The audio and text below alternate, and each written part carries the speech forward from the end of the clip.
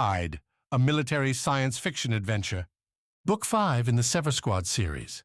Written by A.R. Knight. Dedicated to Evan. Chapter 1. Waterworld. The great blue snakes writhed through the ship's cockpit. Dujlan 4's mammoth water production a marvel from orbit. Aurora, sucking her morning coffee through a steel straw, watched the corporate morphed world go about its business. A far better sight than deep space's dark nothing, which had been the starry show for weeks as the Prisa sped up to and beyond light to make the journey. As Sever's commander captain, Aurora gave the quietest laugh, not even drawing a look from a pony. What did rank matter? Sever wasn't in the Defense Corps hierarchy anymore. Everyone in the squad had a skill set. Aurora coupled hard discipline with strategic thinking. A pony flew anything she could get her hands on. Gregor swung a big hammer, Sai blew things up, and Rovo handled the talking. That grin died a quick death as Rovo came to mind. The former rookie had been taken by 2 traitors, Defense Corps agents intent on using Rovo's knowledge to improve on new weapons. He'd been stolen off the Nautilus by Renard and Vana, used as a hostage to keep Aurora from blowing up the bastards. Now Sever had tracked the trio and their force all the way to Djilin 4 and its watery nest. Beautiful, Gregor said, swooping into the seat behind Aurora's. One of 4 in the Pracer's cockpit, the rear 2 meant for appreciating the pilot's abilities. the blue planets are the best ones. This one's not blue by choice, A pony said. Used to be all that water sat beneath the ice. I've seen vids of kart races they used to do here. Then salinity decided different. Another megacorp, built on the need for most species to suck down water to survive. Aurora didn't know much about salinity, except its H2O logo seemed to be on every liquid dispenser in the galaxy. That, and they believed planets ought to be tuned to their most useful degrees. Which, fine. Not Aurora's problem if Djilin 4 went from a polar planet to one with endless water geysers. Where are we landing? Did we find them? Them meant Renard and Vana, and with those 2, hopefully, Rovo. Gregor had done some meaty work on a couple captured agents before Sever left the Nautilus to come here, breaking the 2 captives with threats not of physical violence, not of mental torture, but with a very Gregor move. There is right. Gregor had said to the pair still in their medbay beds, pushed together in the same room for the meeting. And there is wrong. Your friend Zadie died for the wrong. Now you can make it right. He'd followed up that trite beginning with a recording series. Video captures of Renard and Vana tearing apart squaddies with their new suits, the charred bodies left behind in a Nautilus docking bay when the escaping agents blasted out with their stolen transport. The 2 spies changed their tune as they saw what their side wrought. Easy enough to pursue a dream when you don't see the cost. They're not making it hard for us, Aurora said, answering Gregor's question. The transport's still in orbit, hanging at a distance. They've sent shuttles down to the surface, right to the capital. Right where Salinity's headquartered. Renard and Vana had come to Djilin 4 to find a girl named Kaya and the treasure buried in her blood. A young kid with a father specializing in molecular biology. Rovo, before he'd been captured, received a message from Kaya saying she and her father had come to the planet, and Aurora could only think of one reason why a desperate-for-cash scientist would come here. Salinity jobs had to pay well, and Cashmel might be able to squeeze out a good position there. At least that's the assumption Aurora would work with until something proved her wrong. So we land, go to Salinity, and smash Renard with my hammer. Almost. Sai's going to Salinity with a pony. You and I are going hunting. Ah, good plan. Outside, a pony shunted the Prese into a line of landing ships, freighters, passenger cruisers, and smaller craft like theirs. You think there'll be a trail? Like Renard will be waiting down there for us with some flags. Tell us where to go? Gregor didn't answer, and Aurora could tell the man was waiting to see what she'd do. In the past, giving Aurora that kind of sarcasm would be grounds for a strict dressing down, a matter-of-fact reminder about the mission's stakes to offer something helpful, not a joke. But the last few months, from Dynas and its swampy hells to Wexer and the deadly Nautilus corridors, had sanded off those edges. The joke didn't annoy Aurora anymore, didn't do anything except spark a little happiness that Sever could still joke after all the garbage they'd gone through. They're agents. Renard will contact the local outpost to get an operation base on the planet. We'll start there, see what we can find. And you want Sai and I to wander into Salinity's offices and say what? Have you seen this man? You can use your own words if you like. A pony curled up a grin and Aurora matched it. I'm liking this new you, Commander, giving me some room to fly. Just make sure you don't crash. Leaving the Prisa into Jilin 4's bright atmosphere made for a mad biological rush. Aurora, as she did every time she met a new planet, took a deep inhale to get a read on where she'd parked her body. Jilin 4 greeted the move with light, dry air meshed with a lemon scent, as if Aurora had wandered into a citrus garden. The atmosphere met the design, as Selenity had put flowing flourishes over its owned world. The docking bays sat on open ice-blue platforms suspended, as everything was on Jilin 4, above the endless ocean that coated the planet's surface. Spearmint green barriers shone translucent around the platform edges, providing a sign and a slight shocking sensation to anyone thinking about taking the kilometer dive into the churning sea. Aurora couldn't recall the last time she'd seen clouds so white and puffy, a circumstance owing to Salinity's precise control of the planet's water cycle. No bad weather here, just optimal conditions for harvesting water. Deepak had sent along the Defense Corp dossier on the planet, a deep document describing how Selenity made Jilin 4 work. Aurora had devoured it and suggested the others do the same, with Gregor paying particular attention to Salinity's work capturing and crashing icy asteroids on the planet's far side to keep its giant reservoir topped up. The work's evidence played over and around Aurora as she left with Gregor, dressed in capable civilian clothes. A loose white jacket helped hide a shoulder holster and the pistol inside, while Aurora had slotted in a knife along her thigh. Hardly the gear needed to break in and rescue a hostage, but if they found Rovo, 5 new power armor suits sat back on the Presa. Deepak hadn't fought hard when Aurora made the demand. She'd pointed out the Admiral owed Sever for its efforts clearing the agents from the Nautilus, and that Deepak had caused the loss of their original suits through the doomed effort on Dynus, coupled with the aggressive tactics on Wexer. And though Aurora hadn't told this to anyone else in Sever, she'd promised Deepak the squad would come back after the rescue. What that meant, well, Aurora would figure that out later. For now, they had weapons. They had targets. Time to go. The dossier also had the Defense Corp office location. The official base probably wouldn't be where the agents hung out. The clandestine branch tended to go its own way, but the paper pushers might know where to check. So how do we get there? Gregor asked as they walked from the pad. A good question. Salinity's liquid focus flowed into everything on the planet, including the blue pads and their central platform, a droplet design funneling the landing crowds to a point. That point appeared to be tied to several giant clear tubes, all hurtling back towards the stalk-like rise of the city's core. A flower, with the city at the center and every docking platform a petal. Swim, Aurora said as they joined a motley crowd making their way towards the tubes. Jilin 4 held to its cash-driven ethos, and like everywhere else in the galaxy, merchants made themselves known to new arrivals. That peaceful first breath vanished beneath an advertising onslaught, with shouts from stands offering food and, yes, souvenir water straight from the source. Their targets weren't hooded vagrants like on Wexer, but a functional collection whose obvious income and direction put Aurora on a strange edge. Maybe she'd spent too long hunting cash in the galaxy's dregs if real civilization made her this uncomfortable. I think I need a vacation, Aurora said, both of them now stuck in the line. More species than she'd seen in one spot crowded around her, their languages competing for her non-understanding. After we get Rovo, maybe. Huh. A nice idea, but too boring for me. There's nowhere you'd want to go? To a planet with less peace than this one, perhaps. Somehow Aurora figured Jilin 4 might not be long for that peace, but before she could talk about it, the last few people ahead broke for a tube and left the Sever pair in front.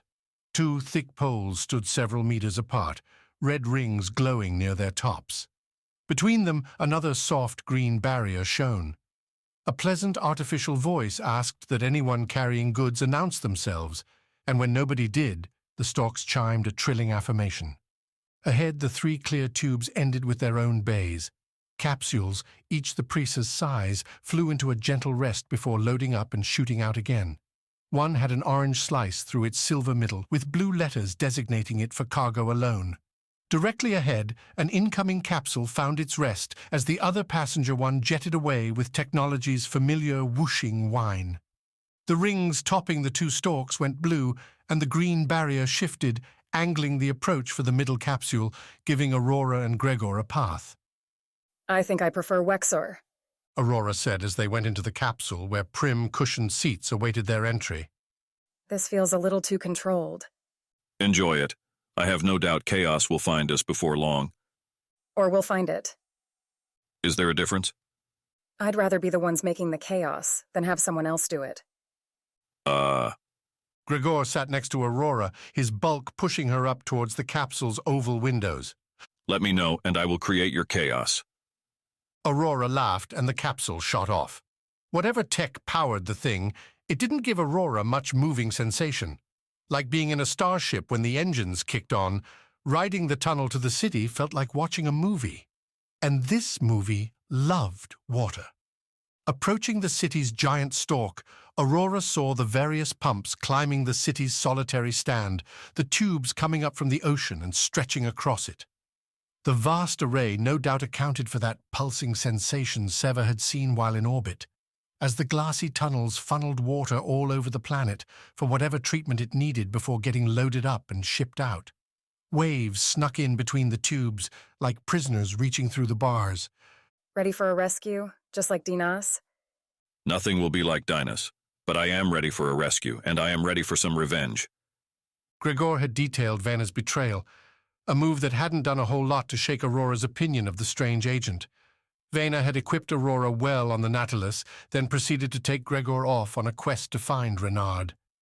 The old agent had apparently surprised Vana with some new power armor, lighter versions that were nigh invisible to human eyes. A treasure-tempted turncoat, Vana had flipped Renard's way, donned a suit, and very nearly sent Gregor to the great beyond. Aurora had taken the news with a shrug and a promise to lay Vana low with a laser next time she saw the woman. First, however, I want answers. She should have killed me, but she did not. I would know why. Because she didn't have the time? Aurora recalled Vana had gone on a slaughtering spree when some hapless squaddies interrupted her Gregor evisceration. Vana had left Gregor behind, gasping in some damaged power armor, a lucky break that Gregor refused to see that way. It's hard to think clearly when you're getting attacked. She thought clear. Gregor looked troubled, a frown over that giant face, and dropped into a broody silence that Aurora decided to leave alone. The capsule approached its destination, and that meant she had to confront the next challenge, getting some Defense Corp flunkies to rat out their agent friends. Nothing a little cash or a pistol's pointed end couldn't solve. Chapter 2. City Walk. Can't believe you took the sword. Aponi said to Sai as they stepped off the capsule into the city. The crowd gave Sai and Aponi a wide berth, long looks dragging over Sai's katana, sheathed over his shoulder, with a hilt that went out far enough to leer over his back like some animal. Both Sever members had on loose business wear, clothes that could pass for office-appropriate while maintaining enough flexibility to throw down should the need arise. And Sai expected the need to arise. Like Dinas, Sever had come to Gilan 4 on a particular mission, for rescue and revenge. Such things tended to end in violence, and after what Renard and Vana had done to Sai on the Nautilus, the demolitionist wouldn't mind a crack at the two, especially after a few weeks spent healing on the long journey. Salves and exercises had reduced Sai's burns and busted muscles to a ready state, albeit with new scars and off-color patches on the skin beneath his clothes. Everyone serving in Defense Corp for more than a minute had those, though. Signs of a life hard-lived. You know where we're going? Aponi asked, drawing Sai into the crowded courtyard where the capsule plunked out the planet's new arrivals. Salinity designed their world like an amusement park. The off-boarding area ran rampant with signs advertising various destinations and services. Want to immigrate to Gilan 4? Head this way. Looking to deliver cargo? Go that way. Planning to tour the watery world? Straight ahead, please. Bots hovered among the crowd, delivering answers to questions and beckoning people to keep moving. The next capsule and its targets would be arriving soon. No. Haven't been here before. Really, totally seems like your place. Why do you say that? Family man, kids must love all this, right? Crowds? Chaos? Sai shrugged. Maybe you're right. They settled on straight ahead, marching towards a grand sign showcasing the city's formal name, Kyo. The 5 letters had been done up like waves, their tops cresting white while the rest flowed deep blue into a golden frame. Beneath the arch, the broad silverstone walkway opened into a busy square. Most modern urban areas relied on aerial taxis, with docking stations posted all over, or underground mass transit, leaving the surface spaces free for walking, shopping, and special needs. Kyo played the same game, only instead of the varied cart and craft mix flying through the air, those glass tubes and their capsules swirled like veins overhead. Lift and stair combos provided access to the stations, and the long lines in sight showed little reluctance to load into the shooters. The tubes gained their curves going around tall buildings, all designed with a blue or sea-green color scheme, and all seemingly without a straight line on the outside. The structures arced above and around them, no doubt trying to convey being lost in a deep ocean. Instead, Sai found it vaguely unsettling, motion sickness making a minor play on his stomach. Guess they're committed to theme. It's their planet, their choice. Let me see what I can find. After the Nautilus misadventure, Sever had loaded themselves up with new wristlets. The small computers served as mobile databases, communication devices, and anything else Sever needed from the digital universe. After losing his on Wexar, Sai had felt a combination of freed and frozen, unable to access knowledge that he'd had ready for his whole life, and, at the same time, untethered from the larger galaxy. Still, Sai would sacrifice that freedom for a good city map. And Kyo's came right up as requested when Sai asked the little computer locked to his left wrist. Turned out Kyo's central stalk had levels aplenty beneath the one they stood on, and the wristlet's estimation showed the galaxy's usual income disparity at play. Those with money had the top levels and their blue skies. Those without went further and further down towards the churning seas. Okay. Sai looked up from his map, straight ahead. Going to say we should have figured this one out. Oh? Salinity's headquarters is right ahead. It's the city center. That is obvious. Sad. Why's that sad? Because I keep hoping these big companies will be more creative than they really are. Well, they didn't hire you. I know, if only... Sai chuckled as they set off. He couldn't imagine a spark like a pony crunching numbers and documents all day, playing diplomat to investors and customers alike. Then again, Sai couldn't picture himself doing that either. After an hour standing in the same place, listening to a briefing, he'd get this niggling itch to do something, to sink his mind into a puzzle, like what chemical compound could best melt a starship hull. Spending days sifting through presentations and preening power plays? Nope. Wanting to get a better feel for the world, Sai and a pony took to walking. They even stopped into a small cafe, one spangled over with sea creature theming, and ordered up some fresh breakfast and coffee to go with it.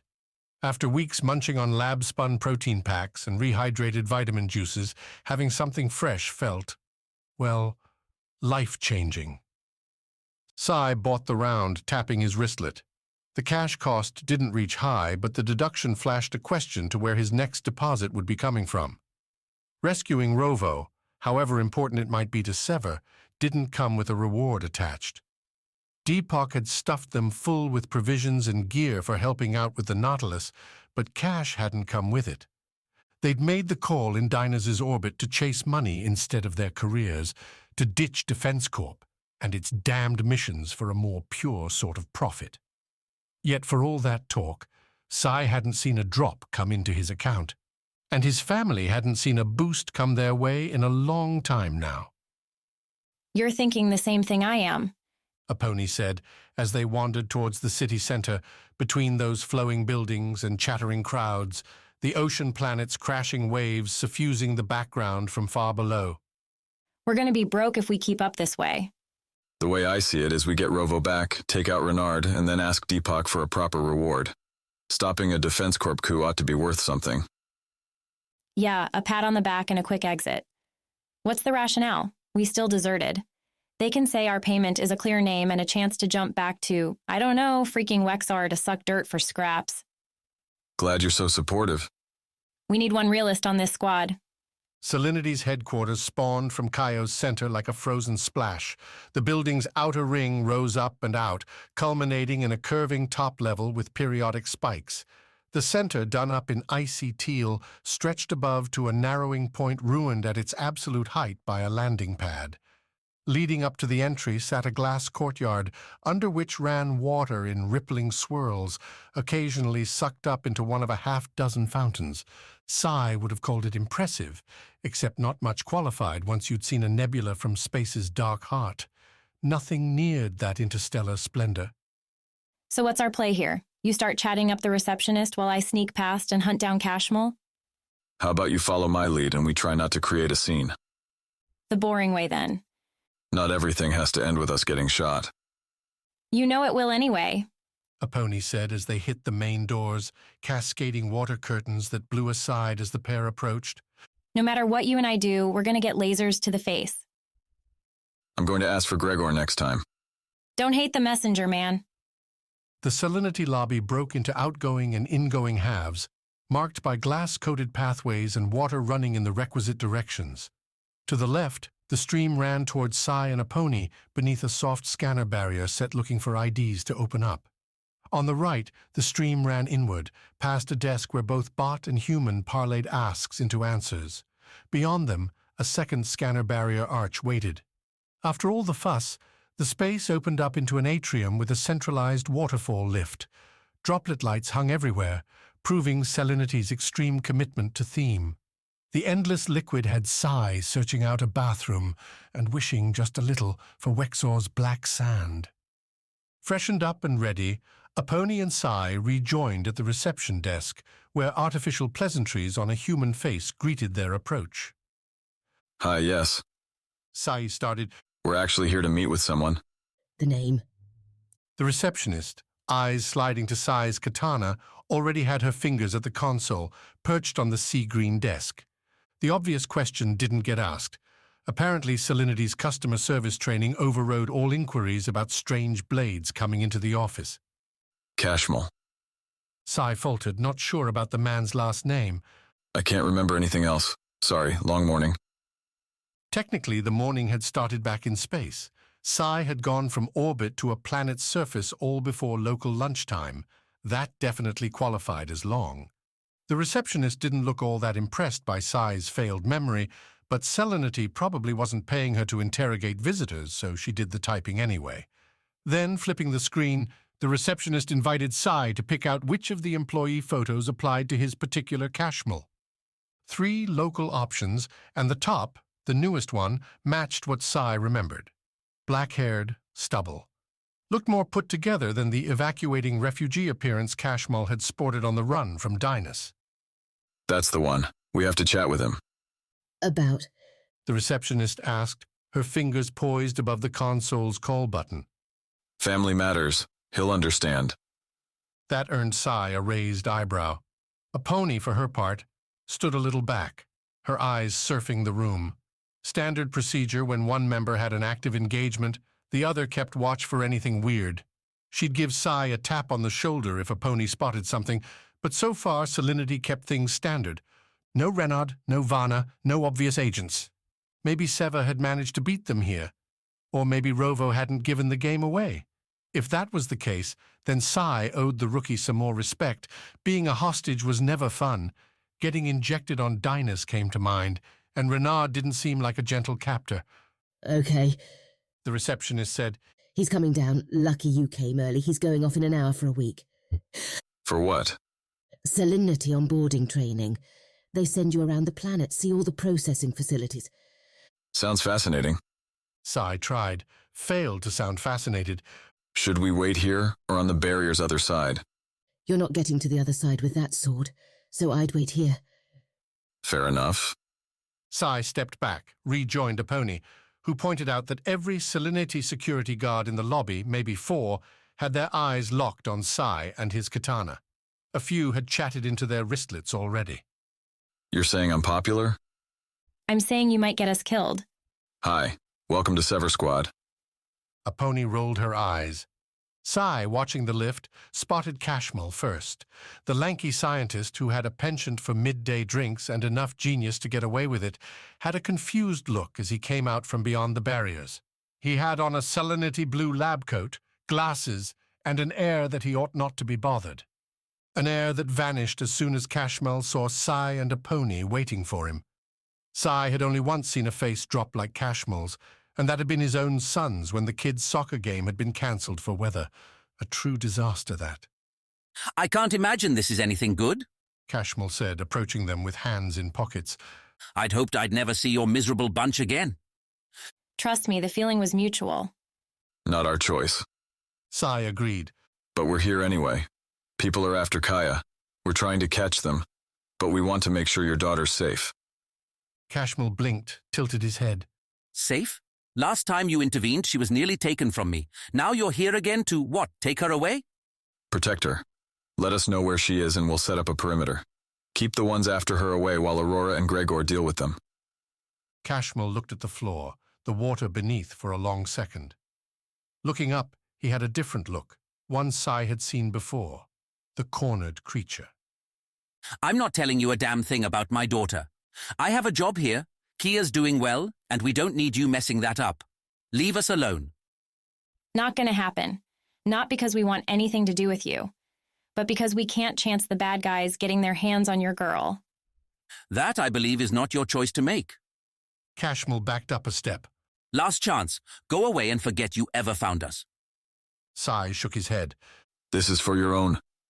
Help! Cashmel shouted, pulling his hands from his pockets, backing up.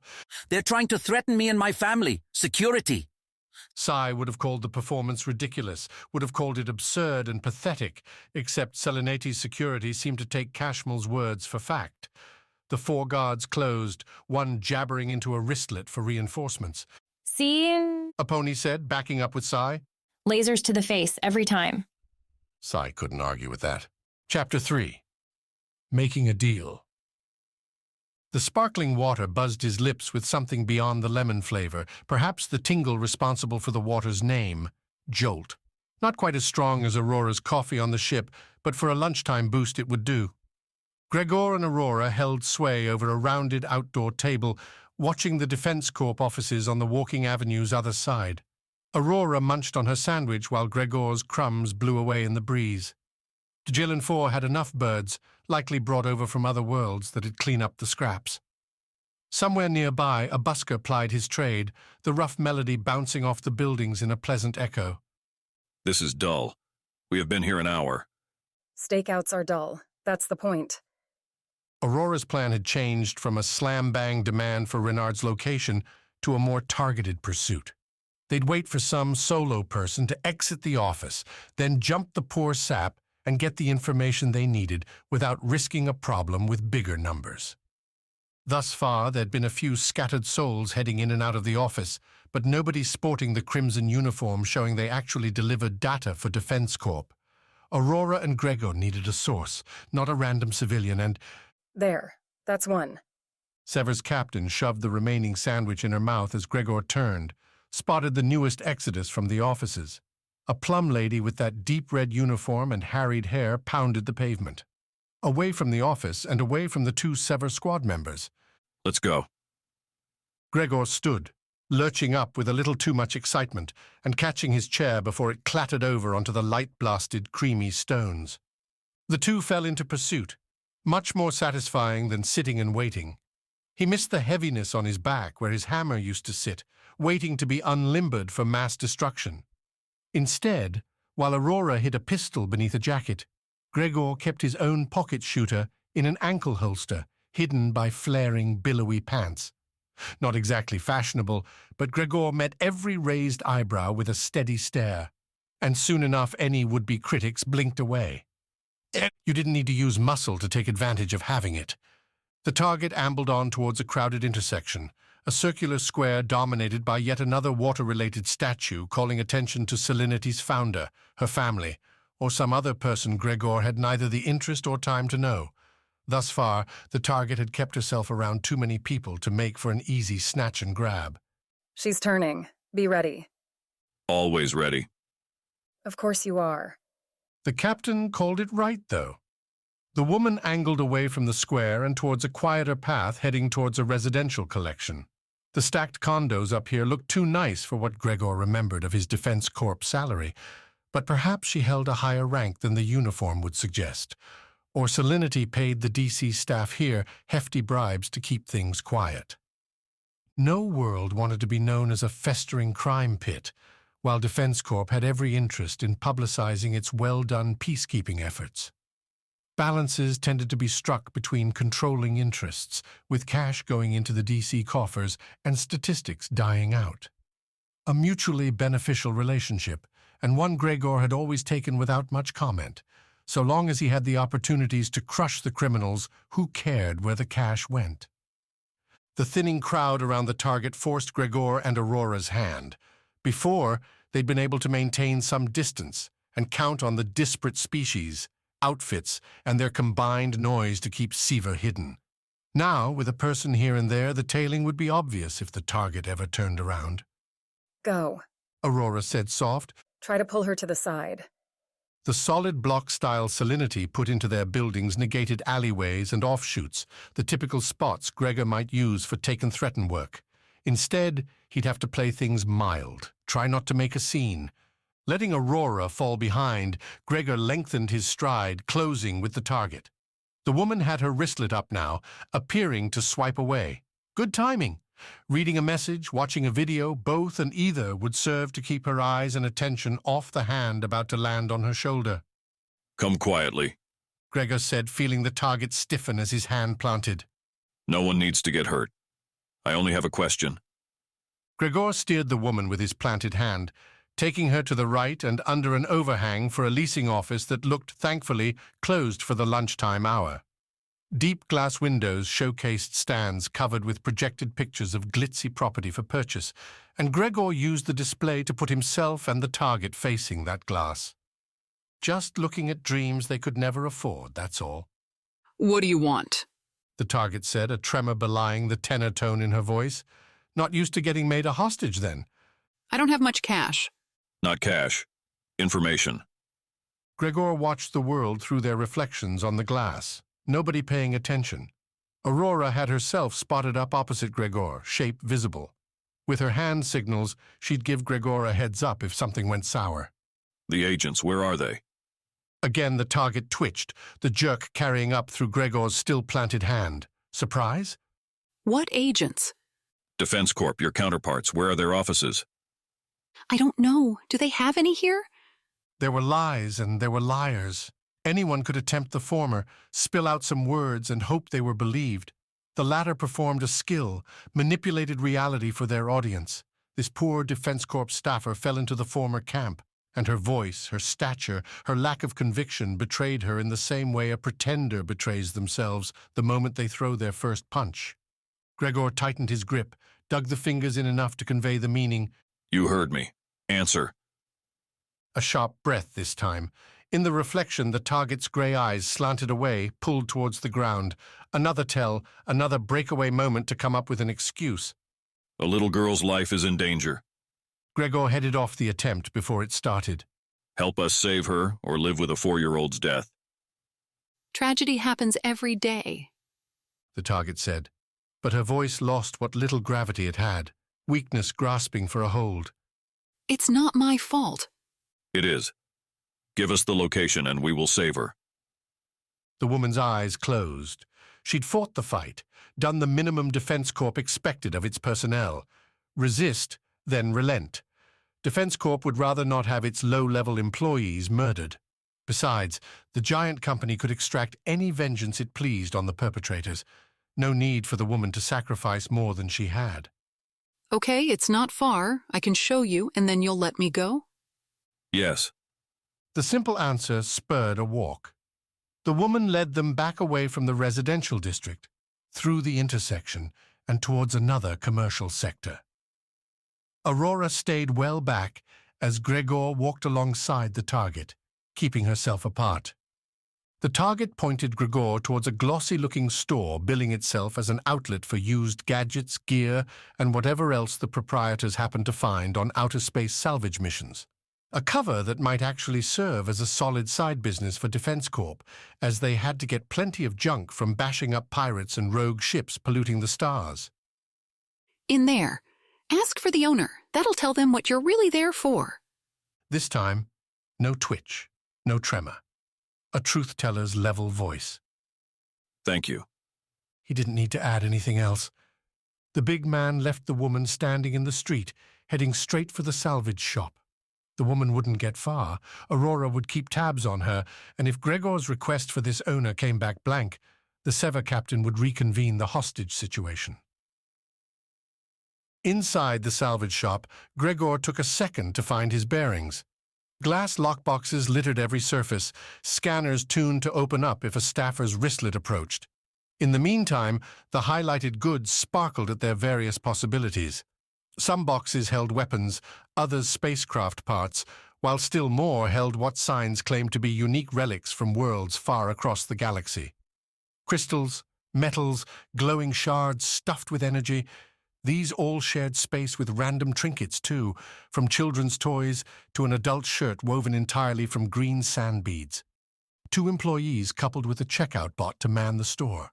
One looked to be fiddling with a newly arrived junk dump, picking through it behind the store's wraparound glass counter and putting things in one pile or another depending on, Gregor assumed, their presumed value. The bot hung near the entrance, waiting for someone to place an object on its purchase pad. Its happy monotone welcomed Gregor to the store, while the big man also noticed a nerve-nuking stun shooter. The bot pointed right at the door. Theft prevention taken to serious lengths. Help you? The second employee said, coming around in a peach t-shirt and soft white pleated pants, and a look that went from bored to curious as he took in Gregor's sheer size. I'd like to speak to the owner. The owner? You heard me. The employee swung his face to his partner, still picking from the pile. No rescue there. Gulping, the man went back to Gregor and offered up an ill smile. Okay, just give me a sec, all right? Fine. Peaches and Cream turned tail and ducked back through an employee's only door, leaving Gregor to wander the aisles for a long few minutes. He kept one eye on Parts Picker, who seemed to give not one single care about the large man roving his store. Gregor's other eye found a neat, long-handled steel staff, heavy-duty walking support, or, in a pinch, capable of holding a door shut against vacuum leaks. Gregor found the price, winced at the markup Selenati's planet-wide cost of living threw onto the item's worth. Still, Hey, Gregor said towards Parts Picker. I'd like to buy this. Parts Picker followed Gregor's nod towards the staff. Sure thing, be right there. Gregor turned back to the staff, trying to figure out how best he'd wield it to deliver a good smacking or 3.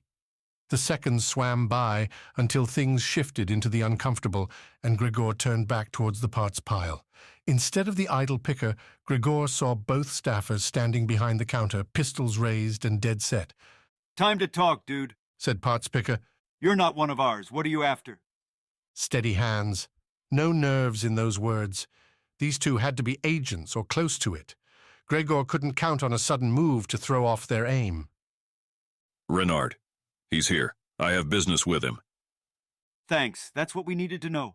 Their fingers went to the triggers, and the storefront's window shattered. Gregor took the distraction and moved, using the chaos to get behind the high-stacked lockboxes. Lasers flashed as the agents fixed their broken nerves and shot at him at Aurora. The trash bin Aurora had used to smash the glass rolled along the floor, coming to rest near Gregor's feet. The Sever captain, meanwhile, returned pot-shot fire at the 2 agents. Shouts, screams came from the broader street as the fight went public. Security would be coming quick. No time for games.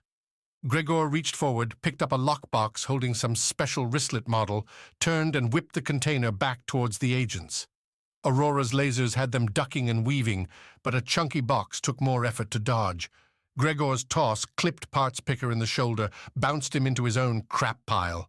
Aurora sprayed covering fire in the ping-ping-ping pistol rhythm, while Gregor spun the opposite way, taking 3 long steps through the store, ending with a crashing charge into the counter. Glass shards bit into Gregor's thick sweater, a few marking scratches, but the big man's momentum carried him through to the other side. Peaches and Cream swiveled, bringing his pistol level with Gregor, and took an Aurora shot to the skull for his troubles. The man dropped, and Gregor used the space to tackle the just-rising parts picker to the ground. Wrestling away the pistol, Gregor turned the hot barrel on its owner, delivering a whisper with the warning, Give it up or die like your friend. Giving it up, don't shoot me, man. Gregor had another hostage, but going by the sirens outside, he didn't have much time either. Aurora crunched her way into the store, hair frizzed out by the firefight's rolling demands. That white jacket had some new stains and a single burning black hole that thankfully didn't have a match on the captain's body. The bot issued a hearty welcome her way.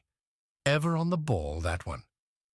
Pulling parts picker to his feet, Gregor surveyed the ruined shop, the blast marks scouring the walls, the glass-coated floor.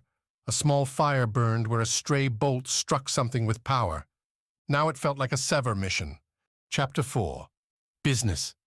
How do you win a fight against an overwhelming force? Prove that the overwhelming force is a bunch of trumped-up bargain-rate bums, that's how. I've got the prize, you get the punches. A pony said, lunging towards Cashmel. She could have pulled out her pistol, started spraying laser, but so far the energy weapons had stayed put. Moving this fight into the lethal category seemed like a bad idea when Sever sat on the number's wrong side. Lucky me. Sai replied, stepping into a low-slung slug at the fastest guard to arrive. Like a pony, he kept his katana in its sheath. Playing nice today. Cashmel kept backing up as Sai's swing connected with the guard's gut, dropping the man with a singular oof. The scientist and crappy father couldn't manage a backtrack faster than a pony could pound it ahead, and she grabbed his lab coat's collar before 2 seconds had passed. Perfect timing to whip Cashmel into a squishy guard lumbering her way. The scientist made his biggest breakthrough yet as Cashmel stumbled into the advancing lunk, piling them both to the ground. Behind. Sai called, and a pony whirled from admiring her handiwork, going right into a kick without seeing who came at her back.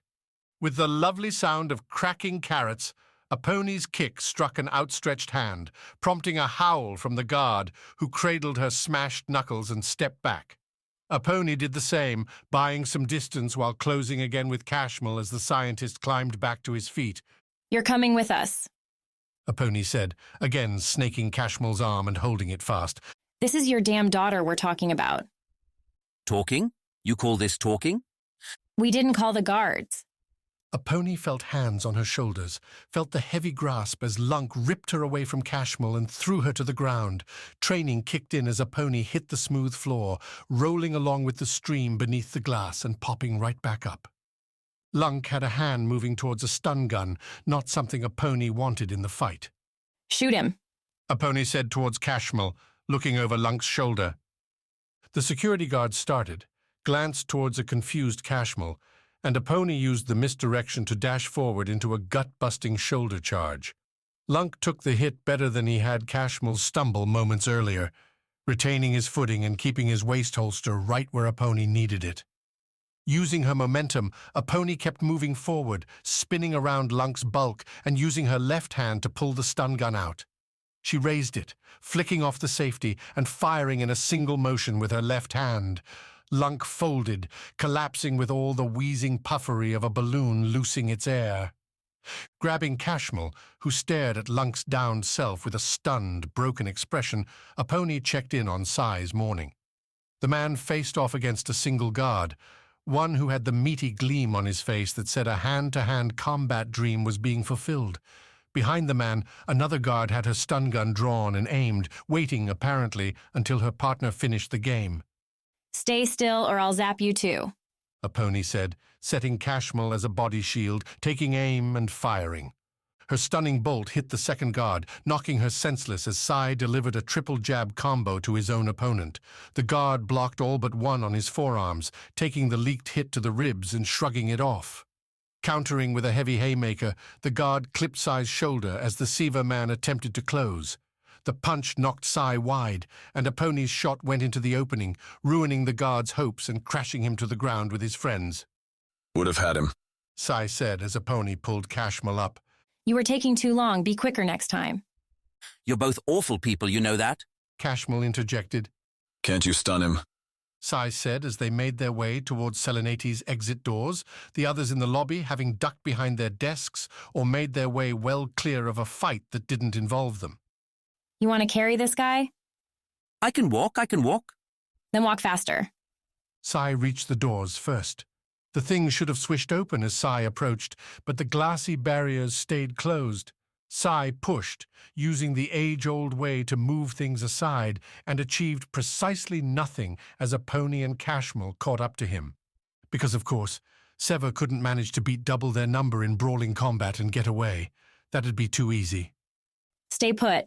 Aponi said, then whirled, aiming the stun gun back the way they'd run, towards that lobby and the waterfall lifts behind it. Selenity could mobilize. Aponi had to give him that much.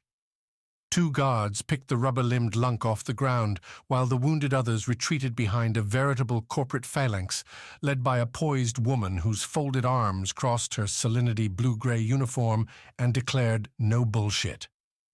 Aponi would have believed that stance, too, except the perfect pose matched a perfect face, with hair bearing none of the hallmarks of time spent in the rough. The woman looked like a school teacher, or maybe an executive, someone who thought their presence, their orders would be obeyed because society demanded it. Good luck getting away with that nonsense in a firefight. Put that down, the woman said, packing in all the scorn a parent might to a disobedient child. I'll cut you a deal. You want me to put this toy down?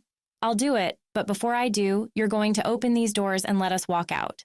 I toss the stun gun back, and we're all happy. This part isn't negotiable. We're in a business. You've already stunned 2 of my people. Put the weapon down and we can talk. Aponi checked, saw Sai had Cashmel held tight. The Selenity guards hadn't drawn their weapons yet, trusting in their leader to de-escalate the situation. Aponi could get 2, maybe 3 shots off before someone fired back her way, and stunning some guards wouldn't get those doors open. Neither would pulling her pistol and adding murder to a pending record on Jill and 4. I trust you, Sai said, pinching off Cashmel when the man tried to speak. Make your choice. Go down fighting or stay up talking. Not much of a choice. Well? Aponi set the stun gun at her feet, close enough to grab again if things went awry. Stood up and flashed the cocky kart racer's smile. You wanted to talk? Let's talk. Can we move aside and let this lobby get back to its business? The woman said, gesturing towards Aponi's left, where a small coffee stand purveyed its warm wares to thirsty visitors. Several small tables looked to be the proposed negotiating ground. Or do you require a show? All we're looking for is results. You do anything funny, and my boy here'll snap this twig's neck before you can get anywhere. Just warning ya. Aponi, Sai growled. Not the time. Hey. Aponi held a single finger up Sai's way. I'm busy negotiating. Keep it quiet. The woman had the grace to look bemused, a crack in the armor that said she might not be as frigid as Aponi took her for. With the opening round settled, the group made their way to the left, Sai and Cashmel stepping along slow. As soon as Sai cleared the last door, putting solid wall behind him and the hostage instead of an exit, the woman signaled 2 guards to cover those doors. Once they were in position with Aponi, Sai, and Cashmel at the coffee stand's cookie-shaped tables, someone in Selenity unlocked the entry, giving way to a steady, confused employee and visitor rush. Convenient, Aponi said as she sat across from the woman, Sai and Cashmel behind her. You open up the doors now? Selenity's a company. They'd prefer cash flow continues. That being said, you're outnumbered and assaulting a scientist employed by the company that effectively owns this planet. Not a good position. I've been in worse. That earned Aponi a raised eyebrow. Let's reset, all right? I'm Raquel and you are? Aponi. Behind me, Sai. We're the 2 coolest members of Sever Squad. Aponi leaned back in her chair, tried to see if Sever meant anything to Raquel, tried to see if Renard or Vana had already been here. Sever Squad? Raquel looked as confused as Aponi hoped. Is that supposed to mean something? It will now. I'll keep it short, Raquel, as you seem like you're a nice person and don't deserve to get caught up in a bloody, destructive mess. What's going to be a bloody, destructive mess? Back in the Defense Corp days, They sat down every squad member and had them sign off 1,000 little documents before giving you a sign-on bonus. Those pages held that you could lose any and all payments should you blab about your assignments to non-DC personnel, or really to anyone outside the immediate squad. Now, a pony didn't give a damn what Defense Corp wanted. She could blab about it all to anyone she wanted. Raquel, let me illustrate to you the level of awfulness this man got himself mixed up with. Oh, and while I'm talking, maybe one of your flunkies can get us some coffee. Sai, you want anything? Black tea? I'd like... Cashmel started before Sai tightened an awkward hold on the man's arm. Raquel tilted her head, then nodded towards the stand. A guard behind her, one that had the distinct look of an assistant hoping for some future promotion, scurried off to fulfill the demands. Thanks. As I was saying, Cashmel here played a game with Defense Corp a while back. I don't know all the nuts and bolts, but short way of saying he spliced some DNA, made a fancy virus that turns the person it infects into an invincible, murderous mess. Didn't work all that well, but he stuck his daughter with it and found his miracle match. Then, thanks to Sai and I, and the other Severs, Cashmel ran away with his daughter and the prize in her blood. Cashmel kept trying to interrupt, squeeze in a word or three, but all that came out were yips and croaks as Sai kept him under lockdown. The flunky arrived with the drinks, and a pony gave hers a hot sip while Raquel passed the info dump a pony had just delivered. And you're here because someone wants this prize? Hey, you catch on quick. That's a big old bingo. There's some nasty folks that hit your planet recently that'd like a piece of Kaya. That's his daughter, a sweet girl. And we're trying to get her location from Cashmel here so we can play protector. Instead, the guy decides to call all you into this. How do I know you're not the ones trying to kidnap Kaya? It's hard to take all you've said on faith. Cashmel, what do you think? Did I get it right? A pony tilted in her chair gave Cashmel a sugary look that said pain would be imminent and infinite if he dared object. Roughly. Cashmel's answer came with the sullen grit of a teenager caught doing something stupid. See? A pony said, turning back Raquel's way. We're the good guys here. Raquel tapped a single finger on the table. Salinity put me in as its local security chief. Given we own this planet, that makes me in charge of its well-being and its safety. You're telling me some force is here to capture a little girl under my watch? That's what we're saying. Then... Raquel pushed back from the table, stood. I think I need to see this girl, and find out if you're telling the truth. A pony bounced to her feet, the coffee juicing her energy. Knew you'd come around. You've still assaulted 4 of my personnel. After this is over, we'll be discussing how you plan to rectify that. Raquel, a pony said, sticking out a hand for the woman to shake. You could do a lot worse than having Sever Squad in your debt. Cashmel groaned as Raquel sealed the deal, but when the Salinity security chief asked him to lead the way to Kaya, the scientist didn't fight it. Together, they tromped out under that blue sky. A negotiated truce, not a single dead innocent, and the objective achieved. Not too bad for a kart racing reject. Chapter 5. The Other Side. Most hostages didn't have it this good. Rovo devoured a delectable lunch, fresh fish, verdant greens, and fruit pulled from Jill and Four's own gardens and fisheries, beneath a park's clear sky. The swallows had stopped hurting now as wounds healed, though the dark scar on his chest wouldn't go away without some cosmetic work. A surgery that'd require cash Rovo would only get if he went along with Vana and Renard's plan. But nobody who cared about appearances would join Defense Corp, would subject themselves to deadly and dangerous missions. I see you hated that, Vana said, coming over and sitting beside Rovo on the long sea-green bench. Had to eat it quick, to save anyone else the pain. Vana gave him that accommodating smile she pulled out seemingly every conversation. The agent dealt with Rovo like a patient parent, dealing encouragement and discipline in equal measure, trying to turn Rovo from a loyal Sever Squad fighter into a turncoat. If only she knew what Rovo actually cared about. They've landed. Like you suspected, your squad followed without waiting for Depok's reinforcements. They're alone, vulnerable. Wouldn't go that far, Rovo replied, putting elbows on knees and leaning forward. The sweater, the woolly pants kept him warm enough on Jylan 4's temperate days, but they felt wrong, meant for leisure, not combat. Sever's more than enough for you all by themselves. Now you're the one underestimating us. We've been watching them.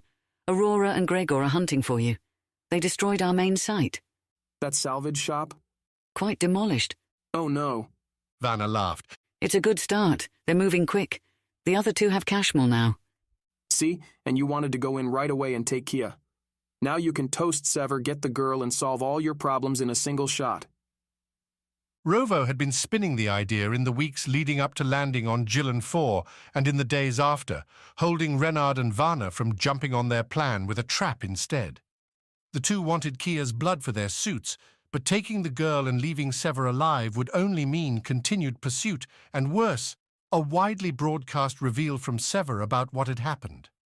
Aurora, back on the Nautilus, had tried to get Defense Corp's military arm to rise up against its clandestine half. Renard and Vana insisted that idea wouldn't fly, but the agents didn't have the same control over public sentiment. Throw the idea that Defense Corp agents were stealing kids and sucking their DNA into the open, with Kaya's disappearance as the evidence, and those juicy contracts would disappear. Wipe out Sever, though, and everything else would fall into perfection. Renard still thinks we are making a mistake. I'm starting to believe him. Doesn't matter. Sever's here now, it's our plan or nothing. And when Vana and Renard did something stupid, like engage Sever in open combat, Rovo would relish shooting the agents square in their backs. The sealed skiff, a curved valley craft with a bubble glass roof, held 5 in seats meant to absorb a hard crash into the water. Along the bottom, visible when the landing struts kept the skiff a meter or so off the ground, rubbery slats revealed floaters ready for use. Every craft on Gillen 4 had to be ready for an ocean landing. The skiff kept its secrets otherwise. No brands, no sharp color scheme, light gray and nothing else. A blandness Rovo had come to accept with the agents and their devices. Who knew keeping a low profile could be so dull? Renard and another agent, a shining, clean, beige man, already had the front seats for themselves. Renard's old eyes tracked Rovo as he approached alongside Vana, his drooping frown digging deep divots into that plastic face. While Vana sought to turn Rovo into a traitor to his squad, Renard had wanted to wring out the rookie for information and then leave him desiccated and dead somewhere. The two had kept up an ugly dance for a while, until Renard realized he could neither defeat Vana with words or physical prowess. Rovo hadn't spoken to the man in days now. Happy to see me? Rovo said, climbing into the skiff. The craft nestled into a small landing pad behind some salinity office Renard had co-opted through some connections into a makeshift headquarters. Been a while. Vana thought it would be good if you came along. I thought it would be good if she shot you now that your friends are here. Not my friends, Rovo said, the lie becoming easier to tell with every repetition. Former squad mates, you're cutting me in on the cash, I'm yours. Apparently. Let's go. Vana ended the conversation, the bubble roof closing over the craft as they settled in. Remember, the goal is to get the girl first. Kill the Sever duo second. This might be our best shot. Rovo tried to get a better look at the tanned agent, also the skiff's pilot, as the man lifted the ship off the ground. He seemed cool, unfazed by waltzing into battle against hardened Defense Corp mercenaries. But maybe all agents seemed that way. Not that it mattered. Rovo had seen him die plenty fast on the Nautilus. The others are ready. Vana asked Renard as the skiff puttered forth into Gillen 4's mild aerial traffic. They're in position. Rovo, I don't believe you've met Abad here, but let this serve as both an introduction and a warning. When we arrive, his focus will be on you. Oh goody, always wanted a fan. Abad laughed and Rovo's eyes went wide. An agent with a sense of humor? What? Don't worry, Rovo. I'll be by your side every step of the way. Abad said, his voice like cheerful honey. Renard's been telling me you're from the fun side of Defense Corp. You'll have to tell me about it sometime. Rovo's mouth dropped. He'd specialized in communications, read any number of letters, met and negotiated plenty between all personalities. But this just wasn't on the map. Abad sounded like he was 1 hour past orientation, but the man's age and position, here in the skiff with Renard and Vana, said otherwise. Sure, a drink. Right on. Now sit back and relax. Not a long flight, but gotta grab the moments when you can. Am I right? Rovo glanced over at Vana, hoping to see some explanation in her expression, But all he found there were rolling eyes paired with a small smile. With the capsule tubes providing most transit around the planet, actual air jaunts seemed to be reserved for those with money and without time. Even Renard and Vana preferred the capsules to the notoriety delivered by the skiff. Neither one, though, wanted to head onto public transit loaded with weapons. Rovo glanced at Vana's array, with pistols on either hip and obvious knives up both arms. Spare power packs sat on the woman's belt, too, and her coat bulged with the protective vest snug beneath. Her hair up, Vana flashed with life, the opposite of Renard's grim, decaying facade. Rovo might have been biased. The flight didn't last long, with Renard settling the skiff onto a rooftop that, like most on Geelan 4, topped a teardrop shape with a broad, flat platform entirely at odds with the building's design. Rovo figured some poor sap's beautiful architecture had been ruined by efficiency's needs. In today's galaxy, you had to have a spot for a craft to land, even if it looked ugly. Cashmel's apartment sat somewhere beneath Rovo, and in it, presumably, waited Kaya. He hadn't seen the girl in a month, not since she'd vanished in the first few hours on Wexer. The rookie never thought he'd see the little sparkle again, so despite the circumstances, Rovo couldn't be too upset. The bubble roof popped open, and Abad bounded out, drawing a gleaming clean silver pistol in the same motion. The man hit the rooftop in a crouch, sweeping the open space for hostiles that clearly weren't there. Beyond the skiff, the only thing sharing the landing pad was a squat opening for a lift and its requisite stairs. All clear, Abad said, looking back at the skiff with a hard stare before collapsing the facade into a wide grin. I'm just playing with y'all. You can see there's nothing up here. Renard climbed out second, Vana third, and Rovo came last, still trying to fit Abad's puzzle piece into something that made sense, and failing. On the landing pad, Vana took the lead, heading for the lift and tapping her wristlet. Buildings like these ought to only allow residents or, say, delivery folks in, but Vana's ID did the trick. With Abad waiting for Rovo, the foursome piled into the lift and started down. We're going to hide out next to their apartment, Abad said as the lift dropped. The owner didn't mind, especially after I pointed Princess at him. Princess? Rovo couldn't help but ask. His pistol. Abad may have a peculiar energy, but he is nonetheless effective. I would not underestimate him. Underestimate? Rovo hadn't grappled with Abad being a real person, much less giving the guy some skill rating. Abad seemed to stand so at odds with everything Renard and Vana, the calm and scheming couple, cared about. The man spent the lift ride leaning on the elevator's side wall, small grin never leaving his lips, and watching the trio like they were all part of some vast inside joke. Every time Rovo thought he had a hold on the universe, it proved otherwise.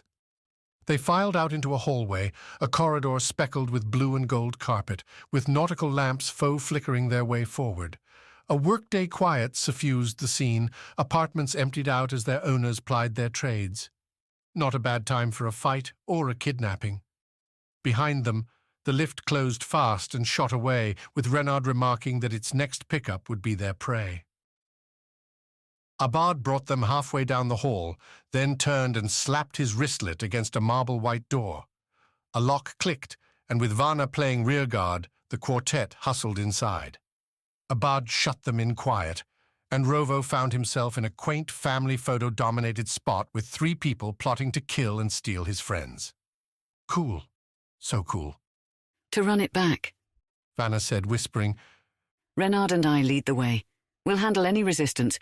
Rovo, you take Kaya when she panics. Abad, you're covering our backs. Got it, Abad affirmed. Renard nodded and all eyes went to Rovo. Kaya. Yeah, I know. You're all thinking I'm not going to play along, but I just want her safe. True enough, and Rovo didn't have a weapon on him anyway. This wouldn't be as simple as just turning traitor. He'd have to be smart about it. Maybe deliver a smack to Renard's deserving face, then grab Kaya, stuff her back in here, and... Here they come, Abad said, eyes glittering. Get ready, y'all, cause this is about to get fun. This guy. Abad's warning bore out as a pony, and Sai's voices, mingling with Cashmel's constant protests, floated through the door. Someone else spoke too, presumed authority meshing with moderating attempts. Good luck with that crew. Rovo took a deep breath as the apartment next to theirs clicked open, the people starting to funnel inside.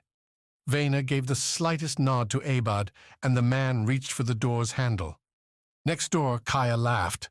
Chapter 6. Assault.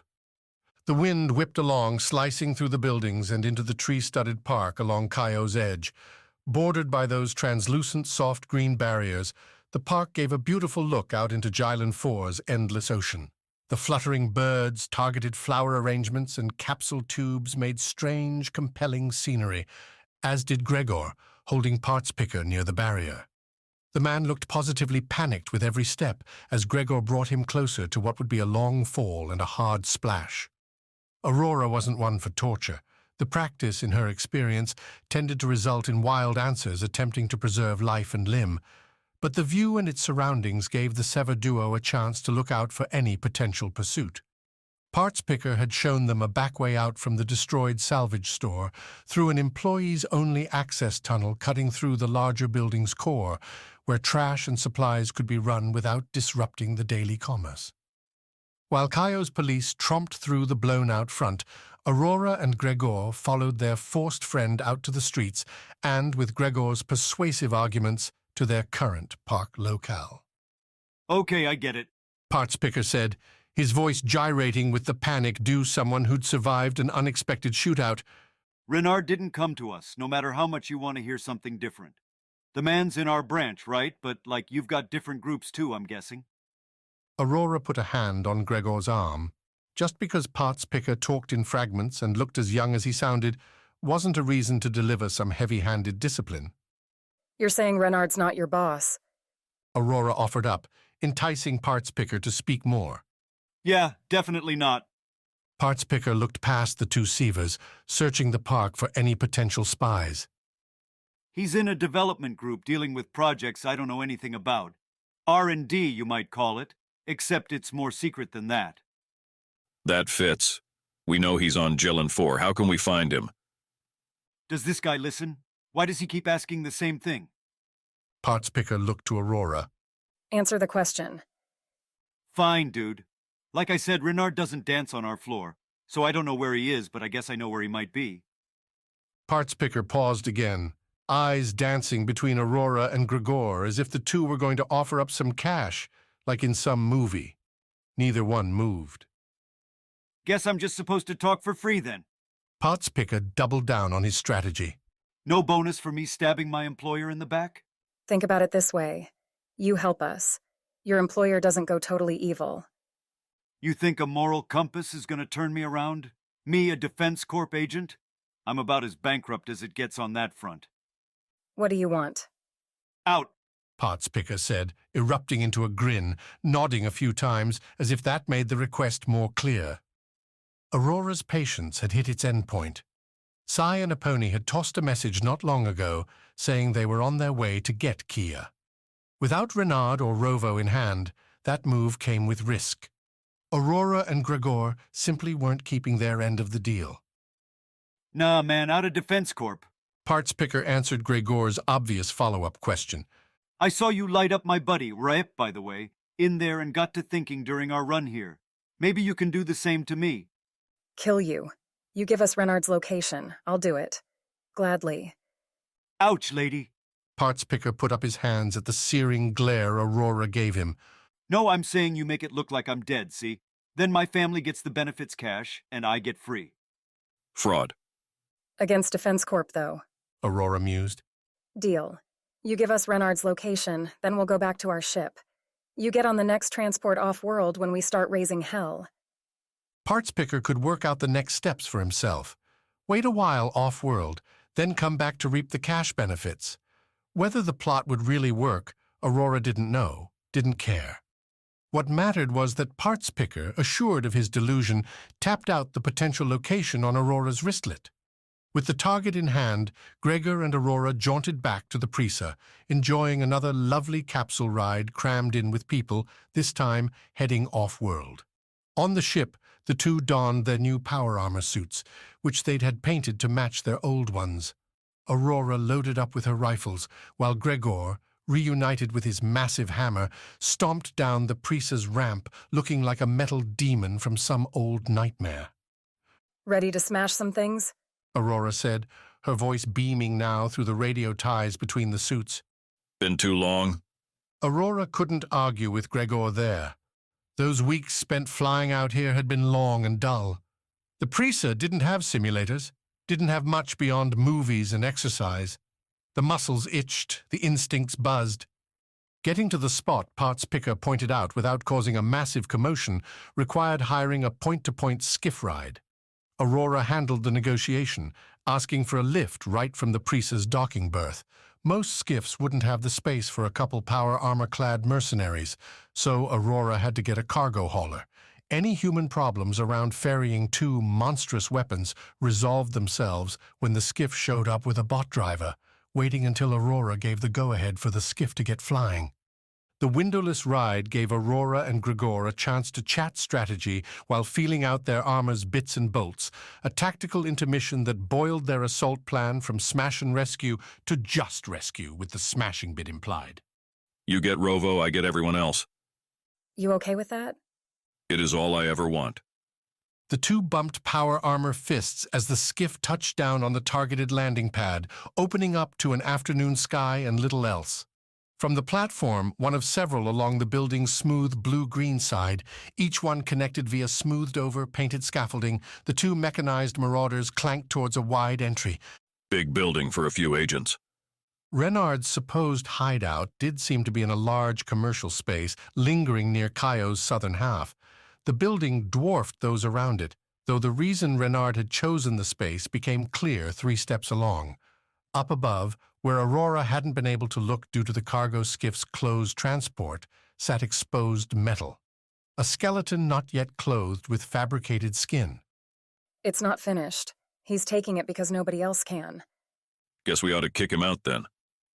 The landing pad doors, already up and running to facilitate friendlier cargo deliveries than this one, whooshed aside as Gregor and Aurora approached. No security for the in-progress place, then. Not that it mattered. If the door had stayed shut, Aurora would have rammed the whole thing apart anyway. Inside, a clean and clear loading dock gave way to an empty office floor, gapped in the center for a hollow core stretching from roof to base. The building adopted a smoothed-over and dull aesthetic. Lines marked future floor arrangements, while Aurora looked straight towards the lift bank, up and running.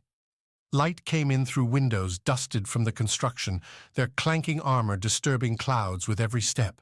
Quiet, we're not hiding, so where are they? Good question. That transport could have held 1,000 agents. Who knows how many might be here. Stay ready. Always am. Gregor did, though, unlimber the hammer, hefting it with both hands as they started towards the lifts. Start at the bottom. Work our way up. Lot of floors for that. Better idea? Smash our way down? Aurora took another step, playing out an efficient way to clear a 30-story building with 2 people. Maybe Gregor's idea wasn't so bad. How about we meet in the middle? Done. Aurora broke into a jog, the power armor playing with her desires and upping its kinetic assistance to shift into motion. Every step pounded along the heavy floor with a rattling shake, finishing off any life left in their stealth hopes. The lift wasn't made with power armor in mind, but with a duck and a dent to the doors, Aurora fit inside. She tapped, with just enough force to keep from cracking the screen, a descent to the first floor. The lift obliged, shuttling Aurora down past floor after floor of empty spaces, at least until the last few. Belongings whirred by as the lift descended, makeshift beds and foodstuffs. Tables put up, and a few pop-up walls to create private spaces.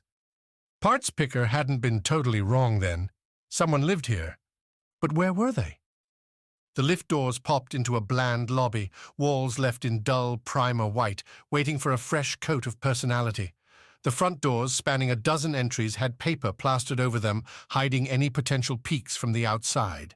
The light coming in now rained from above in patches, creating golden shafts and making dots on the floor at Aurora's feet. The quiet died a sudden death. Gregor's hammer slammed somewhere far above, a quaking blow followed by the scattered collapse as the man dropped through his newfound hole. The power armor landed with an anvil's grace, sounding a sequel boom. Aurora would have felt sorry for the damage, except Renard's aims would bring about so much more if left unchecked. The cost, she supposed, of doing business. The hammer blow flipped a switch. Aurora, standing just outside one of those golden shafts, witnessed a surge not unlike a disturbed insect nest. Agents in all clothing varieties swung around walls, burst from closed-off sections, and took up posts on floors above, using the open core to try and find firing angles. And here I was, thinking you'd all run away. Aurora said, her visor splashing red all around as the power armor found threats everywhere. Glad I wasn't disappointed. Ordinarily, being this outnumbered would send Aurora scrambling for an escape. Power armor could take hits, but would melt under heavy, sustained fire.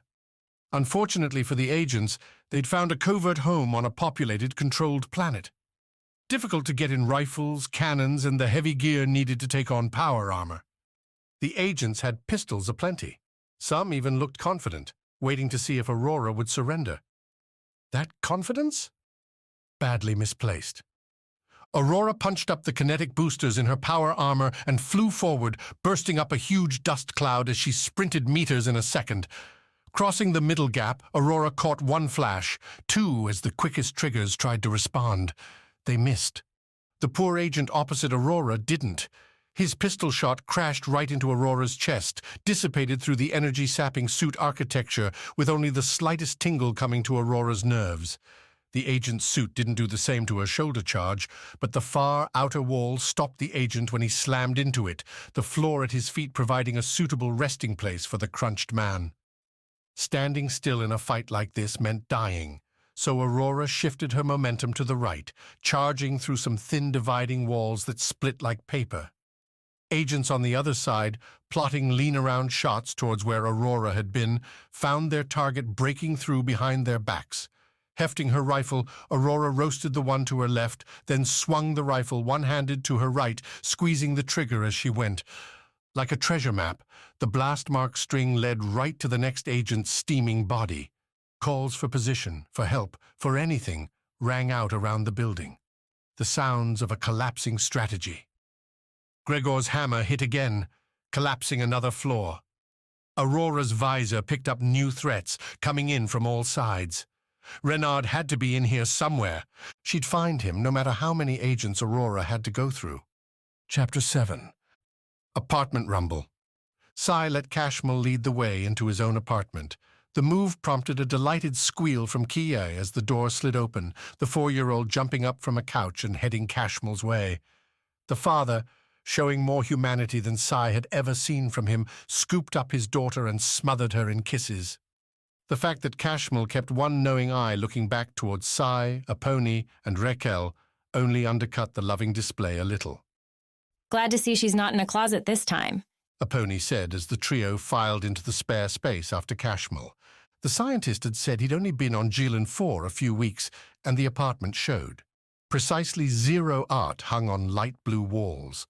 The living room sported a couch, a fixed screen, and a balcony with no furniture. The kitchen, visible right from the door, had the clean look of a space never used. Kaya, though, seemed happy. She gave Sai and Aponi a second squeal when Kaya recognized them, Cashmel putting her down so she could do a run and hug around their legs. Neither Sever Squad member had the protective connection Rovo sported with the kiddo, but spent a few weeks bumming around a small spaceship, and you were bound to find some affection for each other. You keep your daughter home alone at this age? Raquel said, breaking the mood. Really? I haven't had time to look for daycare, Cashmel countered, backing into his apartment like a cornered rat. I've been busy. Salinity offers. Raquel didn't finish her sentence, breaking as the door slammed open behind them. Sai whirled, katana rubbing its sheath on the apartment walls, to see 2 people he didn't know and 2 he did forcing themselves in behind the salinity officer. The situation changed so fast that Sai felt a kind of whiplash. Sudden reversals were a Sever fact of life, but the apartment, Kaya, and the orderly walk-over had put a safe glaze on everything. Sai's combat nerves had dialed down since the salinity lobby fight, and he struggled to put them back in the apartment's confines. especially when Rovo, third in with an unknown behind him, looked so calm. Seeing Rovo at all swirled the moment even more. The rookie had been a hostage for weeks now, and with Aurora and Gregor off on the rescue mission, catching Rovo here made no sense. Why would Renard and his agents bring Rovo along on an abduction?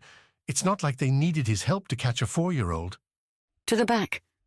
The woman leading the party, an older face that had long-time authorities' etched lines, ordered to Kashmol, Raquel, and the Sever duo. We're not here for you, but we'll shoot if you resist.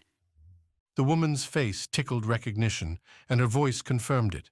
She'd given Sai a drive back on the Nautilus, one holding information on a separate command chain behind Defense Corp's official version. She'd been on that drive, same with Renard. But why would Vana help her enemies? Sai would have asked the question if the drawn weapons hadn't demanded closer attention. Kashmol scooped up Kaya from the floor and complied. Sai pulled Raquel behind him, saw Aponi step back a pace or two as well. That move wasn't quite the retreat it appeared to be. Aponi knew to clear enough room for Sai to draw his katana, and the pilot had moved her hand towards her pistol. No matter the odds, there wouldn't be a surrender here. Not with Kia at stake. Not with Rovo standing behind Renard, uncuffed and ready. Name's Sai, he said, reaching a hand up towards his katana hilt. Mind introducing yourself to my friends here, and then we can get to the fun part. Vana gave him a look, one Sai couldn't quite read. Seemed equal parts respect, pity, and annoyance. Vana, the woman said, gesturing with her pistol towards Sai's sword. Keep your hand away from that, please. We're here for Kaya and nothing else. I promise. Should we take the girl, she will not be harmed. No, you can't have her. Dude, keep your mouth shut, Aponi said to him, not taking her look from the intruders. The grown-ups are talking. Raquel, for her part, dropped back next to Kashmol. Sai couldn't turn to see anything else, but the scientist kept quiet, which was a blessing. You're pinned, trapped. Anything other than what we ask ends in a poor death for all of you. The girl ought to have her father back. Don't make us take that from her. Sai flicked his look towards Rovo. Rookie, what's your take on this? I know Renard's an ass, but what do you think? Should we kill him first or her? The man behind Rovo laughed, a hooting thing way at odds with the situation. The noise drew Sai's attention to the pistol the man had, a big toy modified and shimmering with green and gold parts. Anything that extreme meant the goon was either a fool to be ignored or more dangerous than any of the others. I think you should do what she's asking, Rovo said, keeping his hands at his sides, his fingers moving. Sever's hand signs gave the squad an edge in almost every mission, a secret language Aurora had cobbled together and taught with uncompromising zeal to any new recruit. Rovo, like Aponi, Gregor, and Sai before him, had spent his first days on Nautilus getting wrung out in one simulated mission after another, with every hour in between spent learning those hand signs. The rookie didn't have them perfected yet, but the meaning came clear enough. Rovo would make a move. Sai and Aponi ought to follow. Keep the girl away. Kashmol, if Kia's going somewhere, why don't you go help her pack a bag? Vana's eyes narrowed, and Renard started a protest. Sai cut him off. No offense, but none of you look like you have kids. I do, and if you try to take this girl without her favorites, you're going to have a miserable time. This apartment's got one exit, the one behind you. Nobody's leaving unless you let them. Vana kept up the showy grimace, but nodded. Fine, make it fast. Kashmol, Raquel, and Kaya hustled away, heading towards the bedrooms and leaving Aponi and Sai with a couch-clad living room. More importantly, the civilians weren't in the firing line anymore, which meant it was time to trash Kashmol's apartment. Rovo broke first, delivering an elbow back towards the laughing man behind him. The dude took the blow in stride, and the way the man's smile only grew made Sai's eye twitch for a microsecond. Rovo, though, followed up the elbow strike with a turning, pulling throw that sent the laughing man forward, barreling into a whirling Renard. A flash fired as Aponi drew and shot her pistol, moving with the motion to get behind the couch and into some cover. The laser hit true, smoking into Vana's chest, revealing, of course, a protective vest. The agents hadn't banked on their diplomacy then. Vana, though, flinched enough at the hit, her own reaction thrown off, that Sai had time to draw the katana. With the smooth weight in his palms, Sever's sole swordsman set his angle and went to work. 3 targets, all trapped together, presented a compelling choice. Who to slice and dice with the first go? Renard, obviously. The older agent had to be the commander here, and Sai couldn't count on infinite swings. Best remove the danger to Kaya and cause confusion among the other 2. Sai went for an overhead swing, swift and ready to detach Renard's annoying head from his annoying body. The blade went in, and the damn laughing man blocked it. That green-gold pistol swung up and caught Sai's stroke as the man, rolling with Rovo's throw, pushed Renard into the rookie.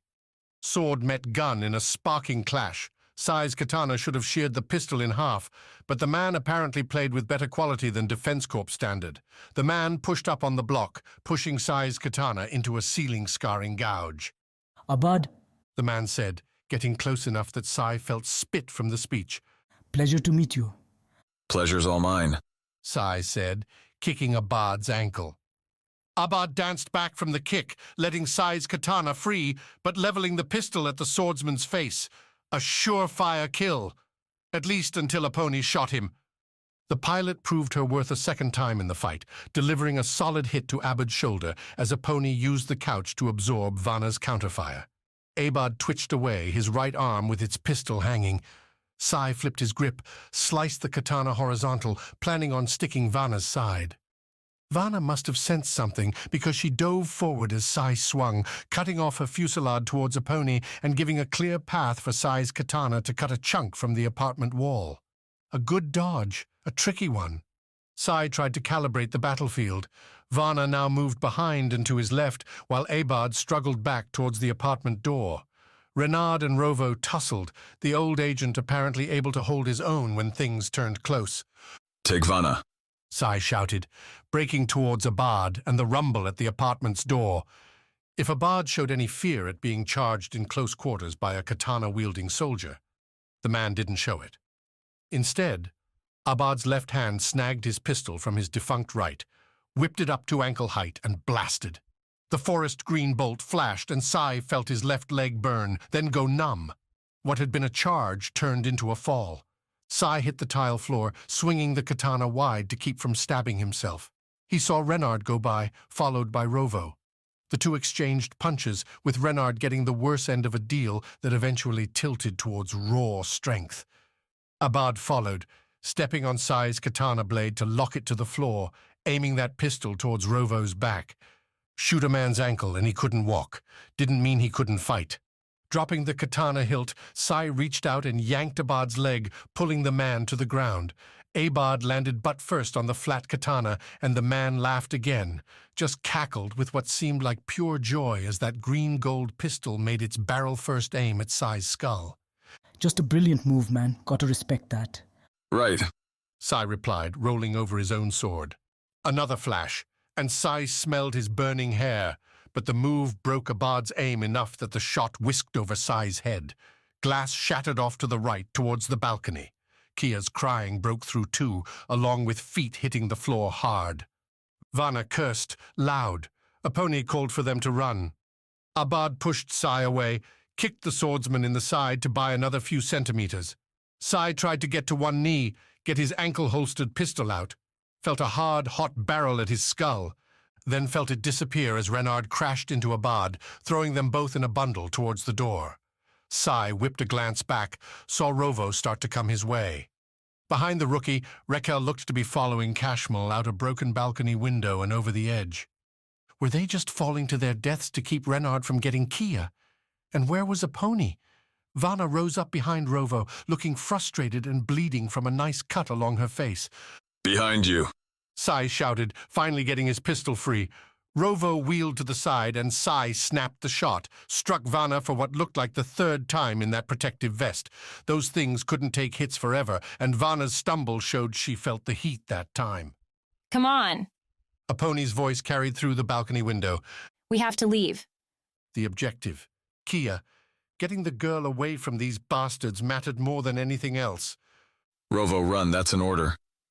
Who knew whether the words would have any meaning to the rookie? But Sever taught its squad members to read the situation. Rovo would know he had no chance to get Sai, would know the only option. The rookie ran, sprinted across the living room, through the open balcony window and over the edge.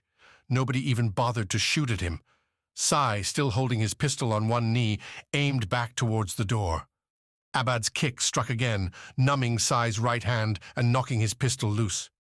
A good fight, my friend, but I think this one is over now. And not a total loss, Renard added, approaching. The man's tired, bruised, and angry look told Sai all he needed to know.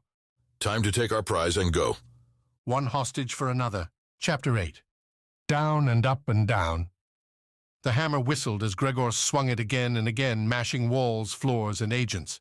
Gregor descended by disaster, setting back the building's construction by months through sheer devastation. A cleaner offensive might have worked if Sever had hit the tower in full force, but with only two, Gregor relied on chaos to give him cover. Dust clouds whipped up by the hammer strikes masked Gregor's next swing and threw laser fire off by the micrometers needed to keep his power armor cool. Bashing through floors to the next one kept Gregor's movements unpredictable, keeping ambushes and any snipers from drawing a defined bead. And the occasional leap, using his power armor's boosters, straight up through the floor above, knocked whole squads on their heels. Gregor couldn't be sure when the agents decided fleeing rather than fighting made the better play, but the incoming fire dwindled when Gregor smacked a hapless agent into the tower's central shaft. As if the falling scream signaled a pre-planned maneuver, the agents popping around corners dashed off. Glass-shattering sounds rang throughout as escapists made their getaways by any means necessary, leaving Gregor breathing hard over that shaft, looking through dust-clouded daylight down at his partner. Aurora below kept up the shooting. Her rifle hummed with pinpoint blasts after the running agents, an admirable dedication to their destruction. Gregor's visor showed his immediate area had no threats, and the man confirmed it with a sweeping look round.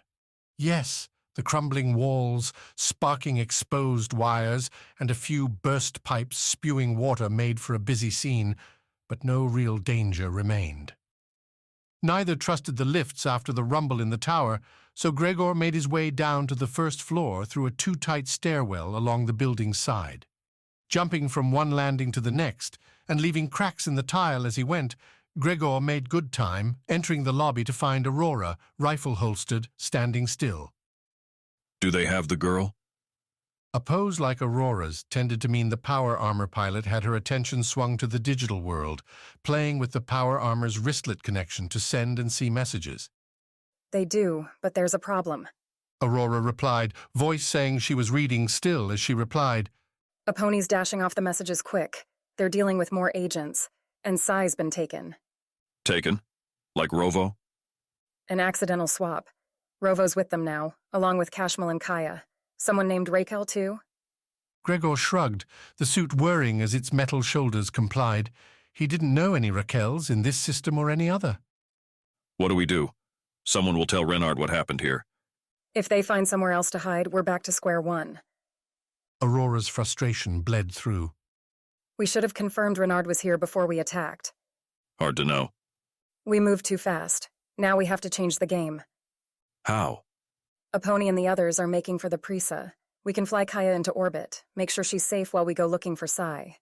We know Renard wants the girl, so that's what we use. A child as bait didn't strike Gregor as the best plan, but he didn't have a better one. Digilin 4 had too many possible spots for Renard to hide, and the man would probably send everything he had after the girl. It's what Gregor would do. Bury the enemy in your numbers until you had what you wanted. Back up, then? Back up.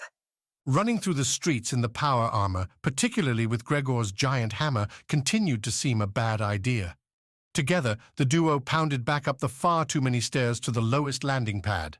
Aurora once again drummed up a call for a cargo carrier, and the two clomped out towards the silver pad in the shimmering golden afternoon to wait for their ride. That was fun, Gregor offered, looking out past Kaio's edge towards the ocean horizon. It was a slaughter. They weren't equipped for us. Good thing. Means Renard's not as far with his whole revolution as I thought he'd be. The man has to know most Defense Corps squads will have power armor access. Those agents didn't have EMP spikes, didn't know our blind spots. Tarla's crew did a better job on Wexor. Confidence can create weakness. A pithy statement, but in Gregor's experience, the ones most likely to fall hard were the ones too wrapped up in their own presumed success. From corrupt officers believing nobody would dare dig through their records to Defense Corp targets too vain to think their worlds couldn't be wiped away, Gregor's life had been littered with idiots unwilling to see failure and thus doomed to it. Outside, Salinity security began arriving. Fast response bikes made to swerve a meter above street level carted armed duos to the building's blown-out entrance. Someone apparently had seen or heard the battle inside and made a call. From this high up, Gregor found watching the police force amusing, dots scurrying this way and that, trying to set up a perimeter. The cargo skiff's been called off, Aurora said, starting the line with a curse. Apparently Salinity's cut airspace over the building. A new plan, then. I don't want to drag Salinity security all the way back to the Prisa with us, if that's what you're thinking. No. Only that we need to get to a different building. One they aren't watching. From the landing pad, with Kaio spread out around them, several options curled close enough on floors down below. A kinetic-boosted jump could carry the power armor from one structure to the next, a bold play, and one that would need some help. Large armored suits flying through the air tended to attract attention. Heading back inside, the two heard the barked calls from Salinity forces working their way up the tower. Gregor figured they had to drop 5 levels to get to a range where they could make the jump. The stairs worked well enough for that, though from the first banging leap, the Salinity forces called out alarms. We weren't going to stay hidden anyway, Aurora said as they picked up the pace, now kicking off the landings as soon as they touched down. Keep moving. Ignore them. That would get harder when they started shooting, but Gregor kept his mouth shut, his concentration on the jumps. Escape aside, this still felt more fun than anything he'd done since fighting those invisible suits on the Nautilus. They broke through onto the target level. One Gregor had already laid low in the earlier fight. Aurora whistled as they clomped to the windowed side, looking across a sizable gap with a several-story drop to the next building. You did work up here. I had fun. Now came the hard part. Both Severs looked over the gap. The Salinity forces were getting close, and with the noise they'd made, any outside eyes would be looking up. They needed a distraction.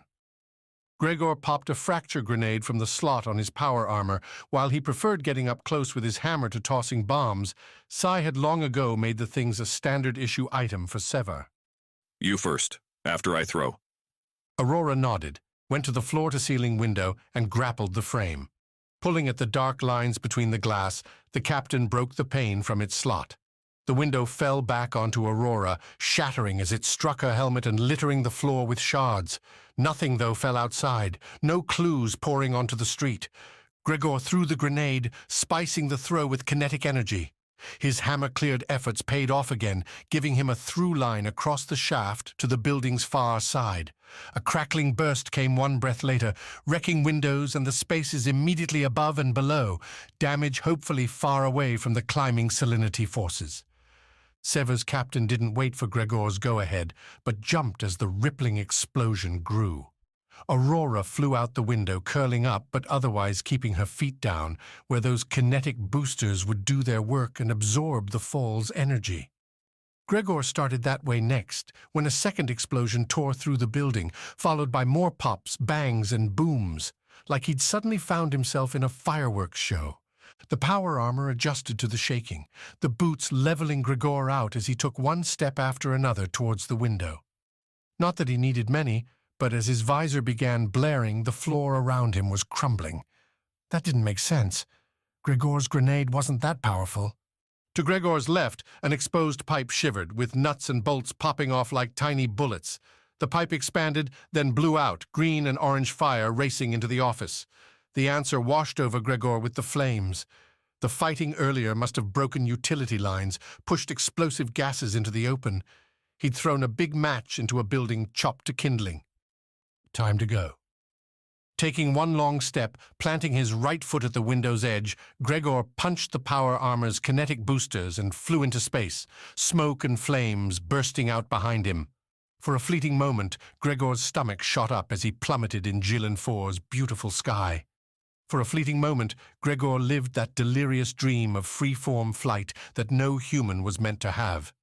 He struck the target and stuck his landing, smashing through solar panels and shredding the black silicon with Gregor's thick armor. Aurora caught him with a steadying hand, keeping Gregor upright. Her visor, though, looked back where they came. Gregor followed the look, saw several levels engulfed in flames. The building shook, but Gregor didn't think it'd fall. Didn't think there'd be thousands of casualties. He hoped. We have to move. Skiffs will be coming to put that fire out, and we can't have them see us. The captain had it right, as always. The two dashed along the rooftop, doing what they could to avoid trampling more panels. This building, shorter and not quite finishing its teardrop goals, ended on its far side with another sloping glass descent. No landing pad, no easy way down, and no other building in leaping range. No skiffs going to pick us up here, Aurora said, looking towards the ground below. We might have to ditch the armor. Make a plainclothes walk back to the Prisa, come back later and pick up the power armor? If it still remained? They will notice the broken panels. We can't abandon our armor here.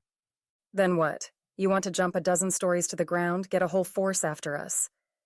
No, we use that, Gregor said, pointing to the building to their right. It rose above their rooftop and did have landing pads, including one a little below their level. We catch our ride there. You're crazy. I will not deny that. Aurora called up the list, connected with another AI-piloted cargo skiff. This one, though, she specified to be open-sided, open-topped, a flat aerial barge meant for oversized goods. The call went through and the two waited, crouching beneath the solar panels as a small Selenity army descended upon the burning building. This didn't play out as I thought, Aurora said while they waited. Things rarely do. Are you insulting me or talking generally? The latter. Though this is why I do not make predictions. Hard to avoid if you're the captain. This is why I am not the captain. Aurora laughed, fell silent. Gregor checked his kinetic charge, found that the far fall to the rooftop had built back up everything he'd burned in the jump, ready to go for another leap, this one with a smaller target. It's here, or rather there. Then we go. Lead on, big man. This is your idea. Gregor didn't argue. He stood, clearing the panels and putting his power armor in full view of anyone paying attention, which, considering the disaster unfolding a block away, he figured nobody was. 3 steps later, Gregor punched his boosters, launched into the air, and flew towards a hapless cargo skiff. Chapter 9. Tactical Retreat. The poor couch didn't deserve it. A pony ducked behind the stiff blue furniture when Renard and Rovo's quartet made it clear they hadn't come by looking for a spare cup of sugar. Their leader, a woman a pony hadn't met, but, based on Aurora's descriptions, seemed like the Defense Corp agent Vana, picked out the pilot as a target, and the two dropped into a flashy duel around a living room meant for chill hangs and not much else. Sleaze and his katana kept the apartment's exit bottlenecked, and with Rovo showing he hadn't gone all evil, a pony's first look suggested the fight should be an easy win. No way Renard could keep up with the rookie, and if Sai could take out the laughing maniac towards the back, then they could flank Vana. Easy, until the damn shots started coming from behind. A pony swiveled to dodge a Vana bolt, etching another black mark into the apartment's walls, and caught another flash burn over her moving shoulder. The couch smoldered as its cushion took the hit, and a rapid glance towards the balcony window at a pony's back showcased a molten hole. Snipers from across the way. The look back cost a pony awareness. Vana pressed the advantage, running along the couch to tackle a pony, shoving the pilot into the apartment's wall. A pony bounced off, leaving a chunk falling to the floor in her wake, the bruising ache, and only that. In her shoulder, a comforting sign that the hit hadn't broken anything. Spinning to face Vana, a pony swung her pistol like a backhanded slap, swatting Vana's kill shot away before the agent could pull the trigger. The hit bought a spare second, the two facing each other. Experienced agent, experienced kart racer. One a deadly master of stealth and various means of murder, the other a cocky ball of spice willing to push the limits. You're not going to win. Surrender and I guarantee you'll live. Sorry, I have trust issues. Aponi replied, snapping up her foot in a kick towards Vana's stomach. The agent saw the move coming, batted away the blow with her pistol hand. Aponi tried to use the brake to bring her own pistol to bear in an off-balance counter. She pulled the trigger as Vana rushed forward, Aponi's shot flying high and melting through one of Cashmel's kitchen cabinets. Vana hit Aponi square, the latter dropping her pistol in a frantic grab to keep Vana's gun from getting a nasty angle into Aponi's side. Renard hit the floor hard to their left, bar stools clattering, the old agent cursing as Rovo followed up. Aponi marshaled the distraction to spin and trip Vana, pulling them both into the living room proper, right in view of those damned windows. Vana, back on the carpet, should have been in trouble. Should have been telling Aponi to lay off as the pilot pulled back a fist.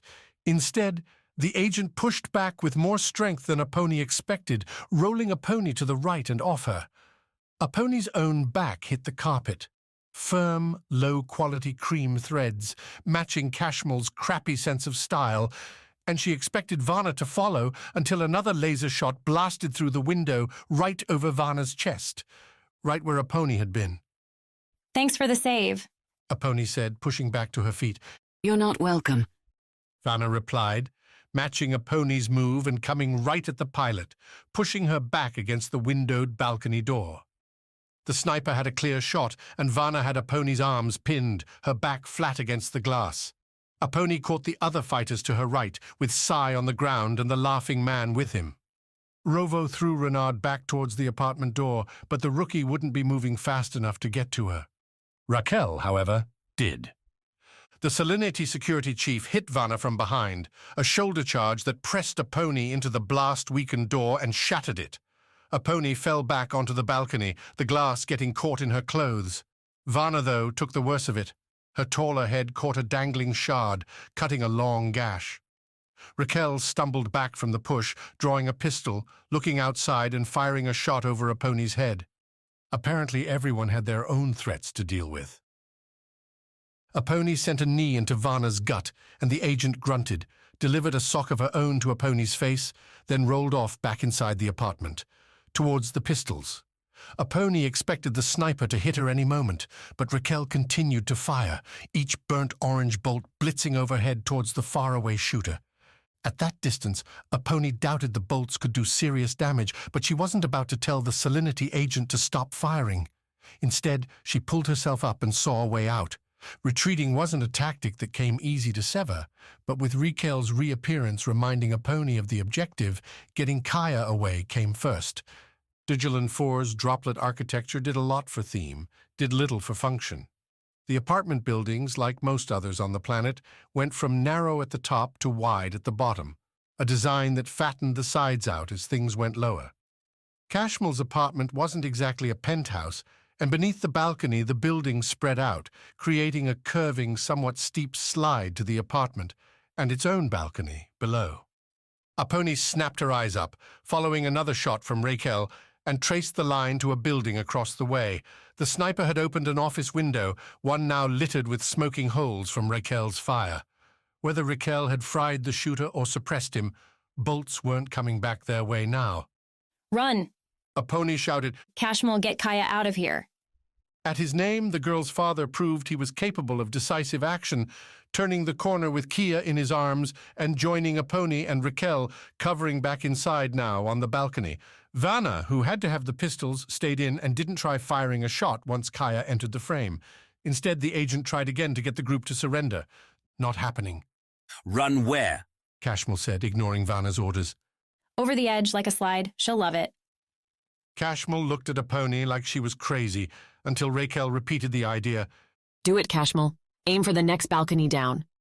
You're both insane, Cashmel said, not moving. Aponi would have cursed the man out, would have declared him a moron, costing his daughter her life when the sniper returned. The shot struck out, lanced right into Cashmel's shoulder.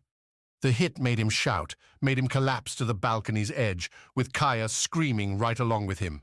Raquel whipped around, sending pistol fire back. Rovo, showing that at least someone from Sever could win today, came barreling onto the balcony with them. Take Kaya and drop, Aponi said, already moving to help the girl's father. Rovo, like a good rookie, didn't question the order. He kept moving, went around Raquel and lifted Kaya from her father's weakening arms. With one arm holding Kaya, Rovo vaulted the balcony's edge and dropped. Cashmel shouted after them, a combination panic and pain, and a noise that a pony cut off when she squeezed the man, starting to lift them both over the balcony's railing. She'll be fine. Focus, please. Cashmel offered up groan in reply, but he found the strength to lift his legs. As they went over together, a pony stole a look towards the wrecked apartment. Raquel flipped over the railing next to them, leaving Sai the last of the bunch inside. A pony couldn't see him. Instead, a pony caught Vana's grim stare as she pulled around the balcony, her quarry fleeing without a chance for a shot.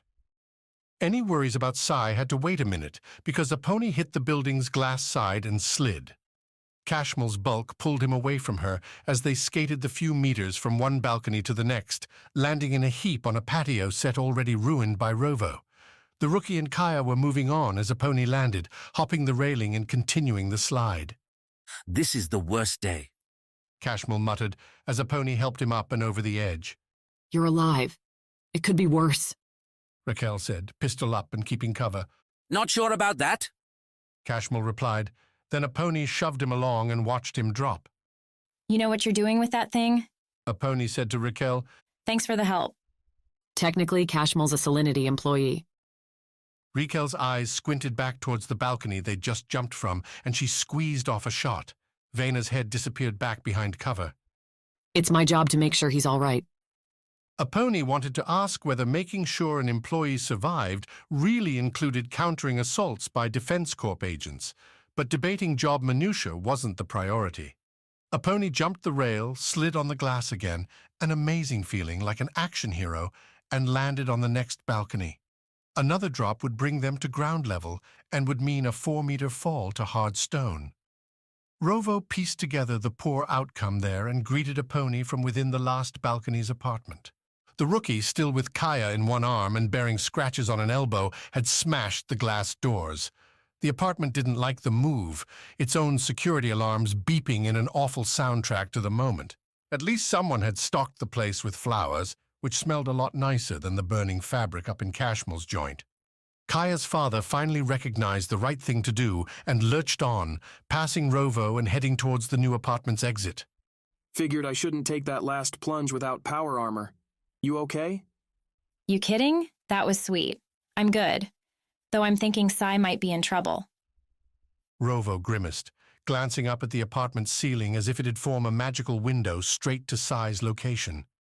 Raquel plopped down next to a pony and ushered the pilot inside.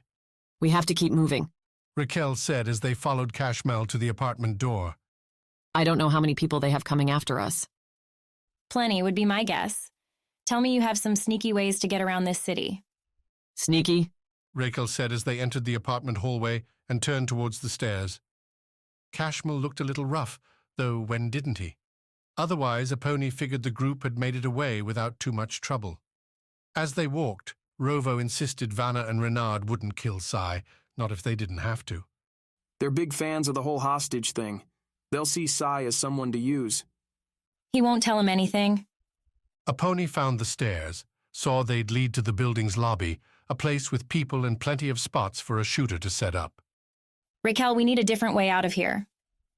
The service entrance, maybe, but I don't have access to it. Why not? Because I don't work here? A pony eyed her.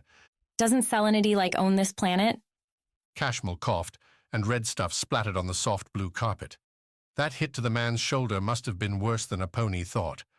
Rovo had Kaya turned away so the girl didn't see, but Cashmel needed better medical care than an apartment hallway could provide.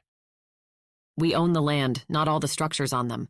We do have an office near here, one that might help him. Raquel waved her pistol, frowning. But I'm not bringing a firefight to one of our buildings. A pony nodded, considered Rovo holding Kia, and came down with a plan. A stupid one, but a plan nonetheless. You won't have to. A pony said, hating what she was about to say before she said it. I'll draw them off. Then you head the other way. A pony. Why would they follow you when they're after Kia? You just said they want hostages. I might not get them all, but it should buy you some time. But... Rookie, stay in your lane. Raquel, sorry to leave you with these two, but you know how it goes. I don't, actually. Then, surprise, give me 20. When you hear the bang, make your break.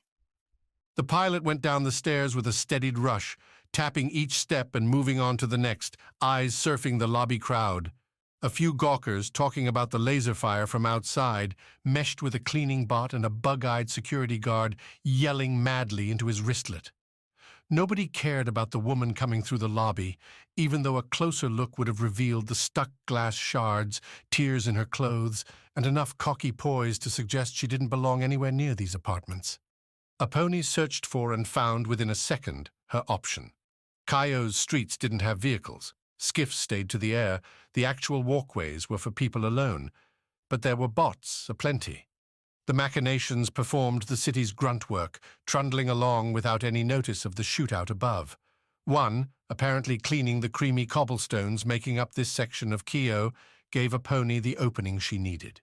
Any snipers watching from above held their fire. Maybe they hadn't thought to look down yet. They would eventually, though. A pony had to force the issue, had to get them focused her way.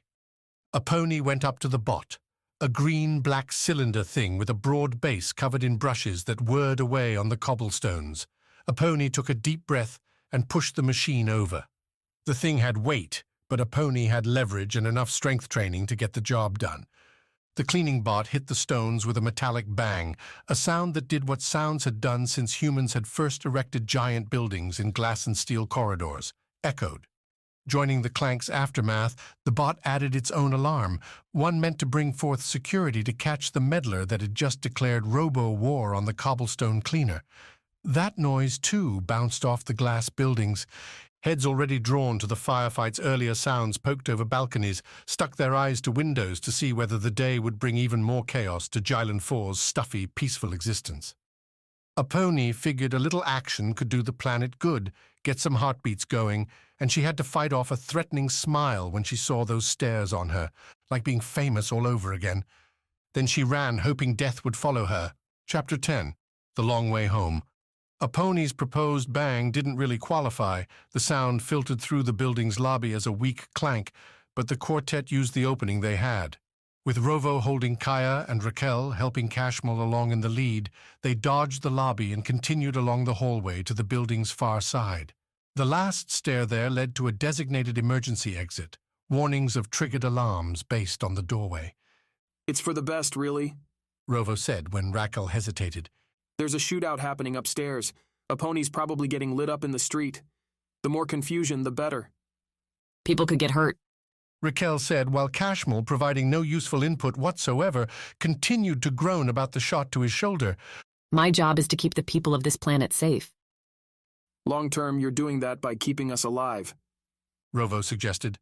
Raquel's doubting look killed that argument, so Rovo changed tactics. How about this, then? We don't open this door. We're stuck going back to that lobby, where we'll be caught. Kaya's going to be in trouble, and you're probably going to die anyway. That, at least, proved more persuasive. Raquel, grimacing all the while, shoved the heavy door open.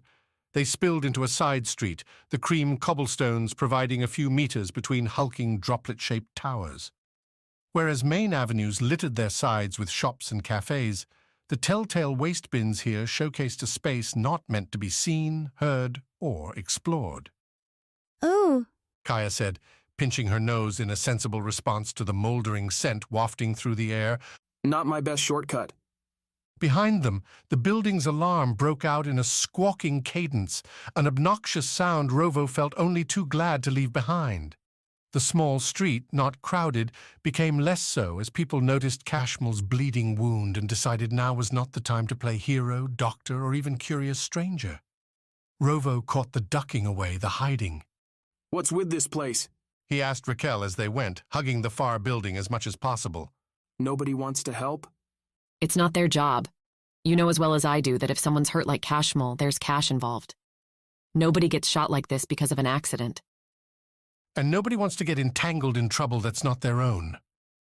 Rovo shrugged off the bitter taste that left in his mouth.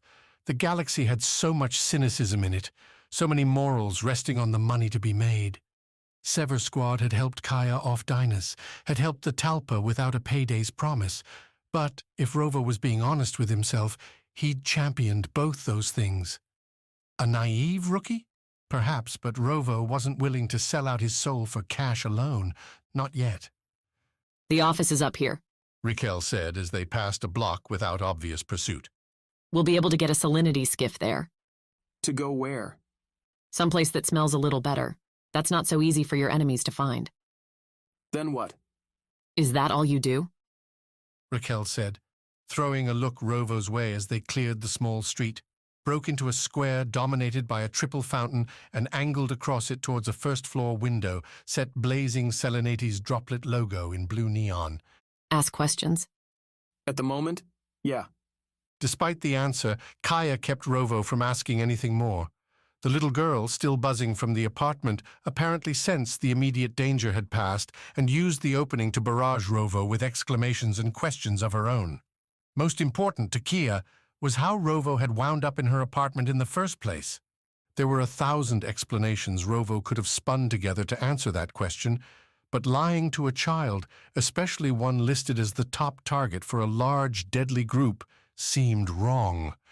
So Rovo unspooled the tale as they crossed the square, as Raquel brought them through a lightly crowded office and sat them in an empty conference room while she went off to find some transport.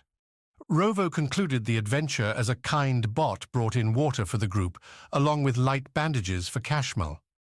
Letting Kaya fiddle with her own hydration, Rovo went to work on her father.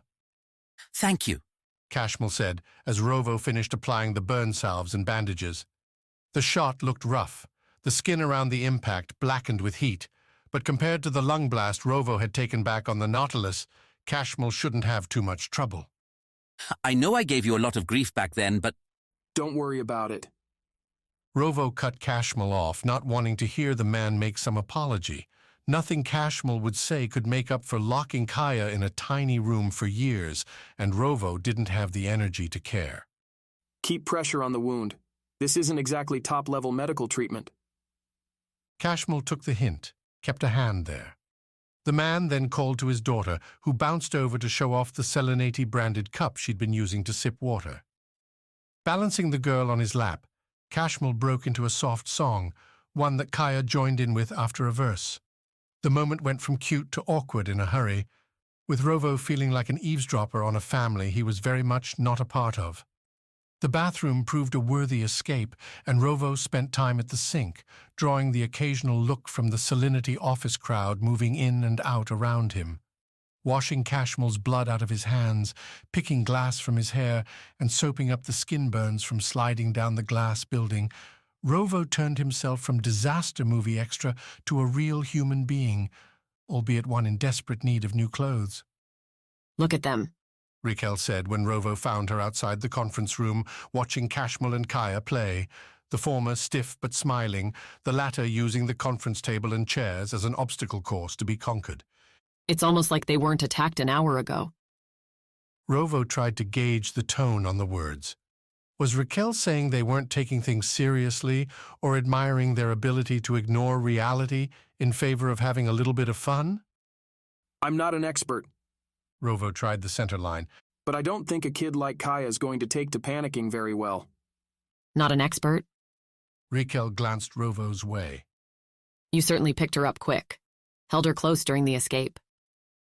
She's a 4-year-old girl. What else was I supposed to do? Don't need to get defensive.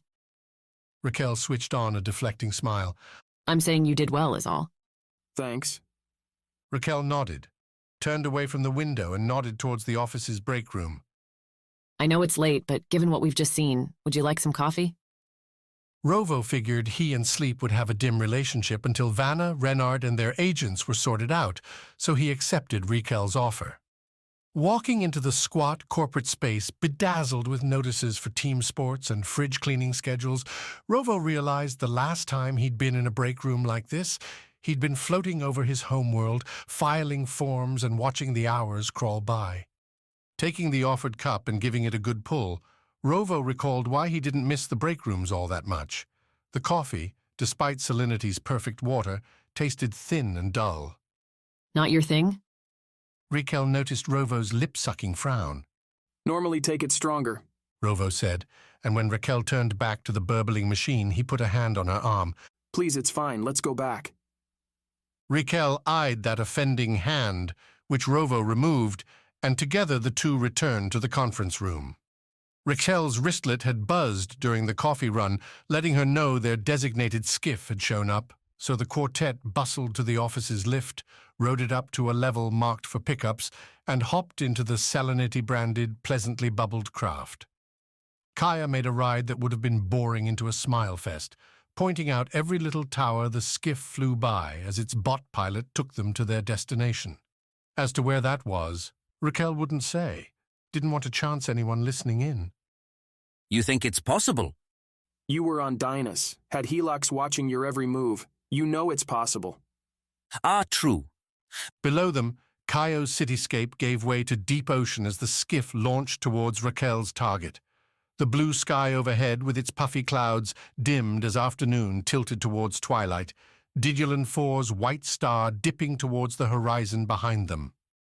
Without the buildings holding her attention, Kaya's eyes grew heavy, and she snuggled up to her father, who joined her in a nap once Raquel confirmed the flight would take a while. The coffee and niggling concern about a pony and Sai kept Rovo awake, and he figured he might go nuts if he had to sit in silence, so he turned to Raquel, who watched the skiff's progress on its center console, and went with the only question he could find. So how does someone get to be Salinity's chief security officer? Long hours and longer weeks. Might be hard to believe, but most of my days don't involve cross-city shootouts. Instead, there's forms to fill out. Visitors and employees to background check. And you didn't find anything with this guy? Rovo nodded to the back. Cashmal has great qualifications.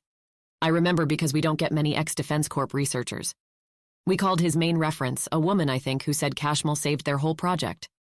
Hard to say no to that. Saved it by sacrificing his daughter. Raquel's eyes flashed. That didn't come up in the interview. So surprised. You're throwing a lot of heat around for someone who walked in with the people trying to hurt that kid. Didn't have much choice. They were going to go in anyway. At least this way I helped. A little. As he spoke, Rovo found himself lost in the moment. It had been so damned long since he had a conversation with someone not trying to use him, kill him, or work with him to use or kill somebody else. His instinct pushed him to find an angle with Raquel, tilt her towards some objective, but what would that even be? She was taking them someplace safe, and once they landed, Rovo would try and find the Prisa, get in touch with Aurora and Gregor, put together a plan. Sever would continue the fight. But right now? So are you Defense Corp people actually from anywhere? Or do you come out fully formed with a rifle in your hands from some vat? Definitely the vat. Rovo laughed, soft, so he didn't wake Kaya. Defense Corp would love that, actually. I don't doubt it. I'm not lying when I said we don't see much ex-Defense Corp. That organization, it kills you. Salinity wanted to contract with them when I took over. Said it would be cheaper. Know why we didn't? Because you'd be out of a job? Raquel rolled her eyes. No, because if we did that, this planet wouldn't be ours anymore. Seeing Rovo's confusion, Raquel kept on. Rovo, Defense Corp keeps saying they're providing neutral protection for the galaxy. What they're doing is trapping everyone under their guns. What happens when there's nobody left willing to stand on their own? So you and a water company are the resistance? Someone has to be. Rovo, at least, couldn't argue with that. Chapter 11. Firework Show. The cargo skiff dropped them at the Prisa, under dark purple skies, with a nastier chill coming in off Kio's edge. Aurora hadn't caught any messages over the squad band, nothing from Sai and Aponi about their pursuit of the girl. That quiet festered as the two inspected the bay around their ship, running scans with their power armor visors to make sure agents hadn't planted bombs or other subtler forms of sabotage. All clear, Gregor said, tapping the lock on the Prisa's front strut to lower its boarding ramp. Nice fighting back there. Same. You want to decouple? I'll cover out here. The Prisa barely fit a power-armored squad member in its halls anyway, much less two. If they both went inside, and some agent force followed, Aurora and Gregor would be stuck without much room to maneuver. Paranoid? Gregor joked as the ramp hit the bay floor with a light thump. With agents? Always.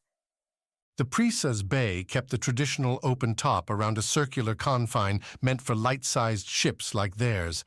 Arcing walls circled the craft, ready to deploy a dome in case of weather, disaster, or to prevent the Prisa from leaving after making the wrong enemies. Littered around the circles outside were the traditional repair bots, fueling mechanisms, for craft that didn't rely solely on solar power, and pay-as-you-go lockers filled with equipment and refreshments. Unlike Wexer, Digilan 4 had the money and motivation to treat its visitors nicely. Unfortunately for Digilan 4, Sever Squad didn't make for civilized guests. Gregor had just made it up the boarding ramp when Sever's channel crackled and a pony's voice flared in Aurora's ear. "Hey! Hey! Anybody home? This girl could use some help!"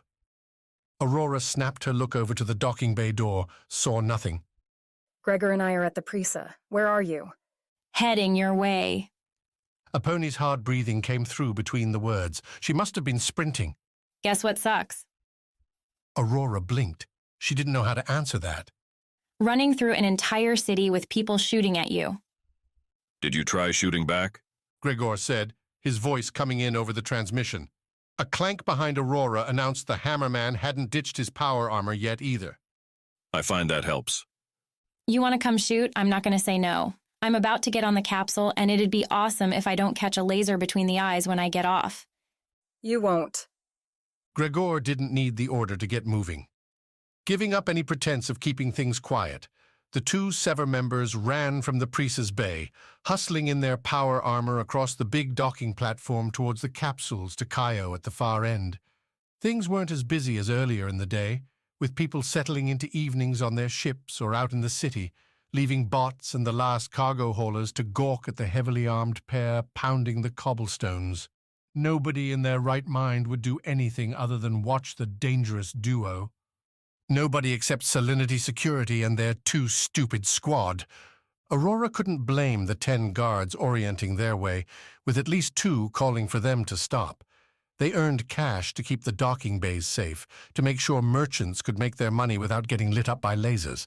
The Salinity force probably spent their days dealing with minor scuffles, with restaurant recommendations or the occasional haggle over some docking fee. Though they packed pistols and stun cuffs, the 10 converging on Aurora and Gregor didn't have anything the power armor visors even classified as a threat. Instead, with civilians scattering at their approach, Aurora and Gregor posted up at the capsule unloading point and turned to greet those enforcers of the law. I suggest you leave, Aurora said to the first patrolman that came up to her. The man had played it smart so far, not drawing his pistol despite Aurora's big rifle. That said, he knew any real fight here wouldn't end well. We'll attempt to minimize damage, but this is Defense Corp business. I don't care whose business it is, the patrolman replied as his fellow officers ringed the capsule platform. Some, smartly, kept urging onlookers to get farther and farther away. This is Salinity territory, and Caio's under Salinity regulations, which means you can't have a weapon like that out in the open.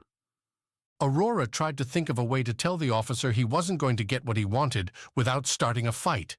If a pony had people trailing her, the last thing Aurora needed was to be bashing around local security while the real enemy took free shots at her squad. Hey, yo. A pony's voice crackled over the squad band, clearer now as she came closer. Looks like Renard's goons don't want to light up random people, but they're getting in the capsule with me. I think a few are on skiffs, too. I'm, unarmed. Of course she was. Here's what's going to happen, Aurora said to the patrolman. There's a capsule coming out this way that has trouble all over it. When it arrives, things are going to get hot here. Your officers and all these people are at risk. Get them back to their bays. Tell them to shut the doors. The fight won't last long, I promise. It won't, Gregor added, unlimbering the giant hammer from its back holster. The hammer perhaps struck more sense into the Salinity forces than Aurora's words. You just didn't see a weapon like that and assume what was happening fit into the usual narrative. Aurora could see the patrolman trying to find a way out, figure how he could preserve authority without getting himself and his people slaughtered. You're outclassed. Go. Take cover and call for backup. That's the smart play. Keep your people safe. The patrolman's eyes flicked to his fellows, looking straight back at him. If Aurora had to gauge their attitudes, she'd put the whole group at likely to break and run. I can't just... You can and you will. Aurora cut the patrolman off, didn't let him build any steam. I've done it. Plenty. Nothing wrong with getting to a better tactical position. That last found it. Aurora managed to connect with the patrolman on a level he wanted, peers in a conflict above the day-to-day humdrum that had dominated his career. After this, if Aurora still worked for Defense Corp, she would have recommended the patrolman sign up. Ditch the dull duties for something more exciting. But not now. The capsule had left Keo, its approaching lights flanked by several others. Skiffs flying nearby, pacing the car. The patrolman finally followed Aurora's advice, calling for his group to fall back and take the curious crowd with them. Thankfully, there weren't too many Gawkers here, and at the prospect of real violence, the bystanders scattered with the officers, leaving Gregor and Aurora to watch the approach alone. We're ready for you. Aurora sent back to a pony. Any idea on numbers? Lots, and they're angry. Hope you're ready for some fun today. We already had some, but I am always looking for more. Gregor's casual lust for violence stated the Sever duo moved away from the platform's lights and into the relative shadows. Gregor had his hammer ready while Aurora raised her rifle, put one of the skiffs in her sights. You're confident every skiff outside is an enemy? I've been ducking their fire for an hour now. Would be awful nice if someone shot back. Aurora wondered at that remark how Salinity's security forces hadn't made any attempts to take out the agents. You'd think they'd want to destroy a hostile force marauding through Kyo, but Renard tended to have his slimy fingers in everything. Maybe he'd bought Salinity off, or threatened them with worse. Regardless, Aurora pulled the trigger, again and again. Sapphire bolts lanced from the rifle, adjusted by Aurora to fire hotter. She'd get less shots per power pack, but the lasers stood a better chance at punching through a skiff's hull, which these lasers did with aplomb. 100 meters out, going by the range displayed on Aurora's visor, the skiffs, closing quick with the capsule, slammed right into Aurora's shots. The bolts struck the leading skiff, an oval thing that, though difficult to tell in the dark, looked to have a half-dozen seats inside and sent it spiraling down and away. Smoke poured from its front as the pilots fought to get control. Aurora didn't watch the descent, but raised her rifle slightly to get the next one. The skiffs caught onto the attack and danced, swerving out wide as Aurora kept on the bolts. A turret, with its slower adjustments and trickier targeting, would have a hard time hitting the skiffs. Aurora, with her power armor helping twitch her aim, took the left skiff and made it dance between her bolts, each shot giving the skiff less time to dodge as it closed with the capsule. Stitching the fire between two narrowing sides forced the skiff to go up or down. Choose, Aurora muttered, playing a shot dead center. The skiff went up, breaking its line with the capsule and exposing its belly for Aurora to hit. Without the straight-on path, the skiff couldn't dodge side to side so tightly, and Aurora traced the ascent with enough fire to land 2 solid strikes to the skiff's center. The craft juddered, like a bird trying to adjust its angle mid-flight, then swanned over into a dive right towards the docking platform's center. Gregor? On it. Using his kinetic boosters, Gregor took a running leap into the air, heading right towards the diving skiff. As he flew, Gregor swung his hammer, timing the swing to hit the plummeting skiff. With a screeching, rending bang, the hammer struck maybe 10 meters overhead. The skiff's fracturing hull broke apart at the impact, flaring out and sending pieces scattering to the ground. Its batteries, their careful structure shattered, burst into a crackling green fire that lit up the space like an acid firework. The explosion shot Gregor back to the ground, where he bounced off the stones with a heavy grunt. The blast, though, didn't shatter windows. Didn't blow up spare fuel hanging around the bays or ruin merchant stalls closed till the next morning. A mess, yes, but not a disastrous one. Aurora flipped her attention to the final skiff, easy to do as the thing had lowered its top, freeing the agents inside to loose rifle and, crap, rocket fire of their own. The Sever captain lunged to the left, near a closed welcome center and its covering darkness, as a missile blew up the spot where she'd stood, scattering cobblestones everywhere. That Renard had cleared artillery for these agents meant the man had changed the stakes. No longer was this a fight for the shadows. Vana and Renard wanted open war, with Gillen 4 the battleground. Aurora didn't like the idea, but if the two wanted a fight, they'd get it. Ejecting her spent power pack, Aurora kept moving as the skiff trailed her. Rifle fire dotted her clomping steps, and 2 bolts caught her, searing her right arm and shoulder. The power armor's defenses kept anything serious at bay, but every hit diminished her deflective capabilities.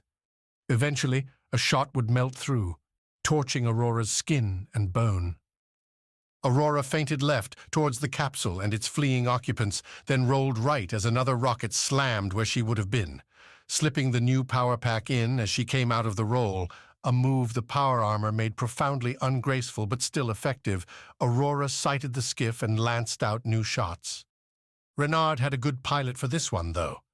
The skiff kicked up its engines and blew over Aurora, forcing her to swivel with it, then dive away as her turn revealed the rocketeer inside, sighting up another round. Any help here? I'm a little outnumbered. Gregor groaned, still shaking off the skiff explosion, which left Aurora. A hard look left towards the capsule showed a pony making hands with an agent trio. The pilot darted like a bee, bouncing from one to the next in an effort to keep any from finding a shot with their pistols. The agents were catching on, though, stepping back as they deflected a pony's dancing blows and buying space. Soon they'd have a pony stuck in their center, pinned down and ready to roast.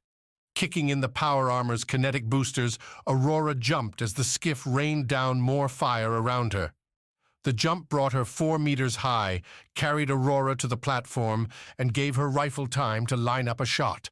She pulled the trigger as she landed, torching the closest agent with a blue bolt and sending him smoldering to the ground. A pony took advantage, grappling with the agent closest to her and sending him gasping to the turf with a hard elbow to the man's throat. The third, seeing Aurora bearing down, took off towards the shadows. Run, Aurora said to the pilot. Happy to. A pony replied, breaking towards the Priest's Bay. Laser fire stitched up Aurora's back, blowing something and sending her to a knee as the assist keeping the armor's weight off her muscles died. Not good, but she still had her rifle, still had a chance. Falling forward, Aurora rolled, bringing the rifle up and giving her a chance to shoot. But the damn skiff played things smart again. It had seen her take the hit, seen Aurora fall, and rather than shoot it out, the craft flew over Aurora's head, spinning around to where she couldn't aim. Aurora couldn't even see the skiff anymore. It had vanished over the top of her visor, which continued to show the angry red of a threat in its direction. Knowing a rocket blast would be coming, Aurora thought about evacuating, but jumping armor free as a rocket screamed in wouldn't help. She stood a better chance nestled in her armor, waiting out the attack under its protection. Get up! Gregor roared, the man finding his life and pulling his armor, visible at Aurora's bottom edge, to its feet. Dropping his hammer, Gregor swung his own rifle up and streamed red, lower-powered bolts towards the skiff. The fire must have prompted the skiff to abandon its finale on Aurora, as Gregor's red lines followed the skiff to the right. Gregor should have been running along with the craft, should have been jumping to avoid being an easy target. Move, you idiot. Can't. That boom knocked out my motors. Aurora didn't want to think of how much effort Gregor must have needed to stand up in that suit. How much effort it would take to get the power armor and all its kilos to take a step without the motors humming along. Not that it mattered. Gregor stayed stuck, and once the skiff knew it, the rocket came fast. Chapter 12. Who Holds the Power? Being a hostage didn't leave much opportunity for pleasure, but Sai found plenty in watching, listening to Renard's continual curses as the quartet cruised in a skiff. They'd flown from the apartment building and away from Kio, leaving the city behind for the open ocean. Sai, strapped into a back seat next to Abad, endured endless questions from the chatty maniac, his hands wishing they held his katana. Vana had stuffed the blade in the skiff's undercarriage, a curious turn and one of 1,000 questions Sai held. Abad's interrogation ranged from the meaningless, like Sai's favorite color and food, to the meaningful, like how he'd acquired the katana and whether Sever had any other swordsmen among its ranks. Sai tried to ditch off answers that had let him keep listening to Renard, but Abad kept coming back with earnest follow-ups. Man, please. Sai finally said, a headache blooming to match his sore muscles from the fight. Can you stop for a minute? Can't, buddy. The bosses are talking, and that means I can't have you listening. This beater doesn't have a spot I can stash you, so this is the best I can do. Sai leaned back in his seat, stared at the night outside the window, and suppressed a groan. It's fine, Abad. Vana said, up front flying while Renard did his thing. There's nothing we're talking about that Sai can't know. For real? For real. If he's smart, Sai will understand where we're coming from and make the correct choice. The other dude definitely didn't. Rovo. Sai stared out the window, pretended to be disinterested. They'd tried to get the rookie to turn? Maybe that's why Rovo had walked into the apartment without stun cuffs. Why he'd been with Renard and Vana at all. Not yet. There's still time for that one. And just because Rovo might not want to play, doesn't mean Sai will choose the same. I'm going to choose the same. Sai spoke up. Sorry. Abad laughed. Sai eyed the man, wished he could edge further away, but the skiff kept its confines small. You haven't heard the stakes yet, Vana said. Beside her, Renard lowered his wristlet with a heavy sigh, one Sai had used time and again when his kids drove him to exhaustion. Renard, you all right? This isn't going as I'd hoped. Renard exhaled. This was supposed to be a simple mission, Vana. We have the suits. We're almost there. And yet, we can't accomplish this one single thing. The road is never straight and easy. Stop with your sayings. They won't bring any of our people back, nor will they get us Kia. Sever's done damage to our home in Kio. Salinity knows about it now, and we cannot go back there. Skiffs have been lost, and we're still pursuing the ones that made it away. The words brought a smile to Sai's face, a confident surge. A pony had made it away then with Kaya and the others. Aurora and Gregor, too, seemed to have found a target to smash. The image of Gregor laying waste with his big hammer only broadened Sai's grin. These bastards kept thinking Sever would fall apart. Instead, they'd picked a fight with a force too strong to stop. A click snapped Sai's eyes to his left, where Abad, now straight-faced and serious, held his pistol up to Sai's temple. Want me to blow this one apart right now? Guaranteed to make you feel better. It would, Renard replied, looking at the back seat. It wasn't like they were flying through heavy traffic in Digilan 4's vast, empty oceans. But I think this man might be the only card we have left to play. Nonetheless, Abad spent the rest of the ride with his pistol up and ready, just in case Renard changed his mind. The agents brought Sai to a smaller platform, one ringed with flashing yellow lights. Vana, playing mediator for the group, described the spike sticking up from the ocean as a heater. Using solar energy and a deep drill towards Digilan 4's center, the spike threw warmth into the waters, enough to alter the planet's currents and keep the water moving how Salinity wanted it. The intense heat at the spike's bottom also served to melt away trash caught by those same currents. Salinity has these spikes all over the planet, Vana said as the skiff's top popped and the passengers began climbing out. Not the easiest way to bend a world to your will, but it's the one they chose. Your endless trivia always impresses. I read the reports, Renard. Always have. You should try it. The relevant reports matter, Vana. Everything else is just a distraction. They'd landed in the open air, next to several other skiffs. The landing pad this time served as the spike's entire top. Salinity coated the spike's surface in black solar-sucking paint, a color that mingled in the crashing night to make Sai feel a bit like he was stepping into a void. Only the yellow light ring, blinking in an attempt to fight the dark, gave Sai any bearings. A smaller, steady yellow ring sat in the top center. A panel, coated in weather-resistant plastics, stood up, beckoning their approach. Abad assisted Sai, who, without free hands, found getting out of the skiff a difficult proposition. As they went over to the platform, Renard kept his gaze on his wristlet, while Vana inhaled the windy sea air, seeming without concern. You're cheery, Sai said to the agent as they walked towards the console, Abad carrying Sai's katana in one hand, pistol in the other. Of the three enemies, Vana seemed least likely to burn a hole in Sai's skull, most likely to have some sense. He also couldn't shake the question of why she'd given Sai the drive back on the Nautilus. Sever had pored over its contents during the trip to Digilan 4, ending up deciding the charts, the messages, the meanings, pointed to a project far larger than just Renard on a quest for glory. Perhaps an overestimation, Vana said, turning and tapping a finger on the salved cut along her forehead. It's not been a day without pain. How many of those do we get? Vana chuckled. Abad laughed. Sai felt the man's pistol dig into his back, prodding him along faster towards the middle. Not enough. Vana said, dropping the funny for the real. Hopefully, should our project do as we hope, there will be more days spent laughing, feeling safe and happy. Invisible suits are really going to do that much? Vana went to the console, started tapping away. Abad directed Sai to stand apart, while Renard, deep in his own wristlet adventure, stood off on his own. Alone, no. With the proper communication, contracts and enlistment, they will give Defense Corp an unbeatable edge. Just what you want when you're looking for peace. A military organization without a threat. Isn't it?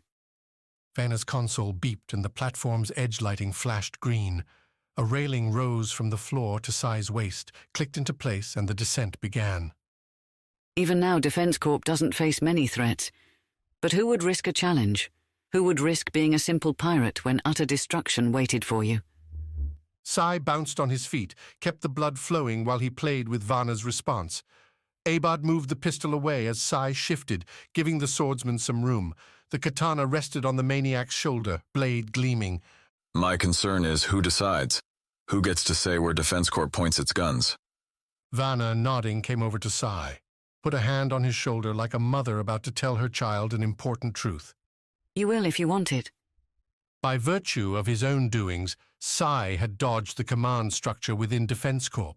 He'd managed his children through their youth. He'd managed teams in his earlier career running security on his home planet. The last thing Sai needed, and why he'd made the jump to Sever and its high-paying, high-risk missions, was more responsibility. Even if it didn't mean teaming up with Renard and Vana to embark on some mad power play across the stars, being the one pulling Defense Corp's massive trigger sounded like Sai's own personal hell. Think you need someone with less morals for that. That's so. Would you trust Renard with that power or the man behind you? Hell no. Then perhaps it should be you. Or nobody. Vana shook her head as the platform made it beneath the landing pad's fortified base and into the spike proper. It will be someone, Sai. Even if it's not Defense Corp, it will be another. Better to have a hand in the choice than not, right? Before Sai could respond, a blue light splashed over the platform as it continued down. Running the spike's length, lined with aqua diodes, were large transparent glass tubes, like the ones marking transit around Kio. Each one looked filled with rushing water, the liquid almost seeming in stasis as it moved. Circulating heat, Vana explained as the platform continued its descent. Sai had yet to see another stopping point. The water rushes through here, picks up the spike's heat and carries it back into the ocean. I don't understand, Sai said, not really sure why Vana cared so much about salinity's processes. Salinity sets the galactic standard for water generation. Everyone who wants to compete with them must meet their quality or exceed it. These spikes are expensive, specialized. No planet, hoping to bring their water to a broader market, could match the quality. Now the idea became clear. So you're saying salinity is the Defense Corp of clean water? Sai said, trying to keep from laughing. We're not there yet. Vana missed the joke. But we will be. Sai had to assume they'd reached the spike's bottom, and wherever the housing unit, or wherever Renard and Vana were going soon. Once they made it down there, Vana would set Sai up in some cell, where he'd sit and wait for hostage negotiations. Maybe Sever would get him out, or maybe Sai would find himself burned out when he refused Vana's weird offer for the last time. Either way, it all sounded awful. Abad didn't have the pistol against Sai's back, thanks to Sai's continual bouncing up on his feet. That breathing room gave Sai a chance, and the man took it. With the platform going down, Sai threw himself backwards. His left shoulder barreled into Abad, the maniac man barking out in surprise. Sai felt the man fall away, heard the katana clatter as Abad hit the platform's edge and fell over the side, blue light washing him the whole way. Sai ran at Renard, the older officer looking up from his wristlet at Abad's sound. Seeing Sai's bull rush, Renard reached for his pistol. No way he'd draw it in time. Except Sai never quite made it to the old man. Vana, stepping in with a low trip, caught Sai's ankles and sent the Sever swordsman splaying out onto the platform's floor. The stun cuffs flared to life a second later, splitting Sai's nerves apart and sending him into numbing spasms. At least, though, he'd taken out Abad. That thought held for another moment, until the platform settled into its base. The water tubes rose up around them, the gaps filled in with solid steel flooring.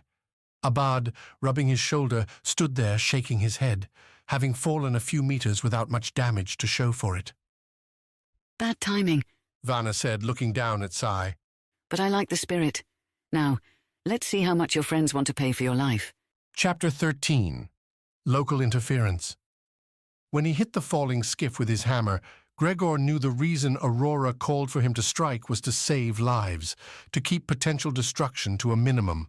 Gregor, though, followed orders because he wanted to swat the craft like a ball in some game, wallop it with his kinetic hammer, and send the ship beaming into Gillen 4's night sky like a low-grade comet. Instead, smashing the already burning craft had caused the skiff to disintegrate, letting the hammer plow through into the skiff's battery packs. Hit with force, those packs blew open, sending their energy out like a nova blossom, catching Gregor's power armor with their crackling blast and sending him back to the pad's surface with nothing more than a flickering visor, sparking insides, and a tingling numbness cascading up and down his nerves. As Aurora and Aponi fought their way around, Gregor strived to get his muscles back under control. He issued one verbal command after another, prompting the power armor to reset itself and its various components, each one bringing an arm, a leg, the visor back into some operational order. The static on the last, the thing driving Gregor's ability to see anything in the power armor, faded away in time to see another skiff lining up a clear shot. A man in that skiff, holding what looked like a black tube up on his shoulder, centered Gregor in his sights and launched an orange glowing rocket right at the downed Sever man. And as much as Gregor had lived through, he figured that was it. Already damaged power armor wasn't going to take a rocket straight to its core. Bright flashes came over Gregor's head, skittering green bolts lacing the space between Gregor and the skiff, turning it into a deadly energy sheet. The rocket struck those lights and blew up, a somewhat hollow puff as the missile's concentrated energy didn't find the impact it looked for. Those green lasers climbed as the skiff realized its predicament, trying to swerve up and away and getting precisely nowhere as the beams found their mark in the skiff's engines. The heat overloaded the skiff's thin protection, sent doom coursing deep inside the ship, and the agents on board jumped over the edges before the thing blew, popping small chutes on their way down. So the agents had been prepared for disaster, smart, but their chutes brought them to the dragon's mouth. Rebooted and revitalized, if not quite back to its perfect form, Gregor's power armor helped the big man spring up to his feet. While debris littered the landing pad around him, Gregor had no trouble picking out his hammer from the wreckage, grabbing it, and turning to catch the first of the quartet as they hit the ground. Before Gregor could make his fatal strike, bright light shot down from above. Gregor's savior, Aponi in the Presa, killed her laser barrage for less lethal illumination and highlighted the dropping group in her sights. Aurora limped over, rifle at the ready, calling for Gregor and Aponi to let the agents live. They won't talk. Aponi's voice came over the band. Bet you all the cash in your accounts we get nothing from them. We have to try. The captain didn't hold much to torture tactics, but Gregor wasn't above a little intimidation. Holding the hammer, he stomped over to where the 4 agents touched down, the group cutting loose their chutes and throwing up their hands. Gregor patted the hammer's shaft against his other palm, a warning and a promise in one. The agents, in their smooth, deep black and blue suits, padded with laser cushioning vests, spanned an impressive age range. Belts holding pistols and arm-slung rifles complemented their outfits, though none made the stupid play to go for the weapons. Unfortunate. Hold up! A new voice shouted, one coming from the section's outskirts. Gregor's visor lit up with potential threats from all around. Fight's over now. You 4 in the center are under arrest for threatening the health and safety of this city and its citizens. Salinity's security force and the scurrying patrolmen who ditched out on Aurora's advice came, nervously and slow, back into the spotlight. They had their pistols raised, the little weapons a pathetic counter to either Sever's power armor or the agent's heavier arms. We surrender to you, called one of the agents, reading the situation and making the right call. The clanks as the agents threw their pistols and rifles to the ground hid Gregor's growl. Their potential hostages were escaping, not by means of athletic or combat prowess, but by, somehow, the local law. Want me to scare them off? Gregor said, using the squad band to keep the message tight between the Sever trio. I don't care if they put a price on my head. But I do. Aurora said as the Salinity group drew closer. While we're still on this planet, we can't afford to make too many enemies. We might need their help getting to Renard. Sever backing down to the local boys? A pony's disbelieving laugh came through loud, clear. Never thought I'd see that, Aurora. I don't like it, but it's the only choice. We fight for this group here, and even if we get away, you'll have Salinity fighters on your tail in moments. We'd never be able to land. Right now, we're on their good side. Let's keep it that way. Gregor wondered if they'd still be on Salinity's good side if the knowledge of who torched the big tower back in the city came to light. Not that he'd be the one to tell. A pony took the Prisa back to its docking bay spot, letting Gregor and Aurora board, shuck off their power armor, and take some much-needed showers. They ate dinner in shifts, one person always ready in the cockpit in case Renard's agents attempted an attack on the ship itself. Neither Gregor nor Aurora could fly the Prisa away, but either could use the turrets to mow down any invaders. But no attack came, no threats, not even a follow-up from Salinity security about why two power-armored people were tramping around Keo's docking platforms. And you don't find that suspicious? A pony said, camping out in the cockpit after their protein-packed meal. I am always suspicious. Trust nobody. Be ready with the hammer at all times. Uh-huh. Thank you, by the way, for the rocket. Saving your life is like a second hobby for me. Is it? Well, all of Sever, really. A pony leaned back in her captain's chair, arms over her head. You'd all be so screwed if I just left. I agree, Gregor said and meant it. The tone threw a pony for a second, and Gregor could figure why. Sever had a camaraderie, sure, but real affection? Honest appreciation beyond acknowledging the skills they all had? A pony apparently couldn't find a good response because she defaulted to a smile, then launched into her story leading up to that very same rocket. Aurora hadn't yet come back from her own refreshing, leaving the pilot and Gregor to pick over the day together. A pony's story had Gregor almost wishing he'd gone with her instead. Sliding down a building's side seemed like all kinds of fun. Although smashing through floors and walls, setting a tower on fire, that wasn't so bad either. Where do you think they went? Rovo in this recal? A pony shrugged, sipped on a steaming coffee thermos. Everyone figured they'd be blowing out of the docking bay soon, seeing as it was folly to remain where your enemies could find you. The question hanging over the minutes was, where to go? Gregor couldn't call himself a detective, but he'd spent enough time around Defense Corp, around their agents, Lani on Dynas, no small part, to gather that they'd always have another spot to fall back on, each one more secretive than the next. Also, they'd seen no sign of the big troop transport the agents had taken from the Nautilus, suggesting either Renard had a massive hidden base on Gillen 4, or the transport had dropped an agent contingent and moved on to somewhere else. The musing died when the Prisa's console rang up with an incoming hail. A targeted one, too, not from an open band like Gillen 4's security alerts or docking control. A pony punched it, grinned as Rovo's face filled the grainy feed. Hey, look, it's the traitor. That's right, just me, the traitor. Rovo replied. Then he squinted at the camera. Gregor, that you? Still alive? Still alive. Gregor moved up, took the co-pilot seat next to a pony. You too, I see. Your wounds were severe. Renard and Vana didn't want to let me die, thankfully. I'm beaming over the coordinates for where we're hiding out. Figure we can meet here. Plan our next moves. Where is that? A pony said, swiping Rovo's face aside to bring up those coordinates. It's not in the city? Raquel figured it'd be safer outside Keo. Rovo tilted the camera away from his face, showed a tight crew quarters. It's a Salinity facility with open spots now. These cots feel like home. Cots. Stiff, small, and prone to giving Gregor back pain. The Prisa had better beds, put in by the cargo runners that had had the ship before Gregor's own fast-talking and hard-punching ways had let him hijack the craft. Nonetheless, putting some distance between where the agents figured Sever was and where they actually were would be a good thing. Aurora put her approval on the plan, and Aponi swung the Prisa into motion, sending the ship back into the night sky. Aurora settled in as co-pilot, and Gregor took the opportunity to head for a turret, squeezing into the gunnery chair and looking out over Kio's bright blue-white city lights. The techno-majesty of the galaxy's greater cities always awed Gregor, who'd spent his childhood in a frozen rock's dim and dark. So many people clustered down there, whiling away their lives, unaware that above them, around them, forces that could completely ruin their plans fought against each other.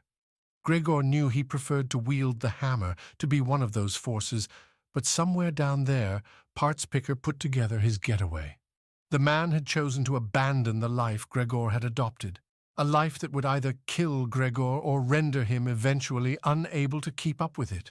What would Gregor do then? Sell salvage? Try to train new recruits, barking orders he himself could no longer perform? The turret's console buzzed, Aponi's voice coming over the ship's internal band. Hey, you're not asleep back there, are you? Not yet.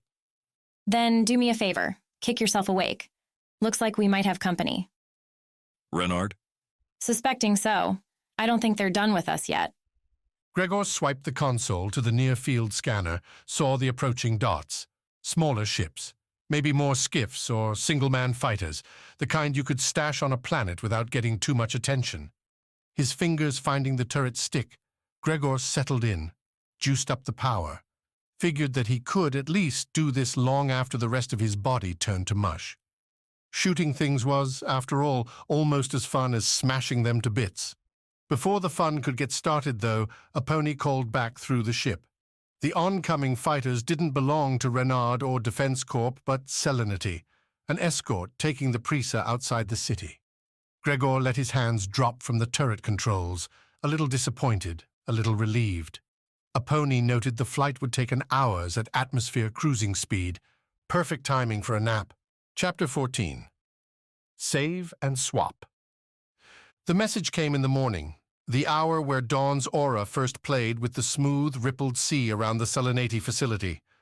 Aurora caught it first, her wristlet on the open band, while she spent the early morning sitting on a viewing deck, sprayed with tables and chairs for people like her. Aponi found the captain doing her reverie thing, the pilot on an early wander herself. Aponi had spent the few sleeping hours on the Presa, along with Gregor, though the man snored loud enough to rattle the ship. Earplugs worked well on that front, but blocking the sound did nothing for her mind. Despite the bravado yesterday, she kept pulling herself back to the apartment, to those seconds where she snapped the shot at Vana, at the manic man in the back. Could Aponi have taken a different angle? Hit Renard with the bolt instead, bought both Rovo and Sai time to get out? Leaving the Prisa to its noisy sleeper, Aponi wandered out dressed in casual layers. Selenity kept their damn facilities chilled and tried to step slow enough to keep the automatic lights from turning on. That way, Aponi could use the starlight reflecting from one wall to the next as her guide to the deck.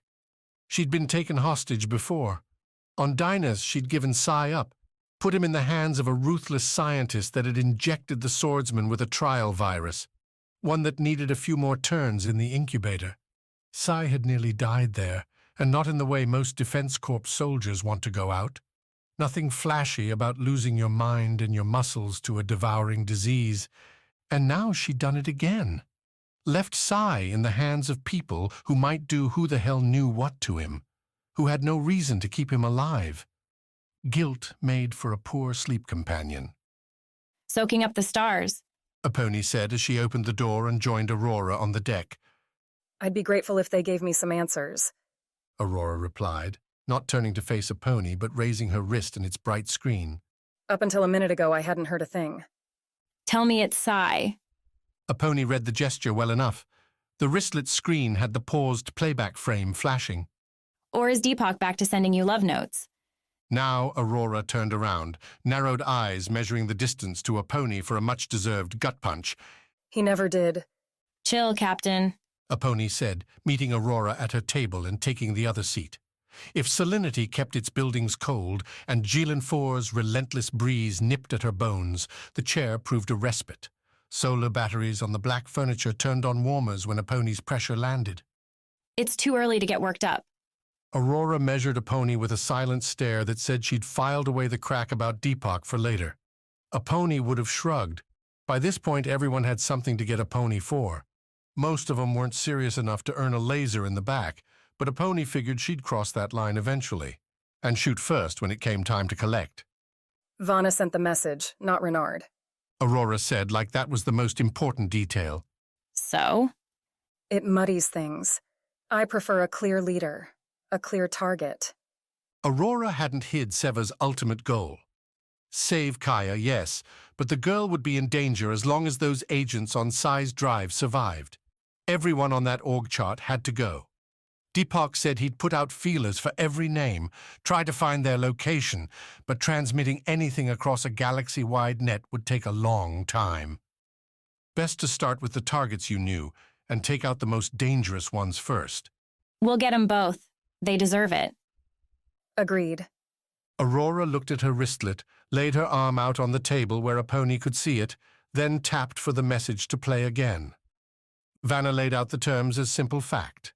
A place, one of Gylon 4's few landmasses built up by salinity for the sanity of the planet's populace.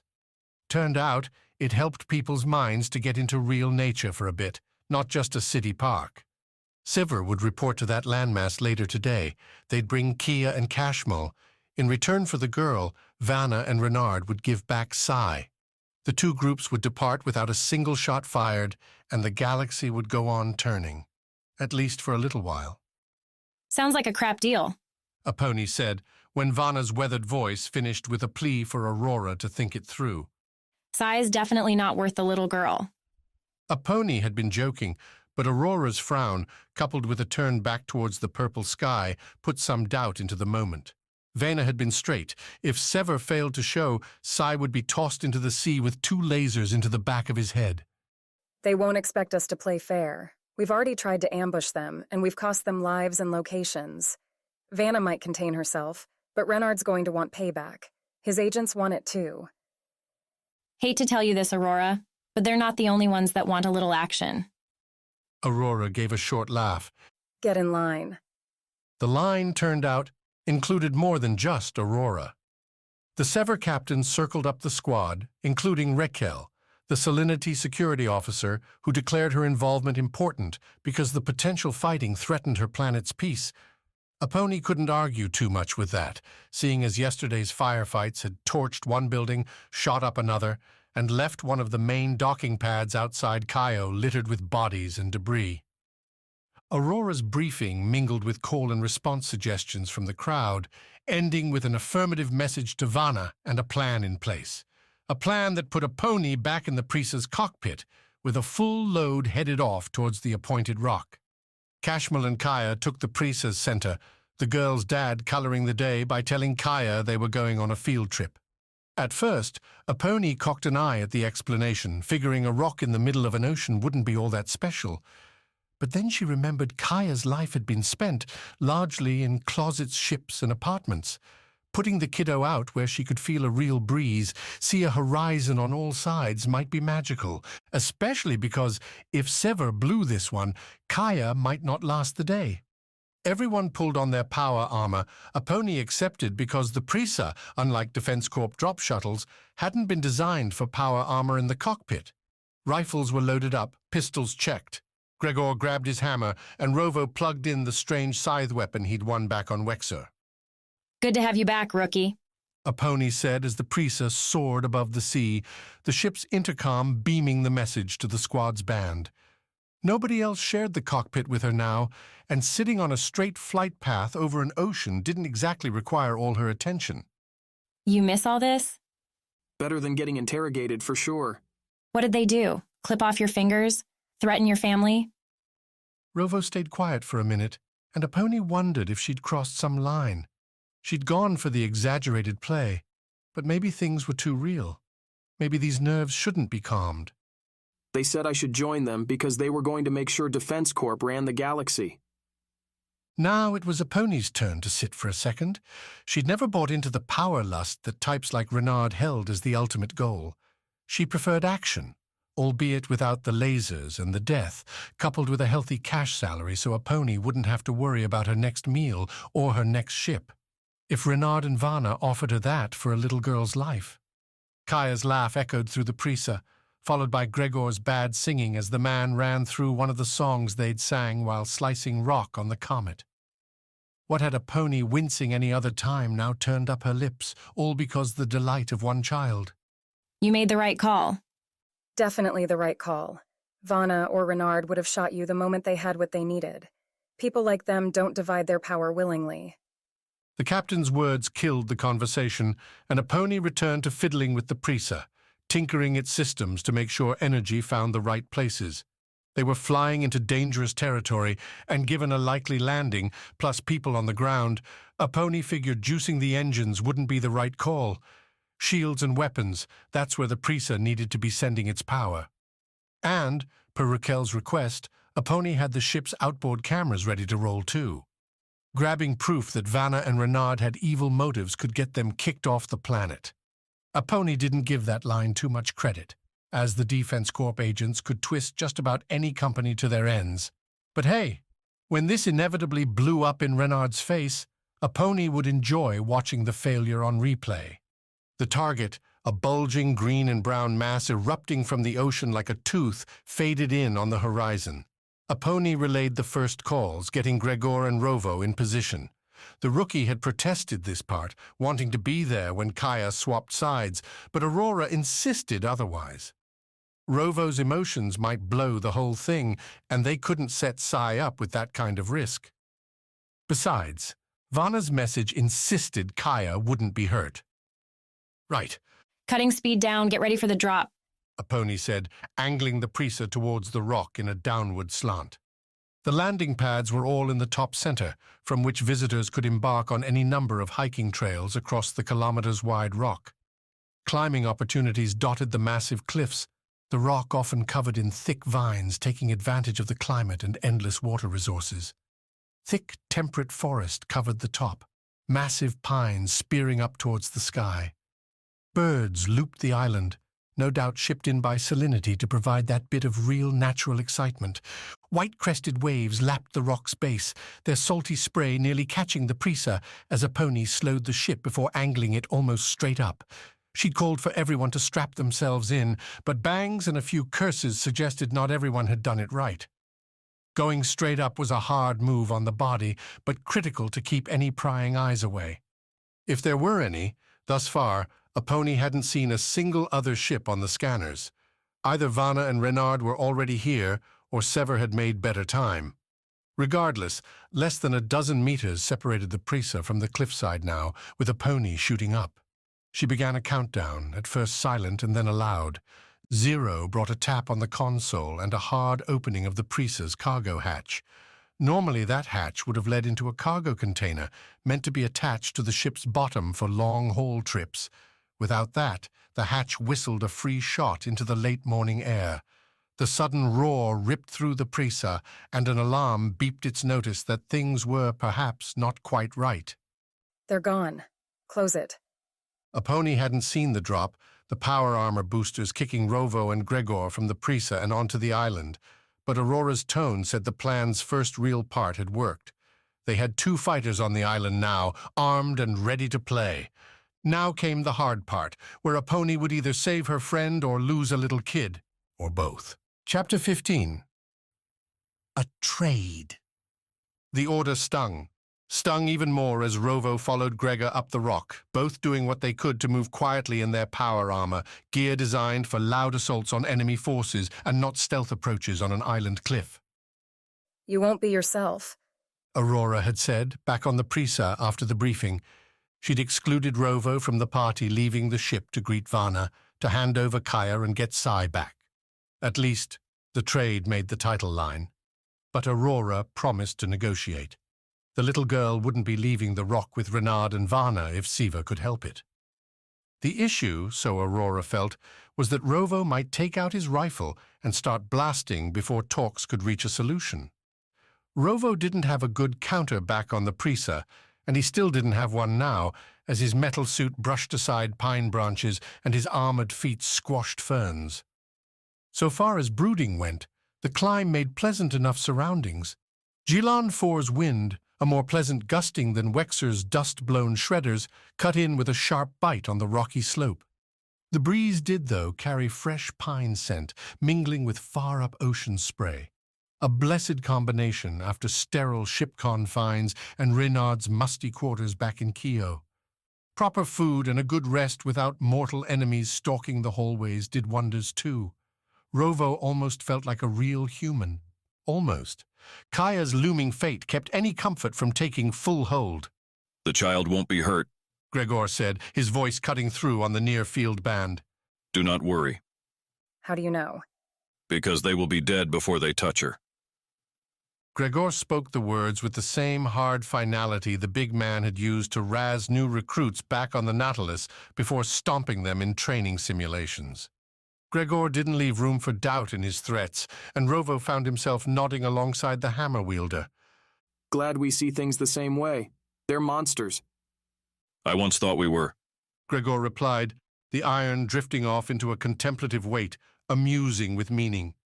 Sever Squad, Defense Corp champions, called in to destroy what could not be destroyed, to win when loss was certain. Now, I am seeing it differently. Rovo waited while they stalked to the left, angling to reach a high point where they could view the full landing pad and plot whether a sniper's post or a close-range ambush would prove deadlier, but Gregor didn't continue. What do you mean? Rovo finally prompted. Differently? I am a weapon, always have been. Started with the rock mine, then to planet patrols, and then to Sever. A weapon to be pointed at the enemy and unleashed. Like so many of us. Except now I'm thinking perhaps it would be better if I chose where to use my skills. Rovo blinked. Isn't that what you're doing right now? You're not a Defense Corp employee anymore, man. You can do what you want. A good point.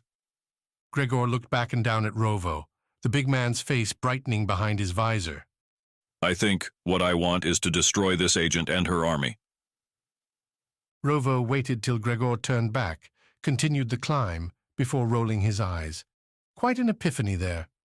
At least Gregor's big ideas kept Rovo distracted for a little while, long enough that they reached their target point in time to catch the event's beginning. The landing zone sat in the island's center, suspended over a pool with thick cables branching out to the surrounding crags. With enough room for 20 skiffs or more, the zone embraced the island's theme, diagramming spaces out in tropical lines. Today, though, Rovo counted not a single civilian ship. Raquel did it, Rovo said.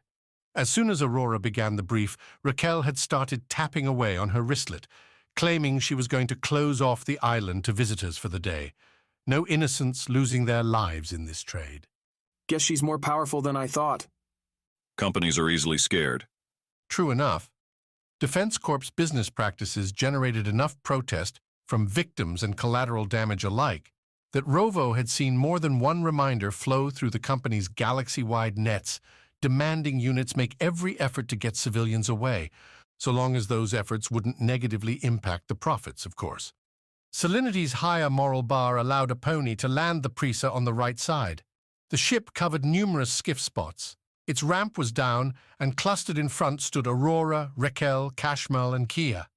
The little girl had her hand clamped around her father's, though by the waving of her free arm, Kaya didn't know what was about to happen. Across the way, Rovo frowned towards the opposing group. Unlike the Prisa, Renard and Vana showed up in the expected bubble skiffs. Several, all parked with spaces in between. Standard practice to minimize the damage should one take a hit. Vana and Renard had themselves standing free, with Sai and Abad behind, the manic man holding a pistol near Sai's stun-cuffed self. Other agents had positions near the skiffs. Weapons weren't drawn yet, but slung rifles made the threat a visible one, easily double Sever's number.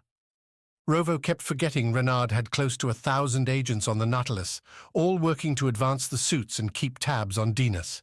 That planet had spun off the charts, but square in the Nautilus's assigned sector, an easy place to drop in on while Helix, that dummy company, spun its lab-devised disaster.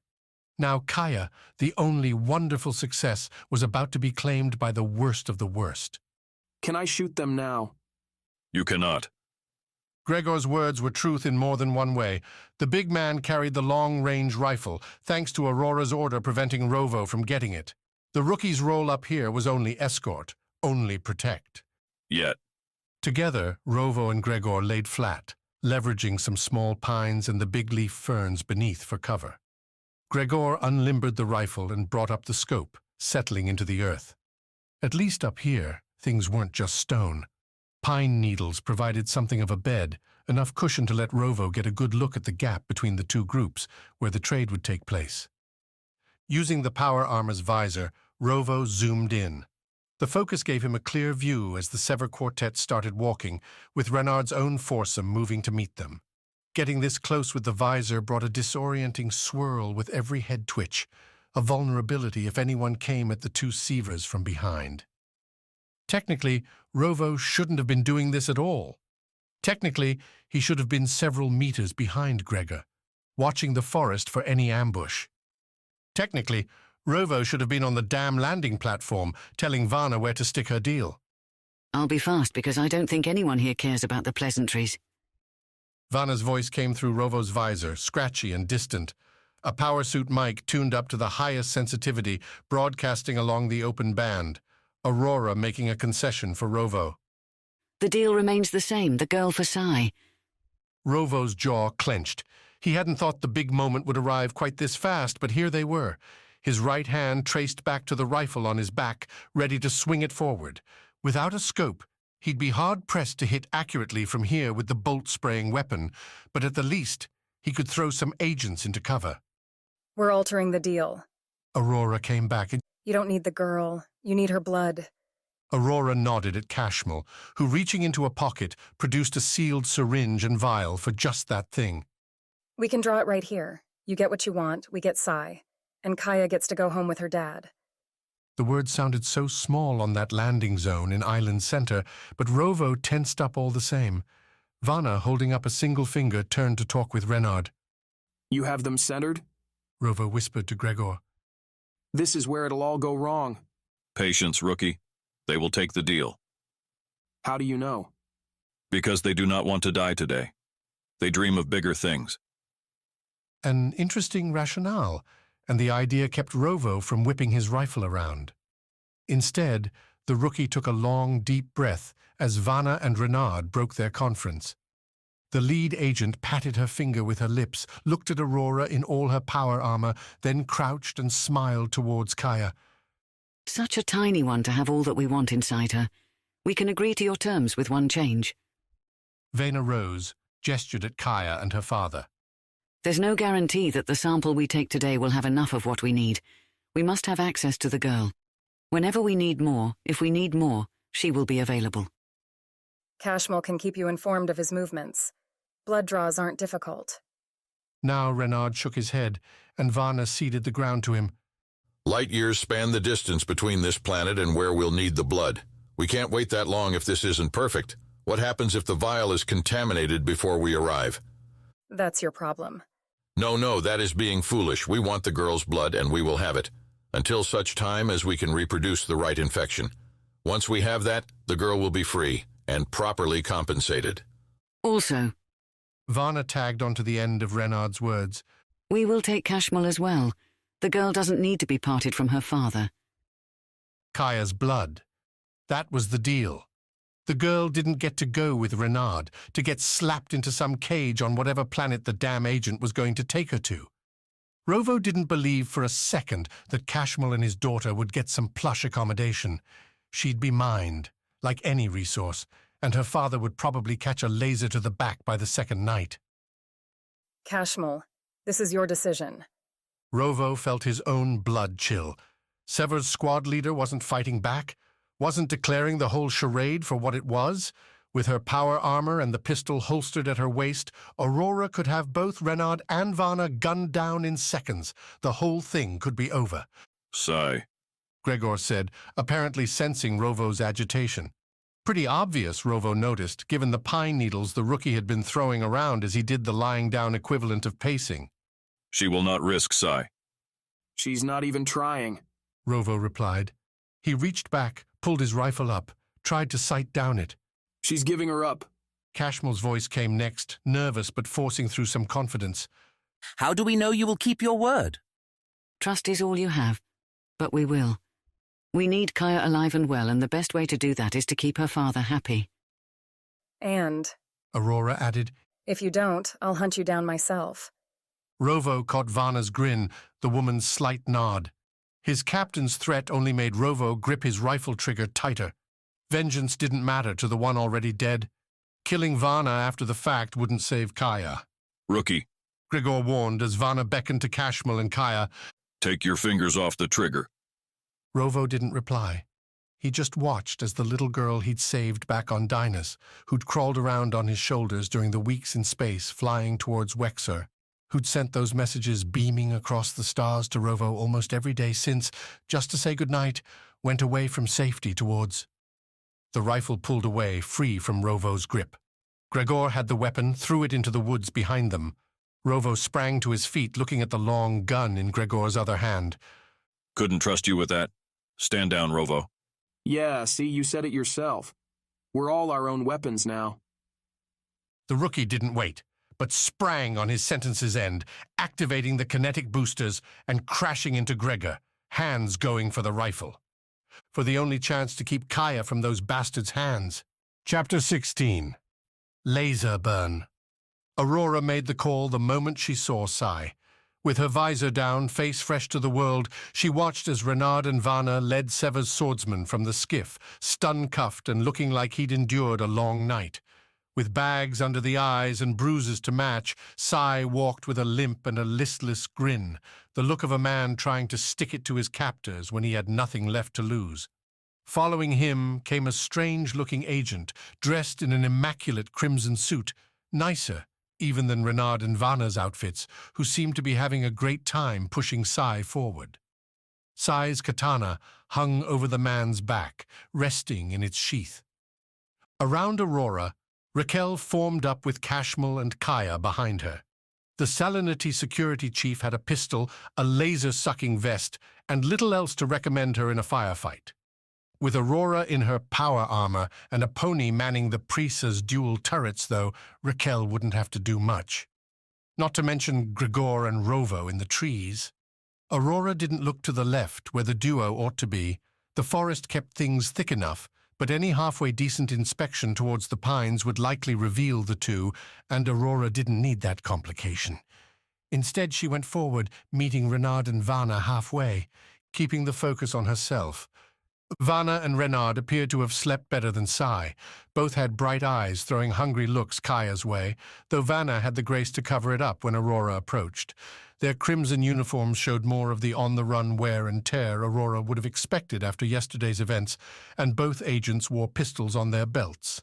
Vana 2, Renard 1. The negotiations went quick. Aurora operated on principles. Squad first, mission second, outside casualties somewhere else down the line. Kaya, because Aurora had spent so weeks with the girl en route to Wexer, wasn't exactly a random civilian, but put up against Sai. There wasn't much of an argument.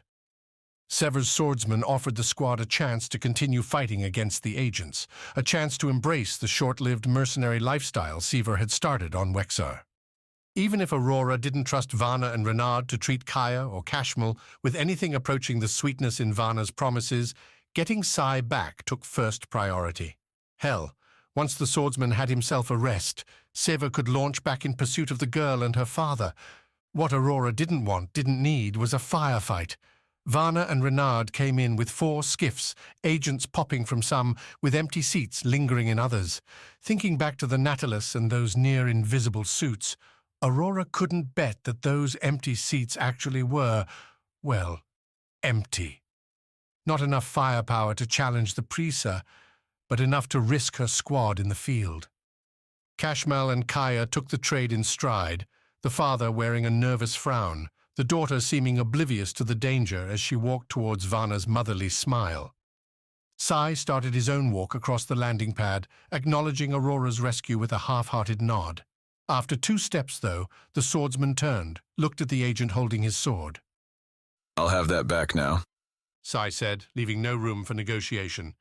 Nah, I think I like it. Consider it repayment for that nasty trick you pulled yesterday. Sai froze, and while Aurora could only see the back of Sai's head, she knew what the man was thinking. No way would he be leaving without that sword. Aurora flipped a look at Vana, warning that their boy better return the weapon or everything would go to hell. Abad, Vana said, catching the meaning. We'll get you one of your own later. Give Sai his blade back, please. Get you one of your own later? What the hell kind of talk was that? Abad put on a pout worthy of a 3-year-old, then shrugged, reached up and slid the katana from his shoulders. The crisis should have ended there, except a new noise rippled across Island's center, a scratching, breaking noise followed by a tremendous splash off to Aurora's left. Gregor stood at the cliff's edge, the long gun in one hand, looking down at the water. Rovo swam there, the power armor not doing much to keep the rookie afloat. 1,000 questions hammered Aurora's mind right that instant, and she tossed them all because lives were about to be lost. Ambush! Vana shouted, diving into the worst possible reaction. Take the girl, kill the others. Everyone moved after the first word. Aurora ran for Sai, who charged Abad, stun cuffs still on. Beside Aurora, Raquel broke for Kashmil and Kaya as the first laser shots blitzed the air. If Aurora had been a better diplomat or been more interested, she might have tried shouting for everyone to calm down, might have pushed things back from the brink they'd fallen over. But really, Renard and Vana didn't deserve the girl. Aurora kicked in her power armor's boosters, launching forward and hitting Sai from behind. She pushed him to the pavement as shots streaked in at her from those skiffs. The power armor took hits, flaring red on the visor now clamped over her face. Knocking Sai and his unarmored self down, Aurora kept the momentum moving, rolling and coming back up standing, rifle at the ready. To see Abad, grinning like he'd just arrived at his own birthday party, holding Sai's katana in a high stance. Aurora leveled the rifle, took aim on the trigger, and, despite the chaos unfolding around her, felt a distinct anticipation at leveling this fool. Abad's forward slash came faster than Aurora anticipated. Sai's blade swished through the air and sliced Aurora's rifle barrel clean off, sending the black metal piece spiraling off the pad into the water below. Abad didn't wait to follow through either, twisting the blade back for a return crosscut that would have bisected Aurora's power armor if she hadn't hopped back. Watch it, Sai shouted as Aurora's booted feet nearly crushed his hands, the man's voice rising over a suddenly crowded battlefield. With a few meters between herself and the advancing Abad, Aurora tried to do the squad leader thing and register the battlefield as a whole. Sai, stun-cuffed and useless, crawled away behind Aurora. To the left, Vana and Renard pulled Kashmil and Kaya towards the nearest skiff. Raquel laid back on the landing pad, smoke rising from her chest where laser fire had burned in. Gregor had the long gun up, taking shots at the agents from the forest and catching withering fire in return. Rovo was nowhere to be seen. Maybe the rookie was still swimming. Maybe he drowned. All in all, not good. Come on. Abad yelled over the battle. Give me some fun. Oh, this guy was going to die. Keeping her mouth shut, Aurora whipped the ruined rifle at Abad. The man deflected the weapon with the katana enough to catch the hit on his shoulder instead of his face, but the move took the sword out of the way. Aurora kicked forward, her boots not yet charged enough for much more than a spirited puff, but when you're a rushing metal monster, that's enough. Abad tried to get the katana back, but Aurora swatted the sword aside as she barreled through. Her left hand gripped Abad's all-too-pressed collar and threw him to the ground, following the toss with a boot stamp on the katana. Aurora slid her right foot back, tearing the katana from Abad's grip and sending it skittering across the landing pad while, with her left hand, fresh from giving Abad a concrete deposit, drew her pistol and leveled it at the man. 2 lasers burned into Aurora as she stood over Abad, but the pistol fire didn't take too much from her power armor's defenses. How's this for fun? Aurora said, pulling the trigger. In the split second between Aurora finishing her line, her finger pushing through the slight resistance on the pistol's trigger to send the weapon's superheated gas from its power pack up and through the barrel, the air around Aurora lit on fire. Like 1,000 papers tearing at once, molecules split as a pony opened up the Prisa's twin turrets and the ship's central gun. Made for space combat, for punching through heavy opposing hulls, the white-blue bolts, tuned to their hottest levels for reasons Aurora couldn't fathom, laced the agent skiffs and the poor souls behind them. Their cover melted away, blew apart, or simply disintegrated as a pony laid a steady line, stopping only at the skiff Renard and Vana sprinted to, and only then because they still had Kaya and Kashmal with them. Aurora's visor went dark to shield her from the laser's searing light. Its noise filtering flicked on to keep her ears from ringing as the firing continued. Through that sonic cut, Aurora heard one strange sound from real close. Laughter, wild laughter. At her feet, Abed had his mouth open, tears streaming from his eyes, even with a smoking hole in his chest where Aurora's pistol shot, twisted ever so slightly by a pony's onslaught, hit its mark. A pony. Gregor's voice over the squad band. Stop shooting, you will kill the girl. Thought I was doing pretty good avoiding them. A pony responded, but she cut the lasers, their silence coming as sudden as their destruction. They're still standing. Aurora couldn't argue with that. A pony had turned Renard and Vana's crew to ash and blown all but one of their skiffs to shrapnel. The two leaders, though, still had their escape route, still had Kaya. I'm on the girl, Aurora said, bringing the pistol back in line to finish the job. A pony. Get out here and help Sai and Raquel. Gregor, find Rovo. This time, when Aurora pulled the trigger, nothing stopped the shot. Aurora didn't double-check the results, kicking off towards the skiff.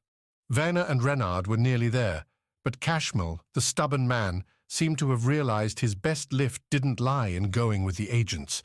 He pushed back against Renard, tried to pull Kaya away from Vana. Watch out, Gregor said, as Aurora's visor lit up with a bright red to her right. Crunching over shrapnel, Aurora glanced that way, expecting to see a half-dead agent crawling from a wreck, maybe waving a pistol in her direction. Instead, she saw dying fires, smoking bodies, and the slightest glitch in the light, like a small crease running through reality. The suited agent hit Aurora hard, coming in with a dagger-length knife Aurora couldn't see. The strike bounced off Aurora's thick, armored right arm, sending sparks out and giving Aurora time to square herself up to the suit. Facing it directly, Aurora saw the reflective coating had been marred, with blast streaks patching the suit's sides and chest. I don't have time for this, Aurora growled, bringing up her pistol. The suit went for it, grabbing the weapon and in the process showing Aurora right where to punch. She kicked in the power armor's kinetic boost and laid in a strike to the suit's head. The blow crumpled the target, the agent maintaining his tearing grip on the pistol and sending Aurora's weapon flying back with him. As soon as the suit struck the ground, a bright red flash lit over Aurora's shoulder, sizzling into the suit's chest. Another one followed a half-second later. Finished. Thanks. Aurora's visor showed clear ahead. The agents? Rovo? What? Aurora whirled, saw a different scene than she'd left playing out around the skiff. Vana still held Kaya now, with Kashmal stock still nearby with Vana's pistol at his head. Rovo, his suit soaked and dripping, had Renard in a headlock. With the power armor in a spot like that, he could crush the life out of the man without a second thought. Aurora burst that way, clomping as fast as her feet would allow. You heard me, Rovo was saying as Aurora came closer. Kia for Renard. That's the trade.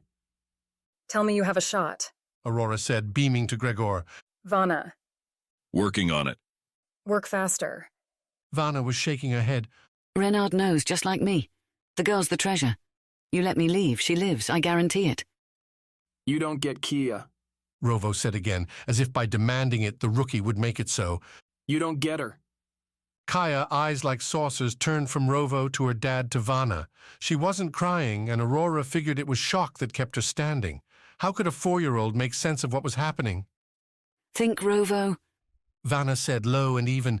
You let us in that skiff, you get a chance to take her back. You can live with that. You don't want to know what it's like on the other side. Renard tried to speak up, but Rovo tightened his grip, the man wheezing out into nothing. Aurora came up beside the rookie, tried to find a weakness in Vana's hold on the kid. Didn't see one. Vana played things smart. She kept Kashmal between herself and Gregor's position, and with Kaya in her arms, any shot would risk hitting the girl. Like a standoff in some old movie, the two Sever members faced off against Vana and her hostages, the only sound now coming from the crackling skiffs and the wind whistling through the surrounding pines. Smoke clouded the sky overhead, but beyond it, Digilin 4's white star gave the day clarity. Rovo, let her go. We'll chase and get Kaya back, but not here. Not now. That's not an option. It's an order. Stand down. You don't get to give me orders anymore, Rovo said, left hand reaching for the pistol on his waist. The move proved a line too far for Vana, and she swiveled her pistol from Kashmul to Kaya, stepping up against the skiff's side. Rovo's hand froze, but Kashmul did not. Aurora didn't have children, didn't have anyone in her life that could claim that kind of hold on her, or maybe she would have seen it coming. Maybe she would have caught the man in time. Kashmul ran at Vana, and the agent flicked her pistol back and fired. Kashmul dropped, and Vana, twisting Kaya away from the sight, pushed the girl into the skiff.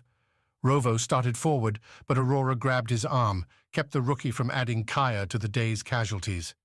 She'll kill her, Aurora said into the space. She'll kill the kid, Rovo. Vana can take the blood from a body if she has to. The skiff's engines started up, Vana telling Kaya to get herself buckled in, still holding the pistol to the girl's head. I can take the shot. She's clear. No. Aurora replied, still holding Rovo, the rookie swearing up a storm. That skiff's on. It'll crash. We can't risk it. Vana pulled back. The skiff rose up, turned and burned away, vanishing into the smoke. A hard clang sounded at Aurora's feet, and she looked, saw Rovo on his knees, hands on the ground. The rookie formed a first, pounded the concrete. Beyond him, quiet and frail, lay Renard, his neck snapped. Chapter 17. Results and Revenge.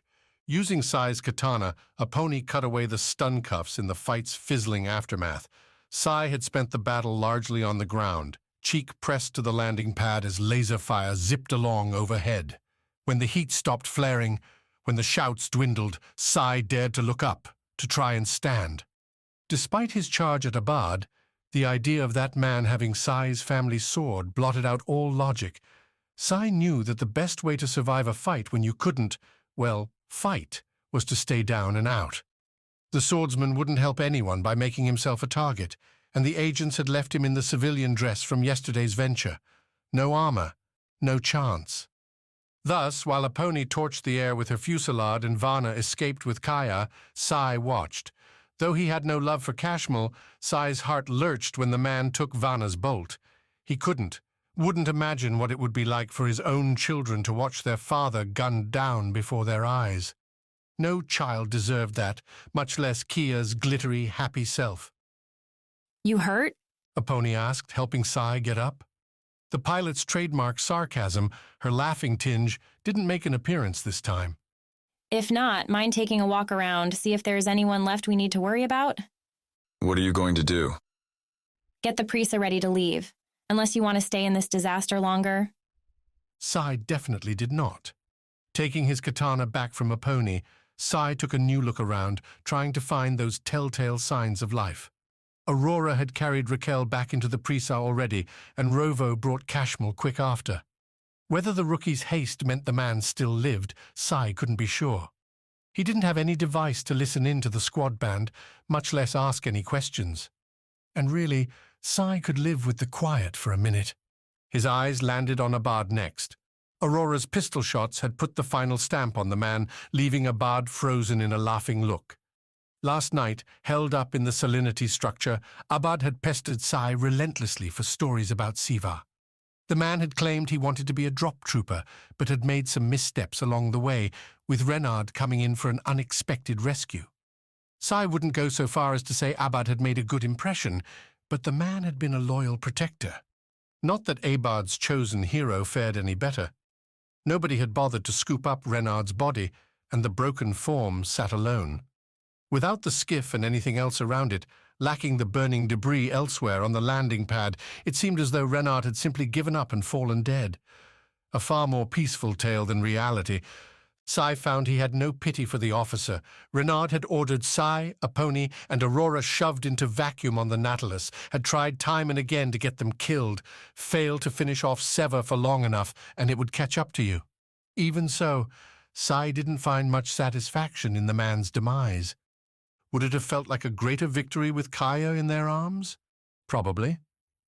The other burning wrecks and torched agents didn't give Sai any surprises. A pony and the Prisa's turrets had done a final job against an overmatched enemy. That Vana and Renard had even tried to fight made little sense. They couldn't have won. Even if the agents shot true, even if Abed had cut Aurora apart with the katana, a pony would have had an almost invincible vantage to deliver devastation. Then why? Sai said, kneeling to check another non-existent heart rate on a body covered in debris. What was the point? The smoke from the smoldering skiffs rising into the sky offered few answers.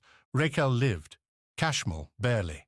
Vana's quick shot had burned the man's lungs, an injury Rovo commiserated with, and that necessitated better medical care than the Prisa could offer. Raquel, numbed and juiced by the military-grade concoctions Sever had on board, made the calls to get medical staff ready at the salinity facility Sever had used the day before. It's not a hospital, Raquel said, sitting in the Prisa's central lounge area. Kashmal had Rovo's room, where the man continued to lie unconscious. but it's not nothing either. They'll be able to stabilize him. Sai, sitting across the space from her, gave the woman a nod.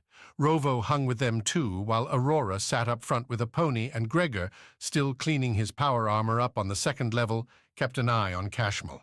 No agents either. A good call. You don't know that, Rovo said, head leaning against the wall, glaring at nothing and nobody. They could be anywhere. Could be anyone. Could even be you. Rovo looked towards Raquel, who took the accusation better than Sai would have.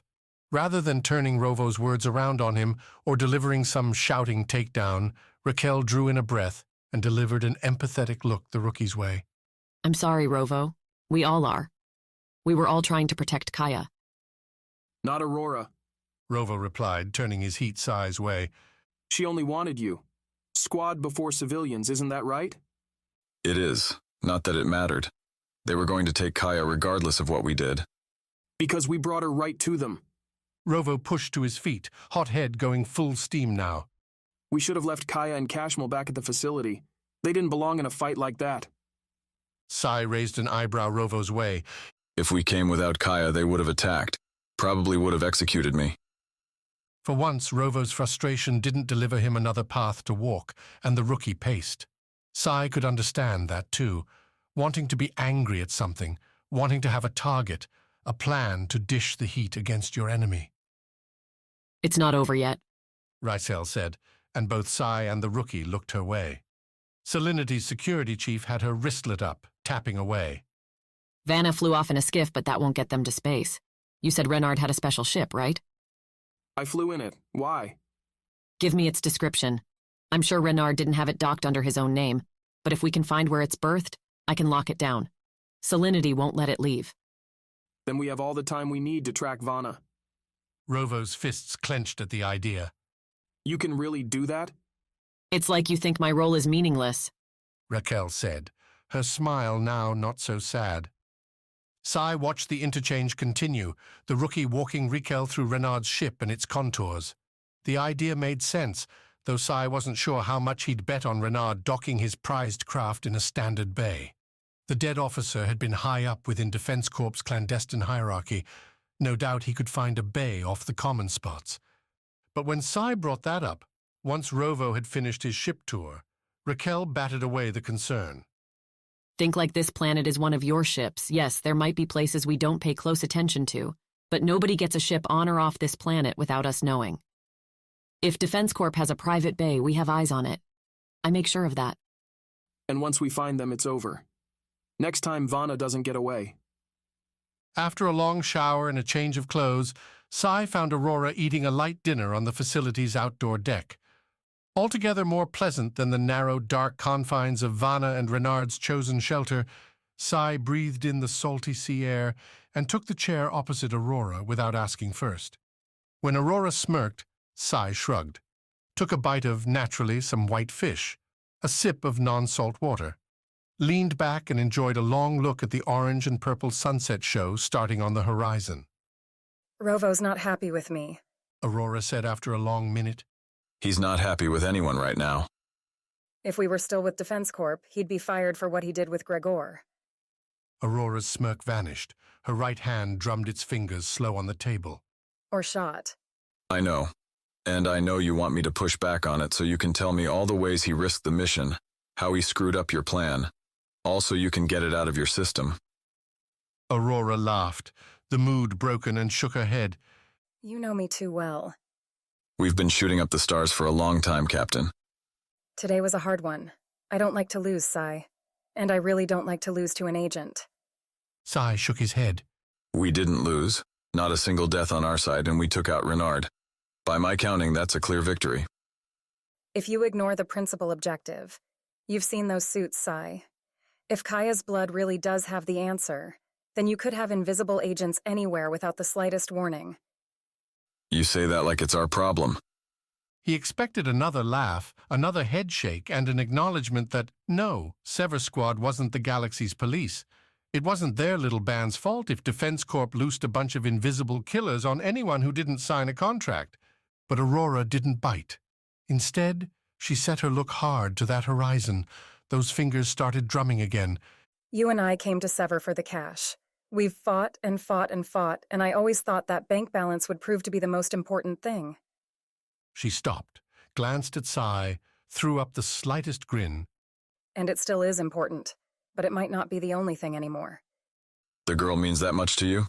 Sai said, then shook his head. Sorry, that came out wrong. What I'm wondering is, we've blown up and burned down cities. We've battled parents, and we've shot sons and daughters. I don't want anything bad to happen to Kia either, Aurora. But right now we're all here. We're alive with a fixed ship and a full-power armor suite. Who cares if Defense Corp tears itself apart? If I tell Rovo we're leaving, he won't follow. Sai felt there was a bigger response to his words than that, so he waited, ate his now cold food. Still better than lab-spun protein packs.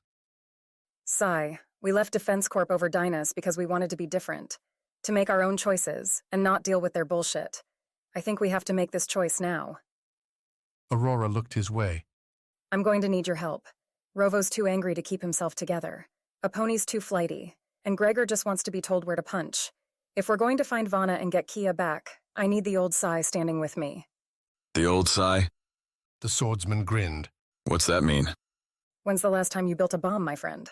Chapter 18. Down deep. The console blinked before him, its broad black screen waiting to take Gregor's command, or rather his dictation. Aponi had set up the communications program and left Gregor alone in the Prisa's cockpit. The ship docked safely at the Salinity facility. Cashmel had been flown away in a Salinity medical skiff, while the rest of Sever, Raquel included, finished out a long night on the platform's open deck. Gregor would join them eventually. Squads had to bond after a day like this one, trash a night or two together to relieve the tension. Gregor would have to talk to Rovo especially. Explain why he'd thrown the rookie into the water, that he'd done it to save Rovo from a mistake he couldn't climb back from. That throw, though, had snapped the tight line threading the negotiations. Gregor had witnessed the descent into a shootout through his visor, safe at distance from easy pistol shots. Like viewing a true-to-life movie, and a bad one at that.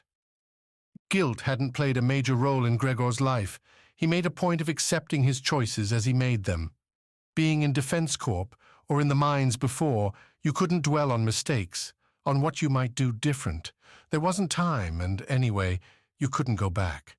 So Gregor refused to revise the hours and play out different scenarios, ones that would have left Kaya in Sever's hands.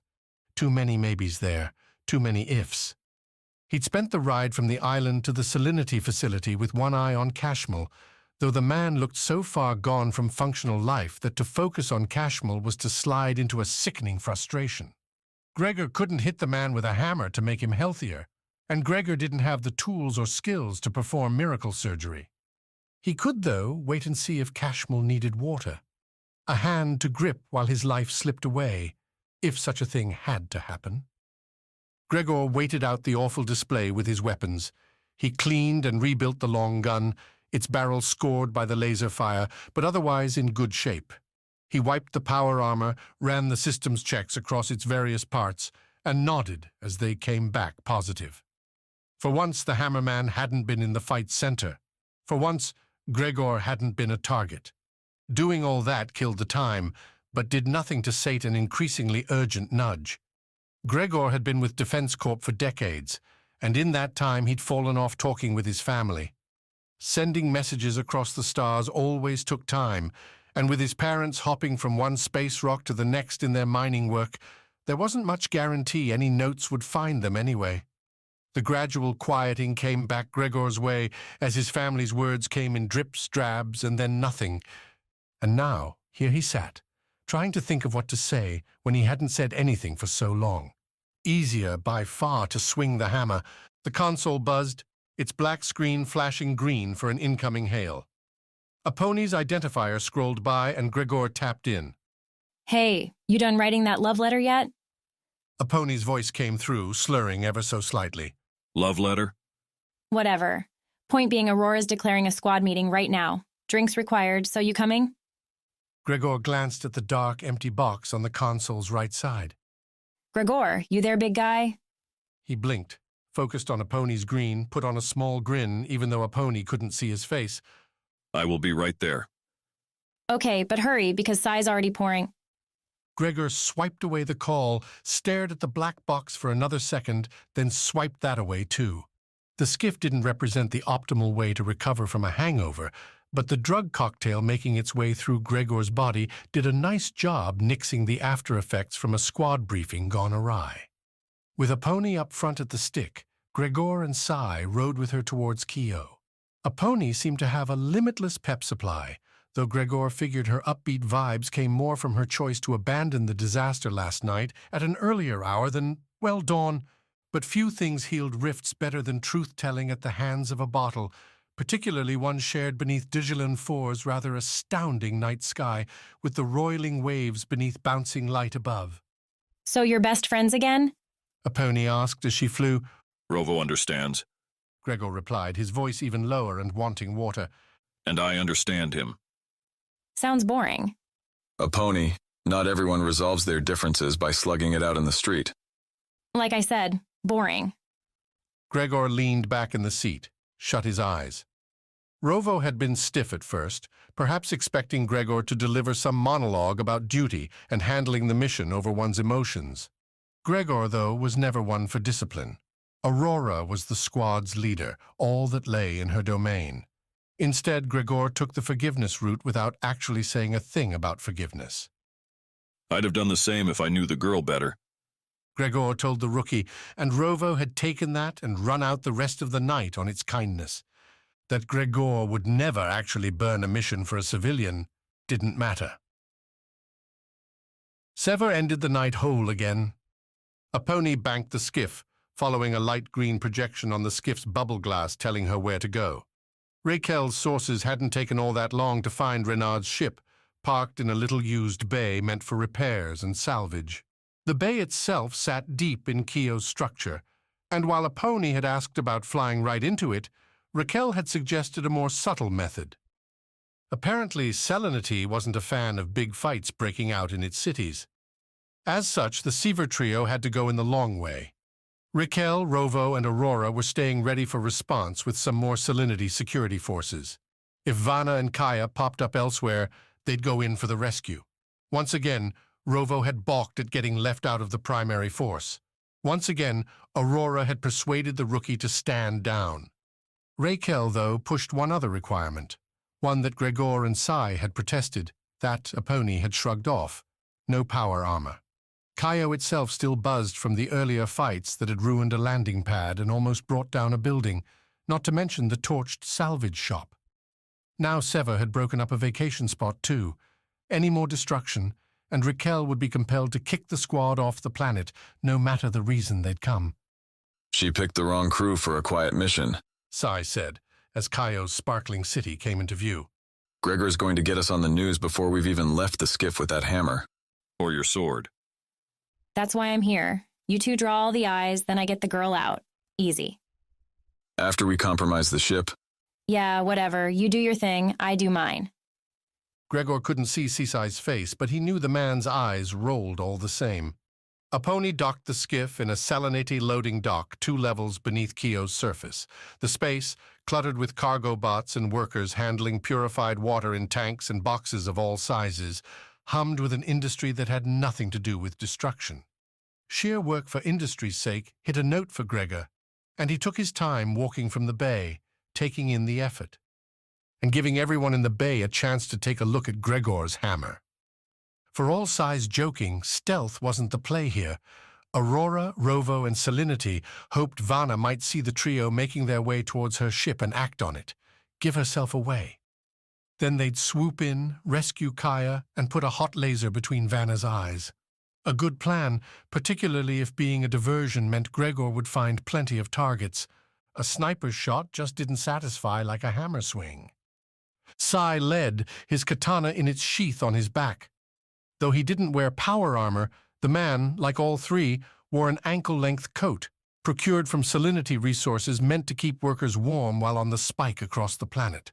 The garment served to hide everyone's pistols, knives, and in Sai's case, a few makeshift bombs designed to short out nearby electronics. Plant the bombs on Vanna's ship, and if Sai beamed a message at the right frequency, Vana would find that ship wouldn't make it off the ground.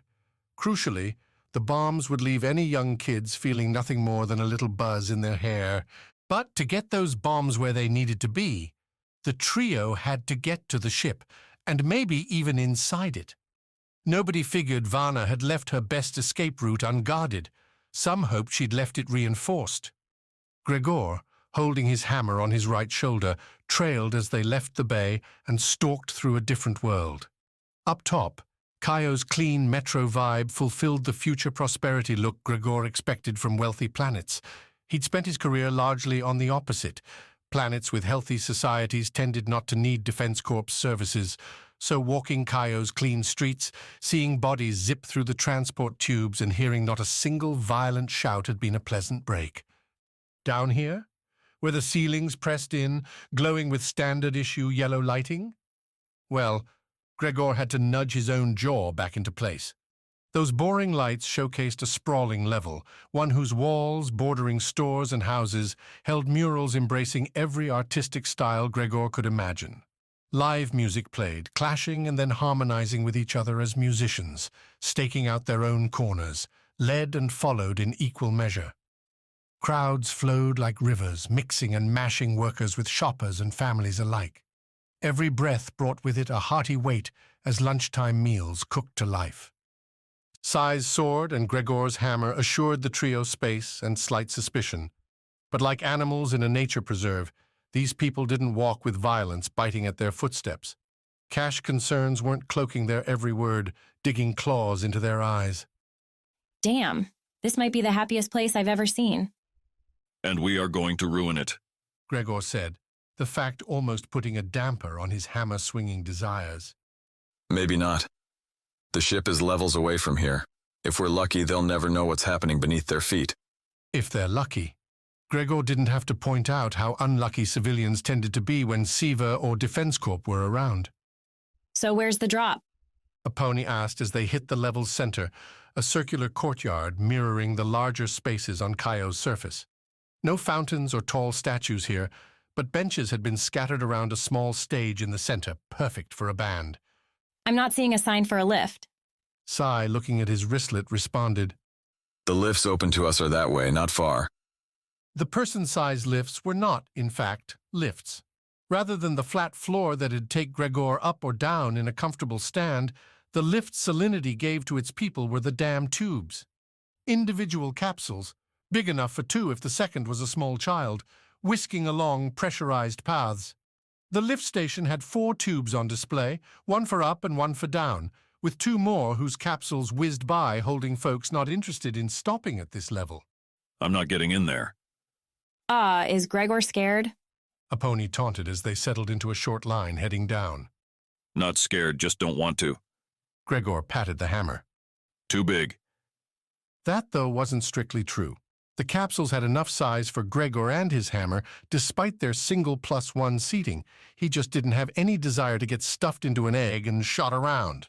Don't think we have a choice, Sai said, returning to his wristlet for a check. I guess we could get Raquel to approve us using the freight lifts, but who knows how long that would take. Come on, Gregor, don't be a baby. Ride the ride with us. Aponi laughed. There were times when Gregor wished he worked alone. The capsules operated by pressure plate. The next passenger would walk up to a white gold-painted square, one complemented by a textured pole for those missing sight or needing a second guide.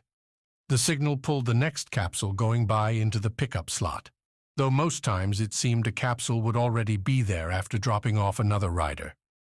Sai and then Aponi climbed into their capsules and shot off, aiming 3 levels down, a seconds-long blitz. Gregor went next, the sea green and silver capsule stopping for him like an egg turned on its side.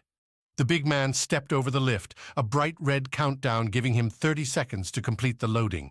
As soon as Gregor settled into the hard seat, though, the capsule performed its magic. Scanning the man's size, belts adjusted and swept over, locking Gregor into place. The hammer didn't have a holder, and Gregor didn't think it'd fit in the cargo slot, so he held it in both hands as the capsule's timer hit 0. A protective canopy closed around him and the egg rotated, pointing straight down. A cheery chime sounded, and the capsule launched, blitzing into the main pipe and heading down. Fast, too fast. The levels blurred by far more than 3, well past the one Gregor had selected, as the capsule threw him deep into Kaio's depths. Chapter 19. Dangerous Games. The kart racing rush when the capsule shot ahead lasted about as long as it took Aponi to notice the level counter hadn't stopped at the floor she'd chosen. Instead, after several seconds too long, the capsule shunted off to the side, depositing Aponi 3 floors below the target. The canopy slid aside and a short timer told Aponi to leave now or suffer some undefined consequences. The pilot stepped onto a deserted platform, onto a level lacking its higher partner's cheer. The orange-yellow lights remained, but instead of a broad layout, the capsule platform narrowed to a secured gate, one shut tight with a glowing red scanner alongside it. To her left, the upward shooting capsules whizzed by, offering an easy-on option. And yet, Aponi had picked the right floor, the one Sai confirmed with each of them before getting into the capsules. The swordsman wasn't here, and as capsules shot by behind her, Gregor clearly hadn't stopped on this floor either, which meant the capsule had misfired, or someone else had told it where to go. She wouldn't call herself suspicious, but Aponi knew what they were facing. Agents preferred to operate in the shadows, not in front. Splitting Sever apart and taking them out one by one? First page of the agent's playbook, right there. Sliding her hand to the pistol beneath her jacket, Aponi stepped away from the capsule tubes and towards the windowed booth set near the locked gate. A console's glow clashed its blues with the overhead bar lights behind the glass, and a chair's arch spun in a slow circle. Well, if that's not ominous, Aponi muttered, taking her time on the approach. She wanted to raise her wristlet, send off a question to Sai and Gregor, maybe a warning to Aurora and the others, but Aponi didn't want to die, and taking her eyes, her concentration away from the scene before she'd secured it, was a good way to take an express trip to the afterlife. Coming up to the glass, to the little oval where visitors obviously were expected to show identification, cash, or whatever, Aponi looked inside, then immediately backstepped, drawing her pistol and offering a sweep around the area. Nothing, nobody rose up to greet her. Inside that booth, Aponi had seen a cold corpse. The guard who'd been manning this station wouldn't be doing his job anymore. Several seared black holes through the man's salinity uniform gave the cause of death in final fashion. But why murder a random booth attendant? That question didn't find an answer in the sudden noise as the locked gate banged open, but it did get shoved to the back of Aponi's mind. The opening gate revealed several salinity security officers, these armed with rifles, belted pistols, and the mean looks of people called off an early lunch to deal with a problem they didn't want. 2 saw Aponi with her drawn pistol and made the expected calls to drop it, while the 3rd turned towards the booth and cursed in the loud, shocked style of someone who'd never seen a body before. Aponi lowered the pistol but didn't drop it. She did raise her left hand, though, tried to put on a face that said she wasn't going to shoot anyone. Hey there. I know what this looks like, and I'm going to tell you, this isn't what it looks like. It looks like you're still holding on to that pistol. the trio's lead man, who hadn't yet taken a look into the booth, said. Of the three, he seemed the oldest, flocks of gray leading their way around his brown hair and clean-shaven face. Drop it or we shoot. There were scenarios at play here. A pony could do as the man said. Let the three take her to some salinity processing center where a call to recall and video evidence, there had to be some recording in that booth, would clear her. A few hours spent sweating, and a pony might get away. A few hours spent off the trail, during which Vana might be able to ditch the planet with Kaya in tow. Sorry, buddy. Know that I really don't want to do this. The lead man cocked an eyebrow, raised the rifle, but these were Salinity security forces. Like the ones in the lobby above, they hadn't seen real action in too many years. A cushy job on a cushy planet spent guiding tourists and the occasional drunk to where they needed to be. A pony broke right, heading for the booth while drawing her pistol and dialing its energy low. The shots would still hurt enough to take the breath away, but shouldn't burn through the skin, shouldn't torch a lung. The trio reacted with a mix between bravado and panic. The leader managed to pull his trigger, sending hot energy scalding into the wall behind a pony. His buddies tried to get their rifles raised, all the while backing into cover beyond the gate. 2 frantic seconds and the confrontation had turned into a standoff, with a pony lingering behind the booth and the guards on its other side. Tell you what, you send one of your guys to look at the video. He'll tell you I had nothing to do with this. My capsule went to the wrong floor. This is a setup. If that's the case, the video will prove it. Why are you pulling a pistol on us? The leader did, to his credit, sound genuinely confused, no doubt wondering how his ham sandwich had turned into a potential firefight. This doesn't have to play this way. Because I got places to be that aren't here. Let me get on a capsule and you'll never see me again. Promise. The leader apparently didn't agree, because the next sound a pony heard came from a rolling gas grenade as it came along the concrete floor towards her. The beautiful thing about grenades, though, was that if you acted fast, you could turn them back on the ones that threw them in the first place. A pony scooped the grenade in her left hand and launched it back towards the security trio in one smooth motion, just like Defense Corp taught her to do. The gas billowed out, a red-gray cloud taking full advantage of the enclosed space. A pony heard coughs, the leader trying and failing to get out a complete sentence. Time to go. Holding her breath and thanking Defense Corp for training its recruits to do it well, water landings were no joke, a pony sprinted towards the capsule tubes. She stood on the calling platform, whirling around in a crouch, pistol pointed back towards the gate. She couldn't see the trio, and they couldn't see her, but the grenade didn't have all that much gas. It might clear before an empty capsule came by this lower, less-traveled level. A pony should shoot, should force them back into cover. But these weren't the enemy, and Raquel might not be so nice if a pony started blasting her co-workers. A pony really hoped there weren't any heroes in that group, nobody dumb enough to try a charge through to get to her. She watched the gas with tearing, stinging eyes, heard the coughs and saw not a soul. A ding sounded behind as a capsule slid into place. A pony fell back into the opening, spots starting to form in front of her eyes as her oxygen ran out. She had to take a breath now, or risk showing up at the next destination unconscious.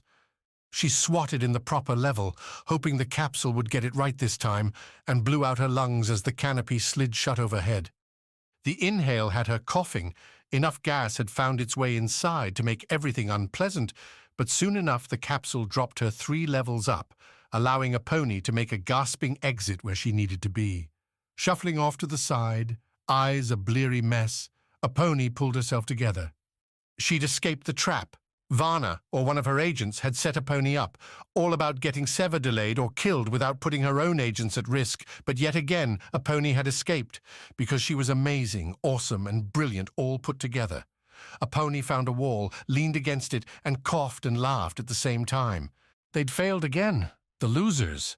Enough blinking, enough coughing cleaned a pony out for her to take in where she'd landed. The capsule's red-level lights had assured her, even through the gas, that she'd found the right spot. And the big, silver-lit sign confirmed it. Salinity Salvage. Any thrill of finally getting where her mission demanded she go died as a pony realized she didn't hear the noises belonging to a salvage yard. didn't hear the conversation between workers, the humming, slicing, cutting of metals, no bots trundling from one work site to the next. The salvage yard, apart from the steady sounds inherent in any modern facility, sat quiet. Unlike the lower locked level, the salvage yard didn't have a booth guarding its entry, didn't have a locked gate.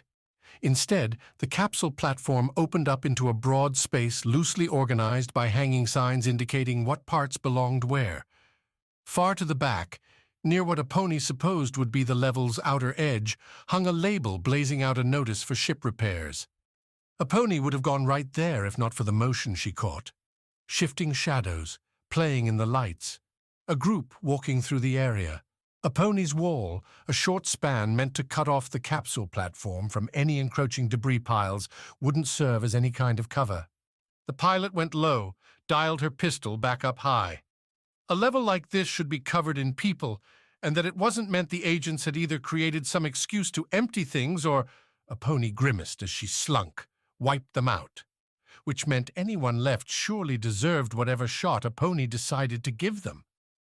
Crouching in the cylindrical shadows of old engines, a pony sidled down. She pulled out her wristlet and dashed out those messages, one to Sai and Gregor asking where the hell they were, another to Aurora and Raquel, suggesting Salinity ought to send some reinforcements to their salvage yard. "About done?" said a happy voice, and a pony glanced up from her wristlet, right into a rifle's business end. The face of the woman holding it stretched into a wide smile, one that seemed way too happy for the circumstances. "I'm so happy I found you. The boss didn't even think you'd make it this far." A pony, lowering her wristlet with as little speed as she could muster, tried to equate the smile with the words coming from the person's mouth. Yeah, here I am." Her right hand still held her pistol, and with the slightest motion, a pony flicked its barrel up, ripe for a gut shot. A pony would have had the trigger pulled too, would have, except the agent kicked out fast, hit a pony's hand, and sent the pistol flying. "So tricky," the agent said, shaking her head. "I like games too. How about we try mine?" There were times a pony would brave a hot dive, would try for a gut punch and a roll away, but the agent's fast kick had proved this wasn't some stupid goon. Any sudden moves would likely end with a rifle blast to her face, so a pony responded in the only way she could. Okay, buddy, let's play. Chapter 20. Who Pays? When Raquel asked Rovo, standing in a Salinity conference room on Kaio's surface, what had happened on the island, the rookie didn't quite know how to answer. The first and best explanation was that he'd fallen into emotions and instinct. The struggle with Gregor had ended fast, with Rovo able to neither overpower or outskill the older, stronger fighter, so Gregor had thrown Rovo into the lake below, telling the rookie to get his head on straight. "From there, I just tried to get Kaya," Rovo said, looking out tall windows into the endless ocean. "Our power armor has emergency grapples to use, so I threw it towards the landing pad and pulled myself into the fight." Rovo flinched, glanced her way. "I'm sorry, I didn't even see that you were down." Raquel nodded, matched Rovo's outside stare. It was stupid to go out there without more protection. It had been so long since we'd had anything approaching a real fight here that I just assumed the talks would happen without a pulled trigger. "Never seems to go that way with us." Apparently. Raquel frowned. You haven't said anything about the other one. Renard. There wasn't much to say. Rovo had grabbed the officer because he didn't want to risk Kaya by heading for her. He'd thought a trade, a flip of Renard for the child, would be an easier trick to pull off. When that had gone the wrong way, when Vana shot Cashmel and ran with the girl regardless, there hadn't been much reason beyond a flashing, burning red. The power armor had done its work and delivered a verdict.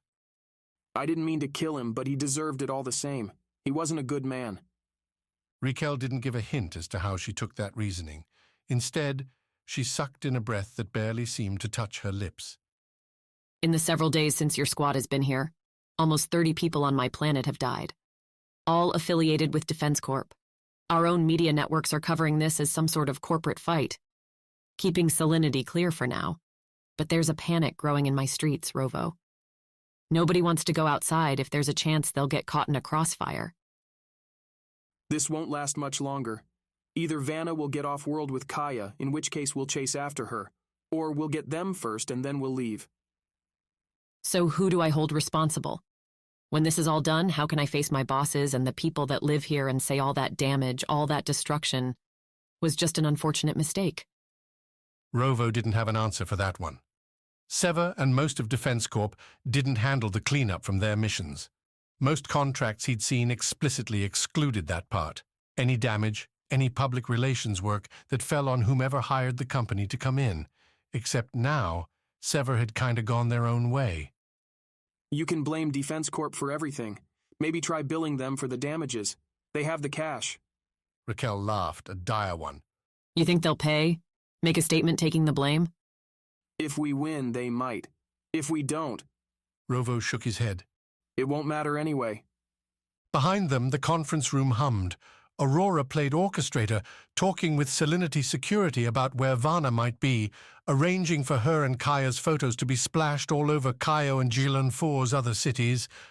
A pony had been smart enough to record the whole exchange on the landing pad with the Prisa's cameras. Raquel, at first, tried to hang with Aurora, but she'd floated Rovo's way when it became clear the Sever captain's experience trumped official rank in this scenario. You think it's that serious? I know I'm newer to all this than you are, and not as familiar with Defense Corp, but you're making it sound like the whole galaxy might pay. It'll have to. That's Vana's goal. Make Defense Corp an invincible machine populated with suited soldiers nobody can see that can go anywhere. Right now, you want Defense Corp protection, you choose to pay for it. If Vana gets her way, you won't have that choice. But she would need trillions of soldiers to cover the galaxy. Trillions of these suits. Raquel shook her head. Not possible. Not possible anytime soon. My father always told me that a stable life was the one worth seeking. Rovo nodded out there to the horizon, as if this existence waited just beyond their sight. The one that had the best chance of letting you get to the end in good shape. Once Defense Corp proves it's unstoppable, how many people are going to decide it's the best way to that life? This time, Raquel didn't have a comeback. Rovo could guess why. Salinity had to operate on a similar ideal, a beautiful series of planets. Jilan 4 was only one of 20 Salinity had turned into aqua operations, steady cash into your account, and a ride along with a corporation that had been there long before and would be around long after your life. Defense Corp could say the same, but its ranks flushed with turbulence. Power armor went its way towards preserving lives, but battles still took their tolls. Garrison duty, on the other hand, was about as cushy a gig as someone could want. Planetary management, orbital taxation, all those jobs offered time to sip your morning coffee and ponder what movie to watch that night. And for those that wanted the thrill, well, Vana's suits would offer ample opportunity to lay waste to any hesitant planet, any executive that didn't want to sign a contract, any pirate adamant about their independence. Right now, Defense Corp has a reputation to keep itself in check. It can't wander into unwanted territory without making enemies. That'll end when nobody will dare fight back. So instead we fight back now. Try anyway. The calls came in at the same time. One from Salinity Security protecting power supplies on Kayo's lower level reported an attack by a solo agent. A woman who they thought had murdered a booth guard before fleeing in a capsule to another spot. And the second, Vana. Raquel took the first, ordered her forces to sweep the lower Kayo levels, excepting the salvage and repair bay. That one, still the target for the Sever mission, had to stay free of interference, and Raquel didn't want her troops turning into casualties when Gregor started swinging his hammer. Vana, though, asked for Aurora and Rovo, so the two went to a private office, flipped up the feed on a wall-mounted console, and took in their adversary's tired-looking face. Where's Kia? Rovo opened the conversation, seeing only Vana's head in front of a grey metal background that could have been anywhere. If you've... Relax, Rovo, Vana said, though no smile, no parental touches came in this time. The girl is fine. We've done our drawers and the tubes have left the planet already. So you have what you need, Aurora said. You can let her go. I'd rather be cautious. A few more days, a few more drawers, and we'll have enough to make leaving the girl behind a possibility. Give us that, and I promise Kaya will not be hurt. Vana frowned, tilted her head, and went on before either Sever could find a response. Her father. Did he survive? Why do you care? Because I'm not Renard and I'm not a monster. I didn't want to shoot him, but I had to keep Kaya. Unlike your pilot who murdered my agents, or you, Aurora, killing them as they caused nobody any trouble, I prefer fewer bodies left behind. Rovo started to stand, simply because getting on his own feet would make the sudden anger feel better. Sitting felt too passive, and he wanted to reach through that screen and throttle the agent. Aurora, though, grabbed his arm below the camera and kept the rookie in his seat. You called the ambush. Aurora said, icy and even in a way Rovo couldn't figure. He'd been a diplomat of sorts, but always impersonal, always drafting messages between two sides Rovo didn't give a damn about. Aurora could turn off the emotion like a switch, even at the most personal. A skill to learn. Your words prompted the fire. We hadn't pulled a weapon, hadn't sent a laser. The bodies on that landing pad are your fault, and yours alone. I suppose a soldier like you has to find some way of massaging your conscience, Vana said, not bothering to engage. My offer remains, Aurora. 3 days and you can have the girl. Aurora had her head shaking along with Rovo's this time. 3 days will cost you a lot more agents, Vana. Bring her back now, and save your people, as you say you want to do. They know what they are fighting for, and the cost it may exact. I'm sorry we couldn't find an agreement. I really wanted to return the girl to her father, but if you insist, we'll continue this little game. Vana cut the message then and there, leaving Rovo and Aurora staring at a blank screen. Sever's captain, though, had a half-smile gracing her face, the kind that had Rovo shudder. Aurora, the predator, had found a way to catch her prey. Once Aurora made the call, the decision rippled through the ranks with a rapidity that stunned Rovo. Despite not hearing from the Sever trio sent to sabotage Vana's ship, Aurora put the strike plan into smooth motion. Vana had let slip she'd sent blood draws into orbit and beyond, but the skiff the agent had flown hadn't made any recorded docks at Caio. The agent had to be on another platform, which meant there would be runs going to and from carrying supplies and ferrying back the blood. Salinity, as tight a corporation as existed, knew their regular skiff routes. They found several unplanned extra flights cutting through their airspace, all with the proper codes, and all going to one spike in particular. A few hours' travel outside Caio, well within range for the island conflict, and Sai had mentioned they'd stayed on one of the isolated platforms during his hostage overnight. The other 3 Severs will keep Vana from any last-ditch escapes, Aurora said, briefing Rovo, Raquel, and a security squad that had been readied up since the operation began. Rovo and I will lead the assault. You will come in behind, secure the area, and prevent any flight with the girl. The spikes only have one lift, Raquel said when Aurora turned it over to Salinity's leader. We hold that and the landing platform at the top, and it's a bottle that can't be opened. Let's keep it tight, simple, efficient. We do this right. We make our planet safe again. Rovo sat next to the woman on the skiff, blitzing out over the water. 5 others trailed, stocked with armed and dangerous security forces, though most hadn't seen action in years. Farther up, Salinity had some of its meager air force providing fighter support in case Vana managed to make a run to orbit. A tight operation, a perfect plan. Ready to get Kaya back? Raquel asked, once again vested up and looking small next to Rovo in his shining power armor. More than that, we're not letting Vana get away, not this time. Chapter 21. Into the Spike. Aurora spent the flight over scanning Caio's news, running up to the second headlines through her visor, coupled with checks on Sever's band. Grigor, Sai, and Aponi had gone dark several hours ago, and given their mission, that didn't bode well. Aurora couldn't imagine Vana, even if she'd grouped all the agents together, being able to take out all 3 Severs without a single distress call. And yet, Raquel and Rovo flew behind in another skiff. The Salinity security director said she'd pushed out an alert to her entire force on Caio, asking them to keep an eye out for Sever. There'd been some strange contacts already, and when Aurora had pressed Raquel to get more details, the body in the booth and the associated gas grenade encounter bothered Aurora most. The woman only shook her head and promised Aurora would know more than Raquel. All that to say, Aurora had her nerves humming, had her eyes narrowed, and she wanted to do something besides sit and wait for news. An assault on an outer ocean spike seemed like it'd do her a world of good. The skiffs didn't try to hide their approach. Broad daylight under another Jill and 4 featureless sky haloed the assault, with Aurora's ride in the lead. The spike, their target and where Vana ought to be hiding, stuck out from the ocean like a silver peg in rippling blue paper. Its top, a broad, flat platform with those laser barriers ringing the edges, already had a skiff on it. Fly over the skiff, Aurora said to the pilot. And open the roof. Open the roof. The pilot looked up at the bubble top over the skiff. Salinity's droplet branding graced the otherwise spotless glass. When we haven't landed. Do it, Aurora replied, again drawing on the tone that brooked no disobedience. Authority didn't have to be given. Maintain control of the skiff when I jump and circle back around to drop the others. She saw the pilot mouthing a question to herself, but Aurora didn't care. So long as her orders were followed, it didn't matter what the pilot thought.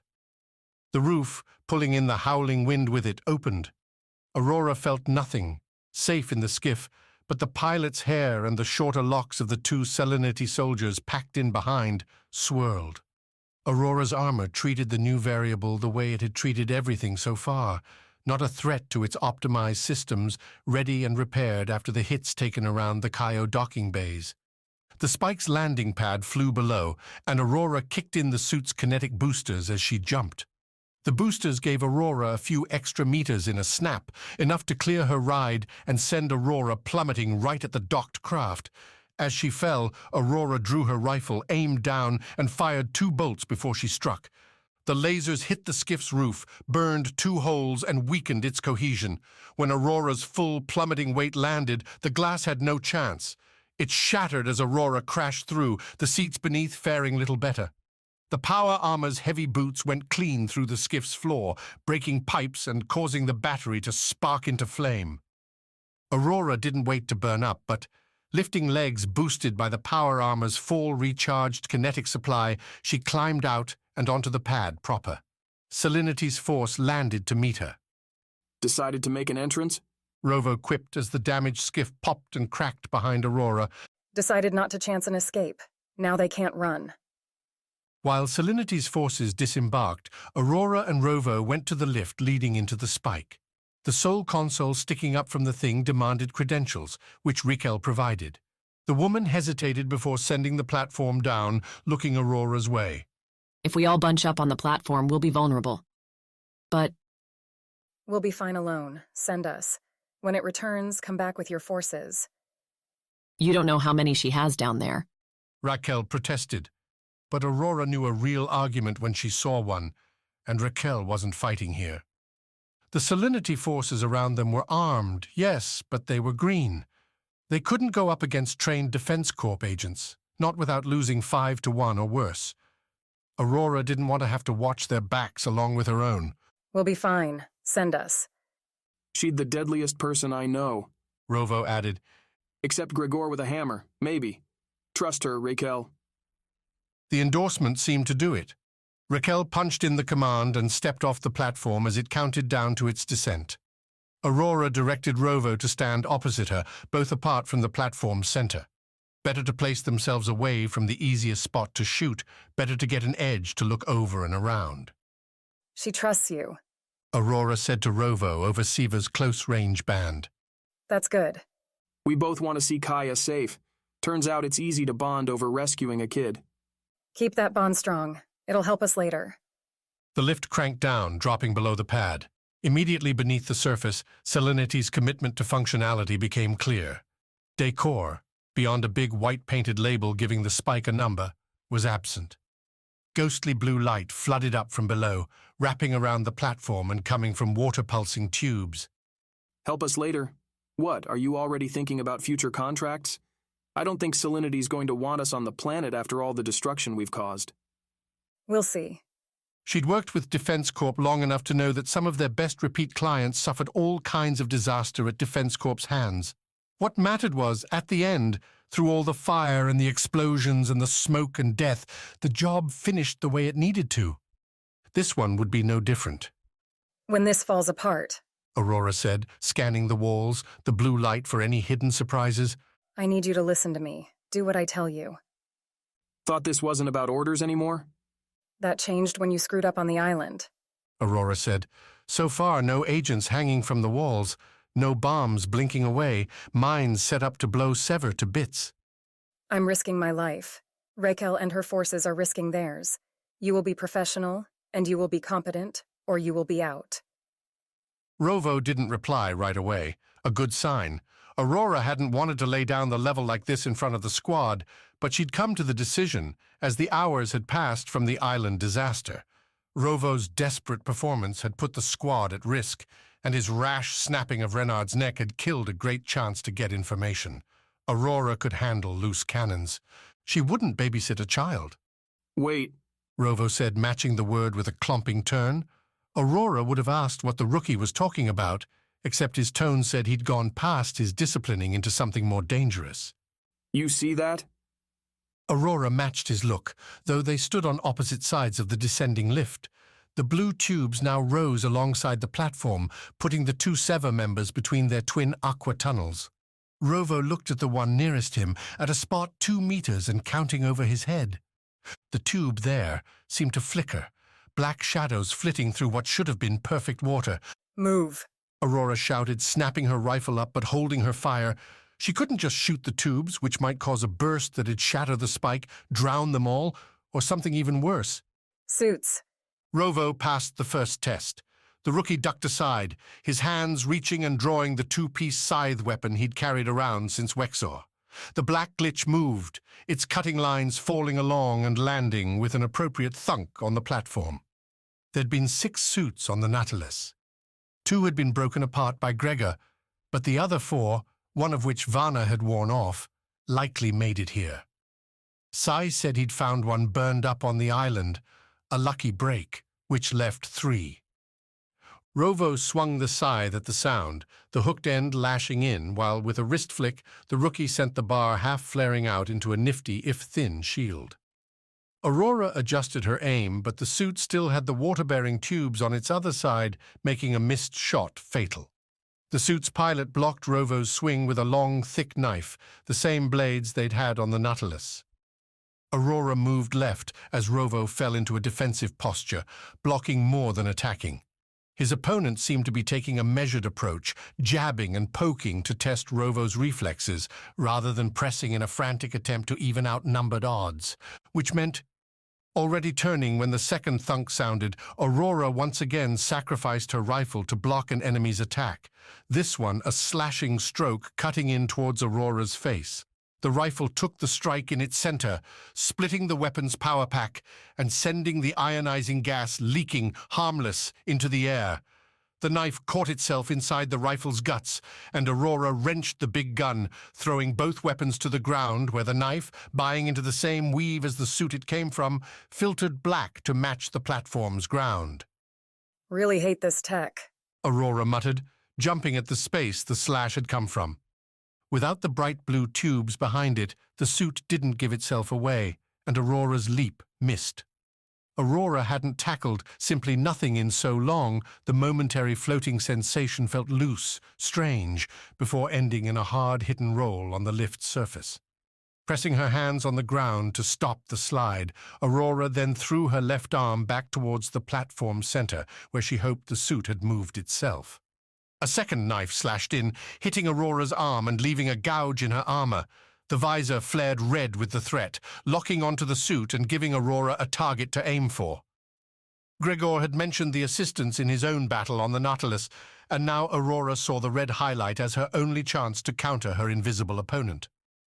Pushing back to her feet, Aurora drew her own long knife, the refined blade meant as a last resort for a Defense Corps soldier who'd exhausted their ammo. She had pistols, but the damn tubes kept Aurora from going back to the energy weapons. Instead, she struck out right ahead, a stab that would have stuck the suit in the gut if the same knife hadn't darted back to deflect. The move gave Aurora's left hand an opportunity to deliver a kinetic-boosted punch, one the invisible suit did its best to dodge. A normal punch, at normal human speeds, would have flown right over the ducking suit, but one thrown at a faster rate than biology alone would allow caught the suit mid-move. Aurora felt the hit shudder up her arm, heard the rolling clanks as her target bounced across the floor. and saw that sweet second knife fly out and embed itself into the spike's wall, falling out of reach as the platform descended. Aurora ignored it, heading forward and scooping up the first knife from the floor, its camouflage causing Aurora to grab it by the blade. She ignored the cuts into her gloves, flipped the weapon over, and came in towards her visor-marked enemy for the finishing touch. Some help here? Rovo shouted, pulling Aurora's attention away to her right. The rookie had lost his shield, the thing lying on the lift to the rookie's left. Rovo worked his hooked weapon back and forth, trying to keep what looked like two knives at bay. Rovo's power armor showed that strategy wasn't working too well, with deep grooves and a few sparking bits littering his chest and waist. Holding her stolen knife up, Aurora let her visor find the other fighter. With a hard toss, Aurora launched the knife at the target, nodded as the blade embedded into the suit's back, causing the suit to stumble.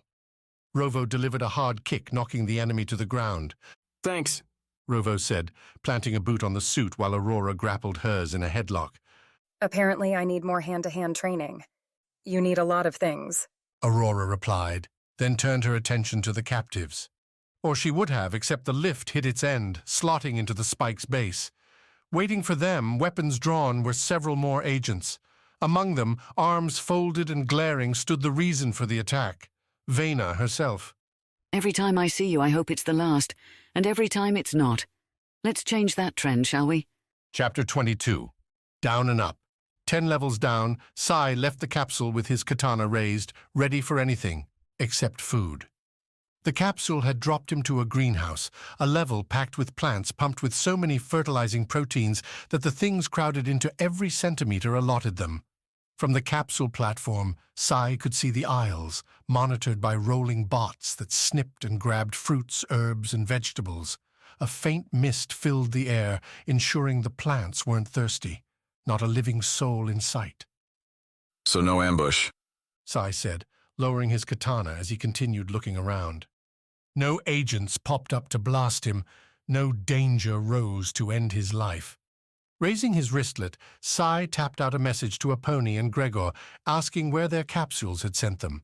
It seemed obvious someone with access to the capsules had muddied their transit, but the question now became why. What did they gain by sending Sai to the fruits and veggies floor? Sai shook his head. Not his problem to try and figure it out.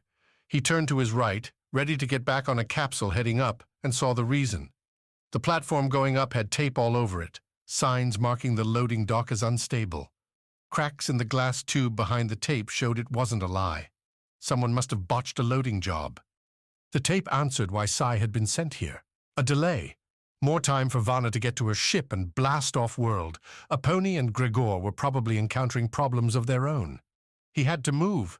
Swiping on his wristlet, using access Raquel had given each of them, Sai flew through to the floor map for his level. The stairs, naturally, sat on the level's opposite end.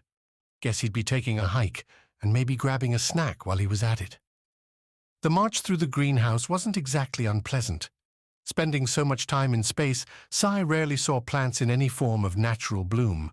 These were lush, happy. Dinas had wildlife, true, but that planet was a swampy slog with death lingering in every step. Much easier to take in a flower or two with sturdy ground beneath his feet and harmless bots trundling on by. Sai felt the urgency. Really, he knew he had to keep moving. But Vana wouldn't be pulling tricks like this if she had much of an answer to Sever's attack. This move wouldn't delay Sai by more than a few minutes, so either Vana was desperate and pulling anything she had, or he brushed away an overreaching apple tree branch and broke into a jog. Vana had split Sever up, sure, but Aponi and Gregor would be doing just what Sai was, trying to get back to the ship. If Vana had sent each Sever to a different level, then each one might get back at a separate time. What would have been a difficult fight for Vana's agents with the trio together might be an easy one with each coming in their separate turns. Sai again checked his wristlet as he reached the level's far side. No response. Not good. The stairway door didn't have a lock, though the entry did have a helpful sign suggesting the capsules instead of the many steps leading up and down. Beyond the sign lay the stairs themselves. Shallow steps treaded with concrete nubs and bearing water's glistening hallmark. Drips and drops sounded throughout, and Sai felt one splat against his head as he made his way in. Salinity, apparently, didn't care over much about its stairs and the leaks that might make their way in here. Not that it mattered. Sai had 7 levels to climb before he reached his target. Scaling the first set, jumping 2 steps at a time as his katana swung on his back, Sai considered breaking through into the next level and grabbing a capsule. That, though, might take even more time, and who knew what the next level might be?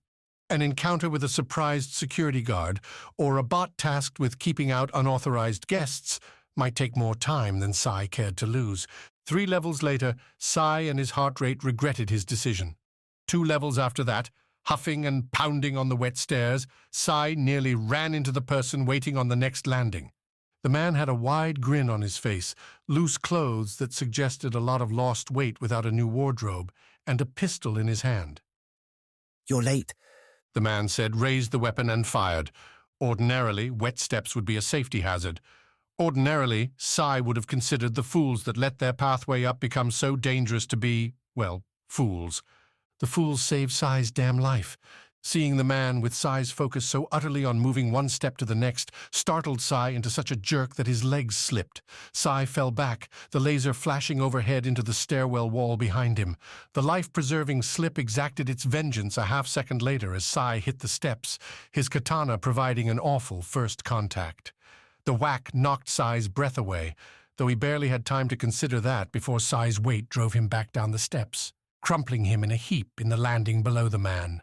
Who laughed, who cackled like Sai's fall was the funniest thing he'd seen all day. "I've never seen a dodge like that one," the man shouted, leaning over with his hands on his knees, pistol off to the side. "Falling down the stairs, classic, just classic."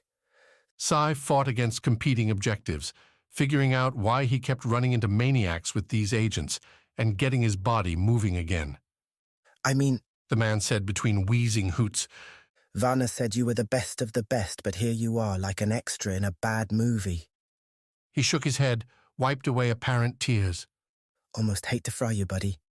Then don't, Sai said, catching enough of a breath to reply. Who's forcing you? Sai's left hand, working at the pistol on his belt, came closer to the trigger. "Forcing me?" The man looked at himself. "I'm forcing me, man. I don't have a choice. It's like if I don't get the next dose, it all goes to hell. You hear what I'm saying?" The next dose? No, I don't hear what you're saying. Sai replied, continuing to work at the pistol. He had it free from the holster now, still keeping it buried behind his back. He needed to get his left hand oriented, ready to flip it out and fire in a single motion. What do you mean, dose? The agent slipped into a subtler grin, getting a hold of himself, aimed that pistol again, and Sai shot. The bolt streaked up the stairs, pegged the agent right in the chest. The agent looked at the burning hole, shrugged, and Sai fired again, Let Hand bringing his own pistol out for better aim. The agent shot back, drilling Sai right in the vest. Enough heat spread through to let Sai know the vest had done its work, that the vest shouldn't be asked to do too much more. The agent wasn't quite so lucky. Sai's second blast struck where there wasn't any coming back, and the man hit the ground hard. Going to have to thank Raquel. Sai muttered as he started up the steps. Salinity supplied the vests after they objected to sending in Sai, Aponi, and Gregor in full-on power armor. City-wide panics were bad for business. They compromised with the laser-sucking fabric, which worked just fine so long as the enemies aimed at the chest and only hit a couple times. Given Sever's average, Sai would be a dead man before long. Sai looked at the agent as he went by, trying to pass what the man had been saying, talking about a dose and that laughter, like someone losing their hold on themselves, reminded Sai of Abad, Renard, and Vana's henchmen.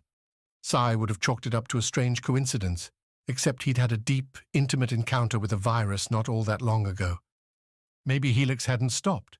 Maybe Kaya's blood wasn't the only genetic toy Vana played with. Sai took the last few stairs at a run, pistol out and ready for any more surprises. None interrupted the journey to the salvage level, marked by scrawled white lettering on the heavy door. No lock on this one, nothing beyond an ordinary handle. Stepping to the side, Sai opened the way slow, keeping the door's bulk between him and what lay beyond. Chapter 23. The Spiral. The capsule went to the bottom. Gregor watched the level counter descend, the lights around the tube and the stop frequency slowing as the distance between each level grew. Somewhere along the drop, the capsule went beneath the water's surface, a sensation marked by nothing more than an indicator next to the levels, a little blue-lit waterline. After the first few seconds acclimating to the falling sensation, Gregor made the reasonable assumption that Vana and her agents had adjusted Sever's capsule inputs, sending them to different places. The question now became whether those places were chosen with a reason or at random. Hard to believe a random number would pick the deepest spot available. Gregor kept a tight grip on his hammer as the capsule opened. Unlike the other platforms above, this one had only 2 tubes. One going up, one going down, both ending right where Gregor stood, bathed in a deep blue light, as if the designers here decided to play up the undersea vibes. Not that many would see it. Kaio's spike narrowed to a surprising end. Gregor had expected a small room, maybe some consoles tracking various things Kaio wanted to monitor. Instead, the capsule pushed Gregor out into a mushrooming space, not all that large, but beautiful. Reinforced glass arced away from the capsule platform, billowing out into a circular chamber. This far down, any surface light had ceased its journey and dissipated, leaving a darkness meekly penetrated by soft white diodes lacing the glass in straight-line patterns. Sea life, perhaps drawn to the structure's heat, or light's novelty this far down, clustered around, swimming into visibility, and then vanishing into the shadows. Stunning in a way, and Gregor decided he didn't really mind Vana's trick, if only because he'd never have seen this. Beyond the sea view, though, the chamber adopted more functional purposes. A marked stairway offered a chance to descend further for any necessary maintenance to Kio's deep anchor running below Jilin 4's ground. A sizable console did make its presence known, squatting against a wall, with Salinity's logo glowing against a locked screen. A protein and water vending machine sat opposite, nearby a table, chairs, and what appeared to be a couch that could pull out into a bed. Someone ran shifts down here, keeping tabs on the absolute bottom. Gregor let his hammer slide off his hands, clank its head on the floor. Without an immediate threat and without any other way to leave this level, Gregor went to the upward capsule call and stood on it. Too late. The capsule he'd been on rushed around and up before Gregor made it, vanishing towards the surface. Who knew how long he'd have to wait for another one to make the trip this far down? As his hammer's clang petered out, a response echoed up from the stairwell. The steady stomping of feet on steps. The intermixed sounds led Gregor to think there might be more than one person coming up, possibly several. Given the single couch down here, it figured Salinity would only have a lone worker this far down at a time, which meant odds weren't zero, something was amiss, which meant Gregor ought to pick up his hammer and get to a better spot. Leaving the capsule pad, Gregor went to the stairwell's far side, waiting where anyone climbing up the steps ought to have their back turned. As the well sank right into the floor, only a slight metal railing served to part Gregor from his approaching target, and the big man could get in a hammer blow over that rail without issue. Yet when the time came, when a ragged mop of patchy blonde hair appeared, Gregor didn't swing. The juicy opportunity passed because Gregor saw the Defense Corp crimson uniform with the black bars marking an agent career. That alone wouldn't have stopped the swing, except the uniform hung on the man's shoulders in tatters, and beneath it was something that stopped Gregor cold. You don't forget a sight like Philox. The one-time human, on Dinas, had been an early sort of success for the viral work going on there. Gregor never quite figured out the goal, but Philox had been sequestered deep in the planet's swamp, where the man had endured tests and been kept alive as the viral mutation remade his body. Philox had been able to spread the virus to guards and other people that had made the mistake of getting close to him, and the mark of that spread came in shadowed, pulsing dark growths along the victims, marks that looked real similar to what he saw now. When Gregor last saw Philox, the man had been a shell hollowed out by the infection. The virus, so Philox said, ate and ate and ate until nothing remained. That time, Gregor had swung the hammer and delivered Philox from his torment. This time, he'd ask a few questions first. "You can stop there," Gregor said as the man neared the top step. Behind the man, a second person, This one, a woman and looking even worse off, followed, slouched. Another step and it will be your last. As if that's a threat. The man spoke like whistle through gravel. You can't expect the condemned to care about an early send-off? Then, as if he found his own words hilarious, the man let loose a dry chuckle. The woman below joined in, her voice as faint as a whisper. Because you are infected? It's that obvious now? The man turned around, daring Gregor to swing, and almost fell down the stairs. With a hand, the man caught himself on the stairwell wall, throwing a look at Gregor as if to say, "Isn't this fun?" Only 2 days since they cut us off. 2 days, and this is what happens. Gregor left his hammer in his left hand, drew his pistol with his right. He didn't see a weapon on the man, and the woman, who dropped to her hands and knees on the steps, didn't seem capable of anything dangerous. Who cut you off, and why are you here? The man, apparently deciding standing took all too much effort, sat back on the top step, cocked his head Gregor's way. Beneath the man's chin, dominating his neck, sat another growth, black and wriggling. Gregor's stomach turned. He didn't fear death, but this? You're the one we're supposed to attack, the man said, nodding towards Gregor's hammer. Kill you, Vana said, and we'd get our doses. Another laugh, wheezed and short. As if we'd live that long, even if you were kind enough to die for us. A whooshing noise drew Gregor's attention beyond the man, back towards the capsule tubes. His call had been answered, and a new capsule sat waiting. Gregor could ditch these two, head back up, where a pony and Sai might need him. The mission called. But so did Felix and the man's memory. There were answers waiting here, ones Gregor might never find if he left now. I have seen your infection before, Gregor said, choosing to go with the blunt truth. These two were too far gone for any games. On Dynas, that one didn't live long. Hylix.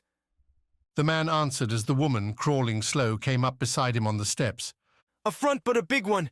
Renard had so many convinced the breakthroughs were almost there. A controlled environment, free to test. 3 years, the woman said, and Gregor had to focus to hear her voice. 3 years we were there, watching, tracking, protecting Anaskia and her work. This is what we get? Renard promised we'd never have to worry about cash again.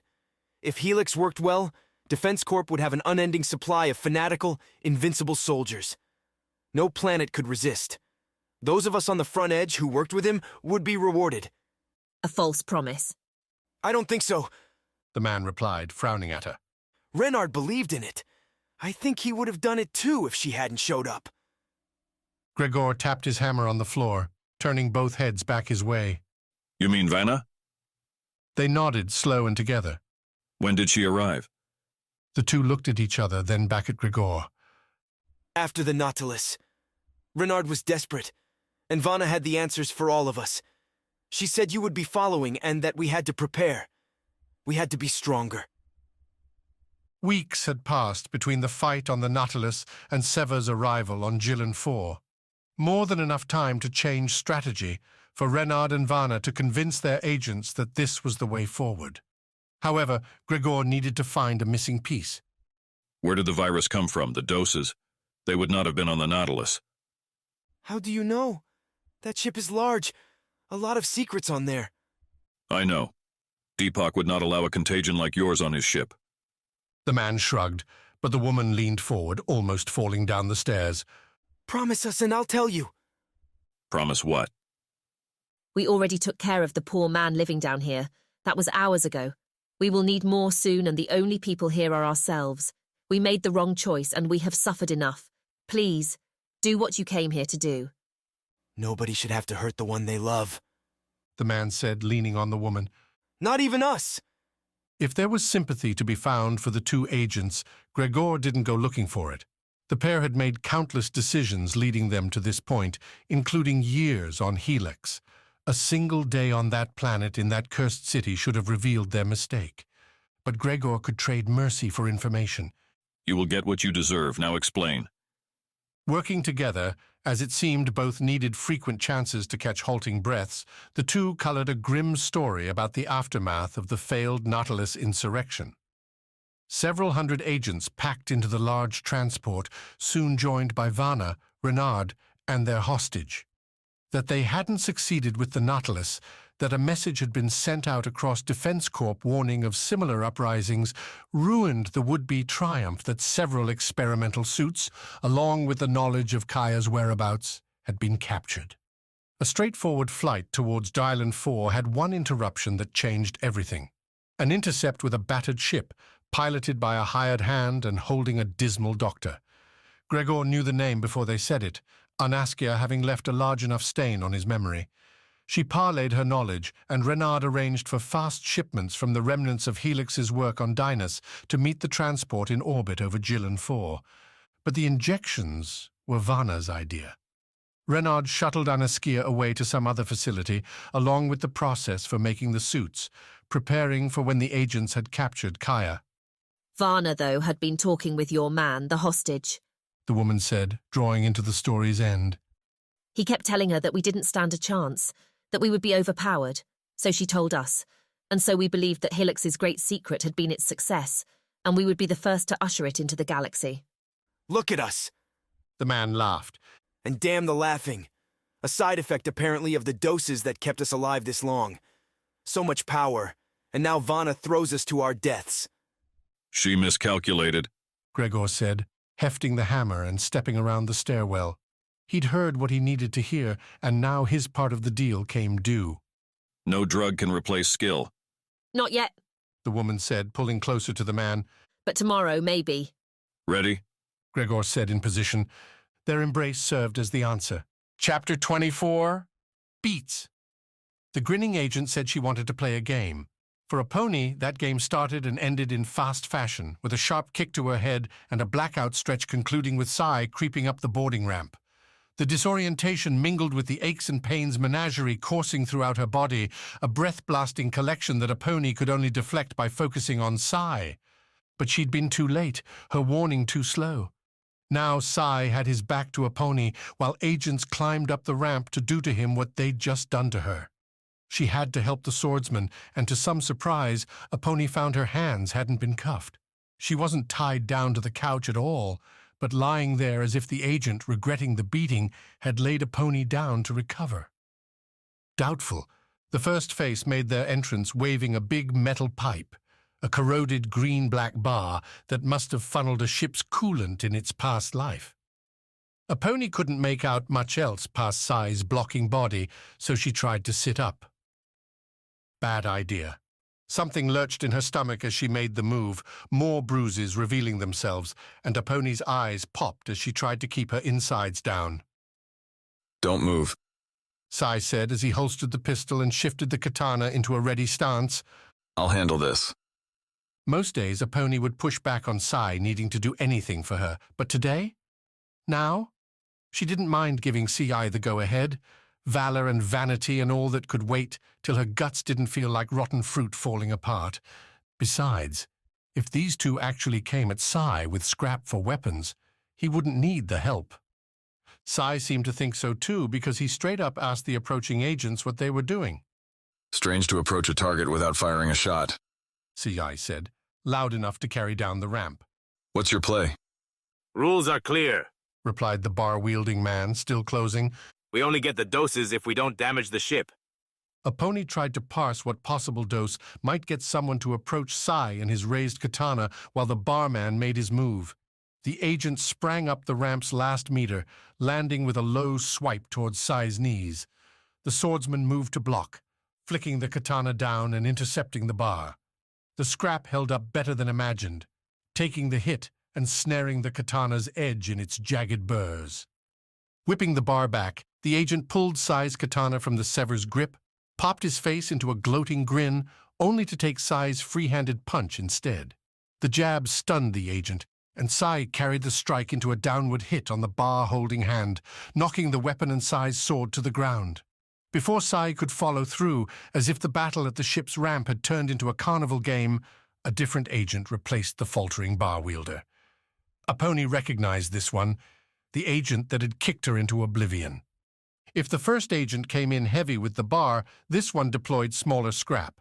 Slivers, maybe a half-meter long apiece, stabbed towards Sai and caught his jacket, tore the vest beneath.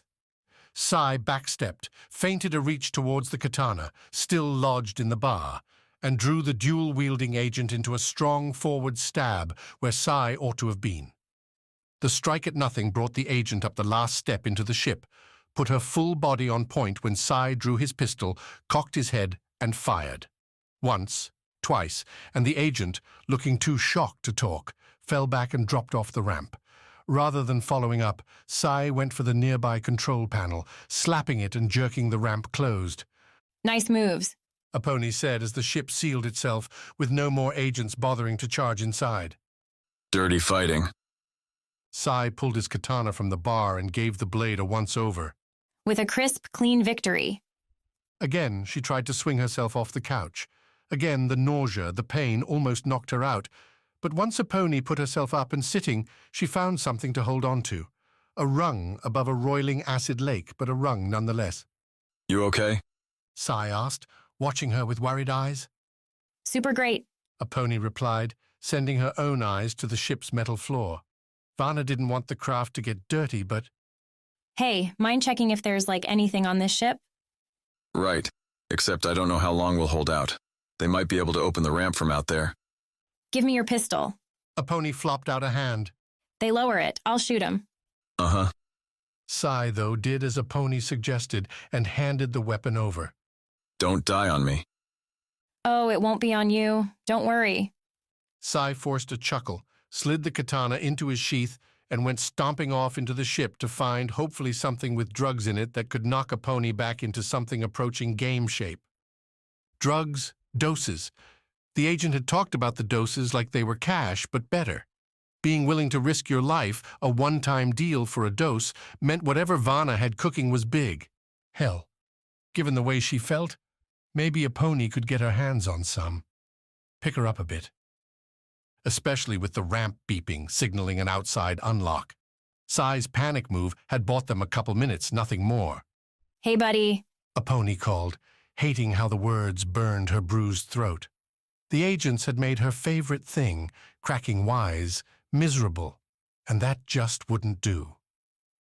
How's that search going? Sai appeared as if summoned, popping back into the central chamber and sparing a frown at the ramp as it began sliding down again. His hands held a standard first aid kit, good for cuts and the occasional out-of-space bout of nausea. There's some painkillers in there. Not much else that might help. Give me. Aponi replied, and Sai complied. Renard must have been one of those who frowned on the body-numbing pleasures of modern medicine. The kit had the least amount of good things in it that Aponi had ever seen, but she made do by slamming a few nerve-dulling pills, while Sai put himself in harm's way. The effect wouldn't be instantaneous, but Aponi might be able to stand up before the agents killed them both. Think they'll come up single file again? One can only hope. Instead, nobody appeared. The ramp went down, touched the ground, and the control panel beeped accordingly. Exiting, entering, both were good to go, and neither seemed to be happening. Still on the couch, cradling the pistol, Aponi motioned for Sai to move aside, get his back against the ship's inner wall, clearing her firing zone. If the agents down below wanted to wait out the Sever duo, well, Sai and Aponi could sit. Make them come to us? Sai signed, using the hand signals Sever had developed over the years. I'm not going to them, Aponi replied, wishing the finger language had a broader vocabulary so she could put the appropriate curses where they belonged. Aponi figured her odds of standing without falling on her own face were catastrophic, so there wasn't any chance of a heroic exodus. Sai seemed to understand and put himself into position. Outside, voices came up the ramp. Talks between several agents, rapid fire and mingling every so often with that odd laughter. Few things amplified the creepy vibes more than people plotting your demise and chuckling while doing so. Minutes went by, the conversation continued, and Aponi hit her wall. You all coming in or not? Aponi shouted through the doorway. I'm getting bored up here. In response, 2 small dark capsules bounced up and through the ramp. Any Defense Corps soldier who'd spent more than a week with the company knew what those capsules meant. Aponi jammed her eyes shut, tried to bring her fingers up to her ears. The flashbangs did their work, Tried and true tools that had been around long before a pony graced the galaxy with her living presence, the damn things earned their keep by flaring through her closed eyes, by popping her ears with such force that her already woozy head rang. Unable to hold any real composure with her body in panic mode, a pony pitched forward off the couch and hit the ship's metal floor hard. The fall saved her life. Her ears ringing, her eyes blinded, a pony couldn't hear, couldn't see. She could, though, feel. Tremors coursed through the floor and touched her fingers as feet pounded up the ramp.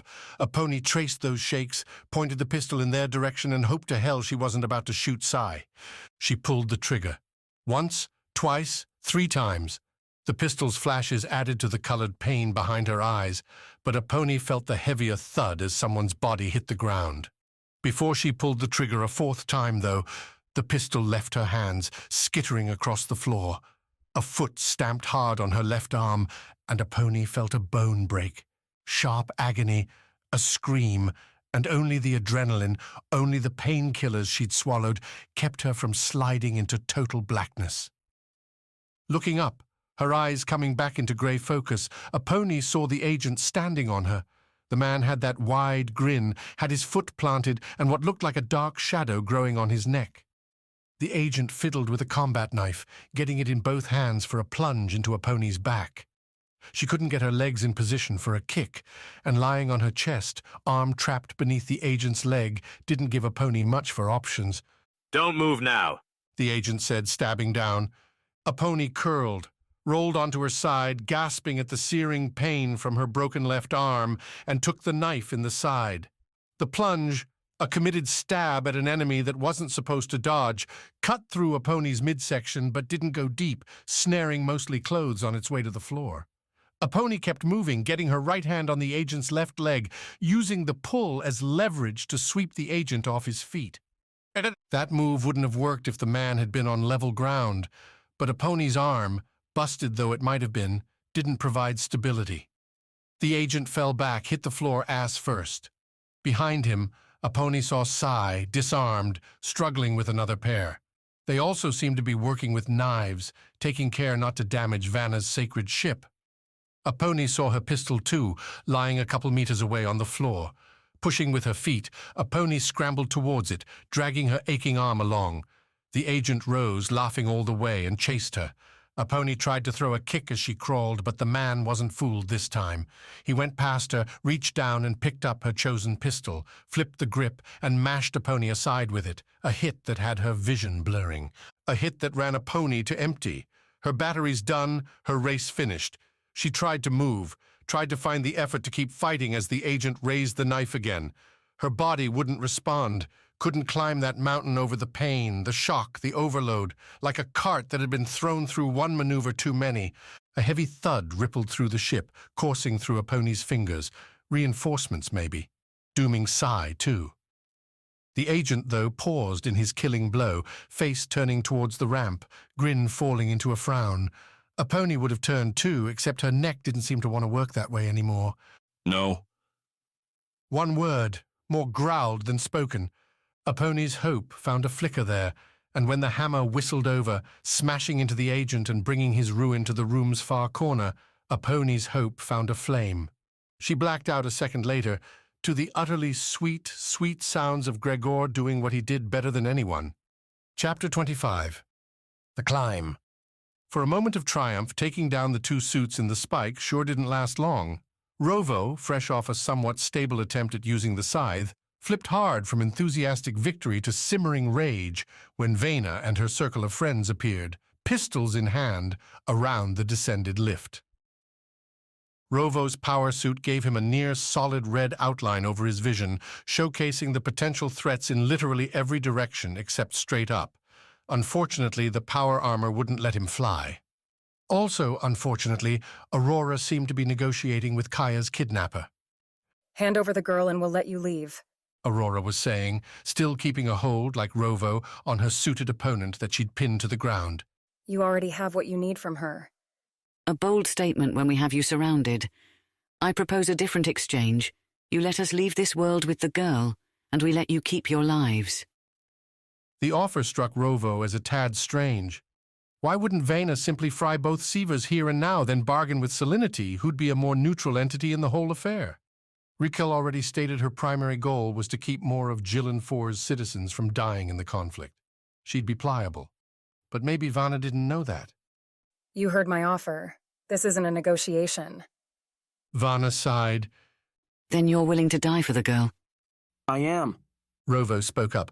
Like Aurora said, you don't need her anymore. Why are you doing this? An insurance policy. Vana seemed like she wanted to continue, but her wristlet buzzed. This time the sigh went deeper than before. But it seems like my insurance isn't quite as good as it once was. Perhaps, Aurora, I will take your deal. Rovo blinked. He did not see that turn coming. Then where's the girl? Hand her over. We'll head up and clear out, and then you can leave. She's not here. Vana waved around at all the pistol-wielding agents. Do you think this is any place for child? Once we did the draws, I had her moved. After we've left, I will send you the coordinates to find her. Like we can trust you. Like you have a choice. Vana replied, and Rovo hated how Vana always sounded so calm, as if everything seemed to be going according to her plan. Protest, fight, do what you want, but if you want to find the girl, you will need my help. Aurora glanced Rovo's way, and in that face Rovo saw the answer he was looking for. The rookie wanted Kaya alive, wanted her safe, but he couldn't trust Vana. Not after the traps, the double crosses, the continued coercion. Raquel and Salinity had the planet under close observation. The agents wouldn't be able to get her out, and Salinity would track the kid down without too much trouble. Rovo had to believe that, because the inverse, letting Vana go now. I'm placing a different bet. What? Vana asked, and Rovo answered by whipping the stolen knife over the surrounding crowd. The blade struck the thick tube running water through the heating coils. The glass, meant to withstand earthquakes, to handle heat, wasn't built to deal with a direct stab from an object designed to cut through armor. The knife pierced, the tube cracked, and the spray began. Lifeboat! Vana's shout cut above the sudden panic as boiling water blew into the lift chamber. 2 doors, leading to somewhere Rovo didn't know, clogged as agents rushed to fill them. None thought about taking potshots at Rovo and Aurora. None thought to get in their way as the 2 Severs took a different path. Aurora made the faster move, jumping from her pinned soldier to grab Vana as the agent leader broke for one of the doors. As Aurora snagged Vana's arm, the water tube cracked more, glass folding in with the spray, turning it to a deluge. The structure started to rattle, alarms cried, and agents continued to flee. Raquel? Rovo shouted into his wristlet, stepping off the pinned suit and letting that agent too run for the doors. In a suit like that, the man would never fit in a lifeboat anyway. Get your people off this thing. What's happening? Rovo could barely hear Raquel over the noise. Little problem with the spike. Watch for agents leaving in lifeboats. They'll need pickup. Or you can just shoot them. Rovo! Aurora shouted, and the rookie realized the water in the spike had reached his ankles, growing quickly. Time to move. The Sever captain had Vana held tight in her left arm, with Aurora's right pulling the power armor grapple free and prepping to throw it up. Above, the long spike stretched with its blue and now flickering red alarm, lights. They could have gone through the exits after the agents and hoped their enemies left them room on the lifeboats, and not likely. So that meant up, racing the water. For a brief moment, Rovo considered just swimming, treading in the water as it rose. That thought died quick when his visor alerted him to the growing heat at his feet. This wasn't cold seawater, but near-boiling liquid superheated as the spike fulfilled its purpose. Beyond that, the spike had been damaged, circuits potentially exposed. Any moment might turn the growing pool into an electrified death trap. Cool! Aurora jumped, throwing the grapple as she sprang. The hook bit into the water tube farther up, catching into the glass and holding fast. With the leak down below, more water didn't spray out from the new crack. Nice throw, Rovo said, reaching down to snag his lost scythe shield from beneath the water and slotting it into his belt. Let me know if you need a hand. Just move, Aurora called down. Rather than use the grapple, Rovo pulled out his combat knife, put it into his left hand, while keeping his long hooked scythe in his other. Turning on the kinetic boosters, Rovo leaped from the knee-deep pool and bit his weapons into the spike's wall. The metal, like the glass, hadn't been designed to resist sharp thrusts, and Rovo's blades bit in well. Now the rookie had to do something he'd never done before, climb, using knives for hands. Rovo started with the scythe, a jerking reach that moved him up a meter. The combat knife didn't give as deep a hold, and it took a couple jabs to get the weapon stable enough for Rovo to put any weight on it, but he moved. The power armor compensated for its own weight, doing what it could to add grip strength. All the same, Rovo felt like he was lifting a truck. Aurora, on the opposite side, took a different approach, one that seemed, frankly, smarter.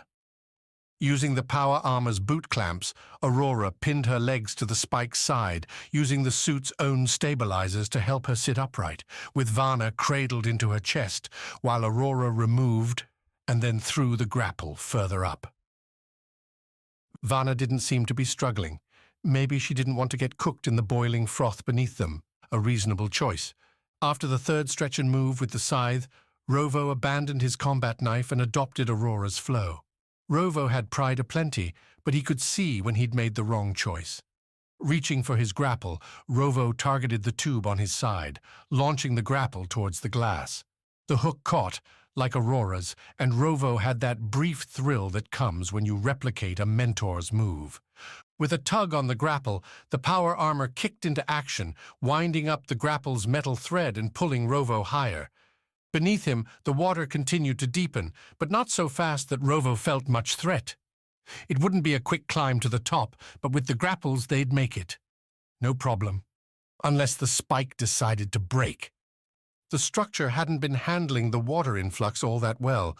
Its alarms blared, the lights flashed, but the growing pool had the walls shuddering as Rovo and Aurora, with Vana nestled against her, climbed. Loud groans rumbled through the air, punctuated by pops as gaskets and moldings split, broke, and splintered around them. Thinking we should hurry? Rovo shouted across the spike. He'd been keeping pace with Aurora, having caught up to her now. It seemed bad form to ditch the captive-carrying captain. Can you go any faster? If I dropped Vana into the water. Aurora called back, launching the grapple up again. Not the worst idea. Rovo had confidence Selenity could find the child, but if Sever had Vana already, it seemed like a decent play to keep her alive. Until, anyway, they had Kaya in their hands. Rovo had snapped one neck on Jill and 4. He could make it 2. The thought shook the rookie as he climbed up another reach on the spike, nothing like a little self-reflection in the midst of a crisis. And yet, Sever always seemed to be in one of those. Had the continual battering against Rovo's own will ground it down until he had nothing more than frustrated anger, where the ends, saving Kia, more than justified murderous means? Any answer to that question would have to wait, because the tube Rovo had been using for his grapple peeled away from the wall. No, the wall itself was breaking apart. Water spilled out between metal panels, showering Rovo in icy liquid. The cold seawater plummeted into the hot pool below, billowing up steam that turned the view inside the spike into an impenetrable fog. Rovo dug his scythe deep into the wall, hoping this section wouldn't break away quite yet. Raising his wristlet to his mouth, he told the thing to contact Raquel, and the wristlet followed its orders. Rovo? Raquel's voice came through, patching into the rookie's visor. "Where are you two? I have the last skiff. We're waiting." "Open the top hatch, please now." "On it," Raquel said, while Rovo felt his grapple break loose and fall away. Without being able to see, he'd have to go back to the manual climb. "How close are you?" "Can't tell. Getting closer. Hold tight and we'll get there." "The spike's not doing so." Raquel's connection cut as Aurora's voice, taking squad band priority, broke through. "Rovo, go. I can't grapple with this fog. Get up top, drop your line, and we'll ride it out." A race against water now rising fast with more pouring in from all sides. Maybe not as skin-boiling hot, but even the best swimmer wouldn't be able to escape getting entombed in the collapsing spike. The steam fog broke when daylight shone in from above. Raquel had made her move, opened up the hatch, and Rovo kept climbing towards it, falling back on the knife and scythe combo, sticking around faltering wall panels until he made it to the spike's top. Now he had to go horizontal, climbing along the spike's ceiling while the structure disintegrated around him. You know, just a normal day in Sever Squad. Below, Aurora and Vana clung to the wall, the water catching up to them. The churning mess continued to billow up steam, though at least the alarms were dying now, their generators faltering as the spike continued its collapse to the ocean's floor. Rovo tried driving the scythe into the ceiling, but the walls here were thicker, meant to support landing craft. The weapon wouldn't bite, much less hold Rovo's weight. He'd need a different tactic. Using his boot clamps, Rovo reoriented, turned himself to face the spike's center. He dropped a meter, leveraging the scythe to give himself a better angle. What are you doing, Rovo? Aurora's voice, still taut with authority, picked up a worried edge. Being awesome. Punching the energy, Rovo kicked off the wall in a jump more horizontal than vertical. The leap brought the rookie over the center gap, haloed him for a hot moment in the daylight. Rovo reached up, extended with the scythe, and nearly tore his arm off when the thing caught. Dangling over the spike's shaft and a very, very deep, watery grave beneath him, Rovo refused to look down. Instead, he punched what little energy remained from the jump into the boosters in his boots. The kick, without something to push against, wasn't much, but the scythe held, and Rovo's left hand managed to get up enough to catch a grip. More hands fell around it as Raquel and a couple loyal Selenity guards rushed in, ready to tug as Rovo made a lunge with the scythe. The weapon bit into the spike's surface, and with the power armor assisting, along with the sort of helpful human trio, the power armor had too much weight for their tugs to be anything more than minor. Rovo crawled onto the spike's surface and nearly rolled. The spike listed to the side, turning the level platform into a hill. The two skiffs that remained close weren't actually docked anymore, but hovering nearby. That list, though Rovo hadn't realized it inside, made it possible for his desperate jump to succeed in the first place. Sometimes disaster works in your favor. Rovo. Aurora's voice cracked through. Anytime now. Turning back around, Rovo dropped his grapple down towards Aurora. Bathed in the flickering blue remnants coupled with the daylight, his captain and her captive, with the water kissing Aurora's heels, looked fantastical. Aurora slipped the grapple onto her belt, then kicked off with her kinetic boosters, launching towards the exit. Vana climbed first as they came close, moving up on Aurora's shoulders. Rovo reached down, grabbed Vana's hand. He'd get her up, hand her over, then reach down for Aurora. Simple enough. The agent came up readily, hitting the spike's surface. Thanks for the save, but you really shouldn't be so nice. Rovo, already moving to reach for Aurora, glanced Vana's way. What? You'll always get hurt in the end. Vana said, and as Raquel, her two guards, went for her, Vana punched the grapple release on Rovo's suit. The cord sprang free, whistling over the edge. Aurora, holding on to the grapple's end, dropped with the cable, disappearing into the roiling sea. Chapter 26. For a swim. Aurora hit the water with a calm that came from 1,000 life-threatening situations conquered.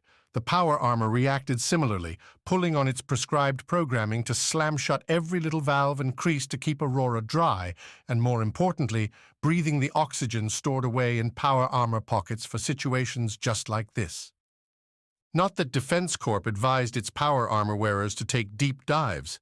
The suit would, eventually, ruin out of energy and the ability to keep any real air flowing through it, leaving its pilot immersed in a forever cocoon at the bottom of some ocean or another. The same principles applied to vacuum, though outer space at least gave its doomed traveler a better view before turning them to ice. Aurora took in all those thoughts in a quick flash as the suit sank through a spike she'd already spent far too much time inside. Vana's trick lingered as Aurora took out her own grapple, found it useless in the water, and then tried to swim. Her legs and arms, boosted by the kinetic power coursing through the suit, did an admirable job kicking Aurora upwards. The water that had been boiling, ready to cook an earlier version of the falling Sever into a steamed dinner, now only tripped the medium heat sensors in the armor, apparently cooled enough by the ocean around. Switch this out for a swimsuit and I might enjoy it, Aurora muttered as her kicks reached the spike's outer edge. What had been smooth wall crumpled and bent as water pressure tugged the building apart. In a way, this made it easier for Aurora, as that wall now had handholds aplenty. Aurora found a grip and pulled, bringing herself up one burst and grab at a time. The surface sat not all that far away, sparkling in the daylight. The contest now became less a battle with drowning and more about whether Aurora could make it to the surface before the spike gave way and collapsed completely. Swimming in the power armor came hard enough, doing it while dodging falling metal plates. Aurora, you still there? Rovo's voice crackled through the comm on Sever's squad band. No, I vanished. Aurora snapped. I'm climbing up. Make it fast. The skiffs are having a hard time keeping level with the pad now. Where's Vana? Raquel's with her. They're going back to the Salinity base. You're not? Aurora wanted to punch Rovo, but she settled for another reach and pull. Another meter or two and she'd be back in fresh air, ready to make the final ascent. Why did you let Vana go? Rovo didn't reply right away. Good. At least the rookie had the sense to realize when he'd done something stupid. You always say the squad matters most. I didn't want to leave you. I'm not surrounded by enemies or bleeding out, Rovo. Can you get on that skiff? It's already gone. Aurora's curse coincided with another pull, one that broke her over the turbulent surface. Roiling water slapped across her visor, confusing its sensors as they tried to find the best spectrum. Not that it mattered. She'd have to be totally blind to miss the big, sparkling hole in the spike's middle. Less easy to see, but no less critical, was Rovo's arm. The rookie had it extended down in a long reach, dangling for Aurora to make a swim kick jump.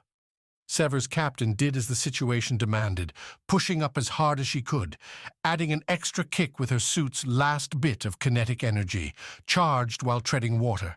Like some metal, ugly dolphin, Aurora broke the surface and stretched. In a movie, Aurora felt the moment would have played in slow motion. In real time, she never had a chance. As Aurora broke free from the roil, Salinity's spike had its last moment as a sound structure. The fibers keeping the thing standing straight bent and snapped under the water pressure, providing an excellent crack to Aurora's flashy move while signaling that same move's failure. The top-level landing pad slanted to the side, lurching Rovo back from his perch and out of sight.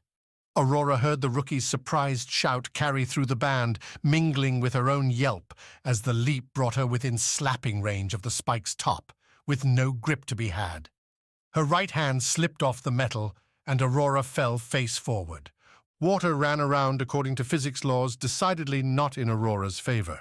Instead of a plummet back into the deep pool, Aurora hit a rushing water wave, pushing her towards the hole Aurora had been trying to reach. Only this time, instead of a helpful hand and a pull to a valiant escape, the water flushed Aurora through, out into the air far above the ocean's surface. Aurora's head, exiting first, pulled her body into a tumble as she reached for and snagged the landing pad's lip. Kicking her boots around, Aurora activated the clamps, digging them into the flat surface. Water poured over and around her, the visor keeping it from her eyes. Where are you? Rovo called, a surprise seeing as Aurora figured he'd have plummeted to a back-breaking smash to the water's surface. Hanging onto the spike's end. Aurora's assessment had strict accuracy for the moment, but the spike's continued fall, a slow-motion collapse as the structure snapped its top half from its base, would force an evacuation any second. Where are you? Jump to a skiff. We'll come in, grab you. Negative, Aurora said, feeling the spike's top continue its rotation. Pick me up from the water after. The water roared up its fury, then slowed to a dripping trickle as the collapse continued, splitting away the spike's top from the ocean flow below. Aurora's stomach did a flip as Sever's captain swung back first towards the sea, now hanging upside down thanks to her boot clamps. Snapping cables and cracking plates made a shrieking cavalcade as the spike began its straight-down plummet. Aurora's visor calculated the drop around 100 meters, and she'd hit the water followed by who knows how many broken metal kilos. Not great. Aurora sucked in a breath. Defense Corp didn't have any training for this. Normally, artillery or orbital bombardment collapsed any important buildings before Sever arrived. Instead, she had to draw on instinct, on momentum. Releasing her grip on the landing pad's lip but keeping her boots locked in, Aurora pushed herself into a swing. At the apex, as the spike fell towards the ocean, Aurora released the boots. Unlocked, with the power armor's weight pulling her along, Aurora flew, so much as someone in a bulky suit could fly, down and away from the crashing spike. The additional speed drove Aurora into the water like a missile, and she speared her arms to slice through the waves, plunging her deep. Her aim brought her right to the spike's still-standing structure, its underwater lights giving Aurora a target even as the collapsing half entered the sea behind her. The falling metal pushed water forward in a gushing spurt, tumbling Aurora ahead until she smashed into the spike's lower half. Her power suit groaned along with Aurora's muscles, and her eyes flashed a few cool colors as her brain took a rattle. The water's moving pressure kept Aurora planted against the spike's side for a long breath, but the reverse sucking began quick. Using those boot locks, Aurora wanted to find who'd made the things and gift them as much cash as she could spare. The Sever captain sealed herself to the outer wall, watching the water rush back around her. The spike's top half drifted down, bubbles rising all across the massive structure like a natural funeral procession. Aurora watched it glide past her, heading further down into the ocean's depths. She'd just been inside that thing, just been trying to get to its top, and now there it went, gone forever to a darkness Aurora hoped never to penetrate. Captain? Rovo's voice, scratchy getting through all that water, broke through. Aurora didn't answer at first. She breathed, waited, reconciled the fact that she wasn't about to die with what had just happened. Aurora! Rovo put in some edge this time, a little panic. Please tell me you're there. I'm here, Aurora said, not moving, not daring to unlock her boots. I'm underwater, locked to the spike's remains. Swimming to the surface or climbing to it seemed an impossible task. Her visor said she had enough air left for 30 minutes. Aurora could afford to put herself together. Are you hurt? Aurora closed her eyes. Not hurt. Tired, but not hurt. So often, only after the moment had passed, did Aurora feel any fear, any worry over what had happened. In those split seconds, locking the boots or making the leap for Rovo's hand, the objective held prime in Aurora's mind. The physical actions necessary to complete that objective ran roughshod over any emotions that could get in the way. Now Aurora had time to piece the whole thing back together. That was a good shot. What? To break the spike. Did you know that would happen? Rovo laughed, the weary, excited sound of a victor. I had no idea. I thought it might spray some water. Maybe trigger an alarm for us to use as a distraction. Take him by surprise. Instead, you've cost Salinity a lot. Raquel won't be happy. But we're alive. That has to count for something. We'll see how much, Aurora replied. Taking another big breath, she sighed.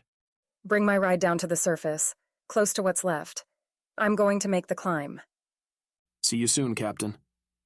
The skiff, with Rovo and Aurora crushed into the back seats, made its way back to the Salinity facility with as much speed as the pilot could coax out of it. Aurora's suit dripped a puddle onto the floor, its white and black paint glistening under the daylight, a pretty contrast to its pilot's frustrated face. They'd left the agents in their emergency pods, floating on the open waves. Salinity security would come for them later, charge them with who cared what, so long as the agents were kept out of commission. Raquel's still not answering. Aurora asked Rovo for the 4th time in the hour since they'd flown away. No, but she's probably busy, maybe.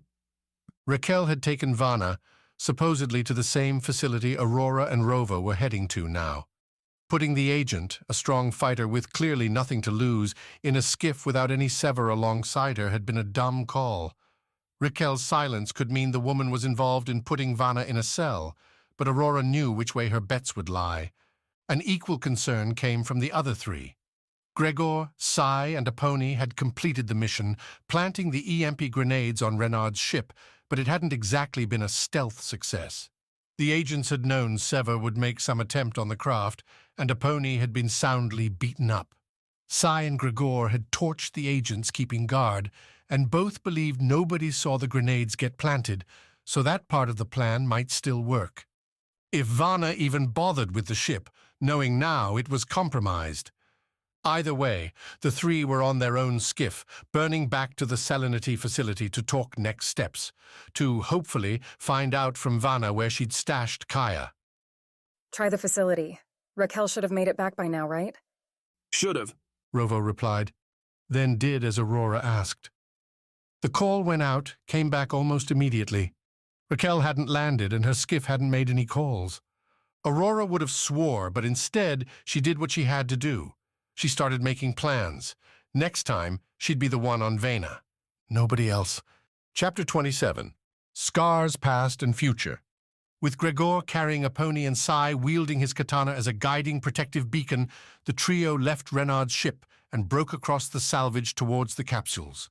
With Gregor's help inside the craft, the attacking agents had been reduced to mauled gristle and bone. While the ship had escaped serious marring, the insides would nevertheless need a strong cleaning to make them whole again.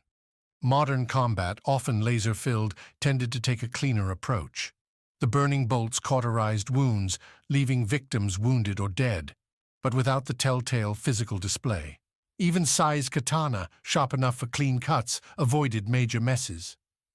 Gregor's hammer, however, harkened back to the old, brutal days. Its bashing left a barbarian's tale behind, one that shadowed Sai's steps. Sever and Sai had danced with death too many times since Dinas. The variety had Sai wincing as the trio took capsules up. The wait while a pony loaded hers slow, while Gregor squeezed into his careful, replayed the damages suffered. Sai had found himself nearly shoved into vacuum, injected with a murderous virus on the business ends of who knew how many pistols, rifles, and starship turrets. At some point, you had to look around and wonder at how you still lived.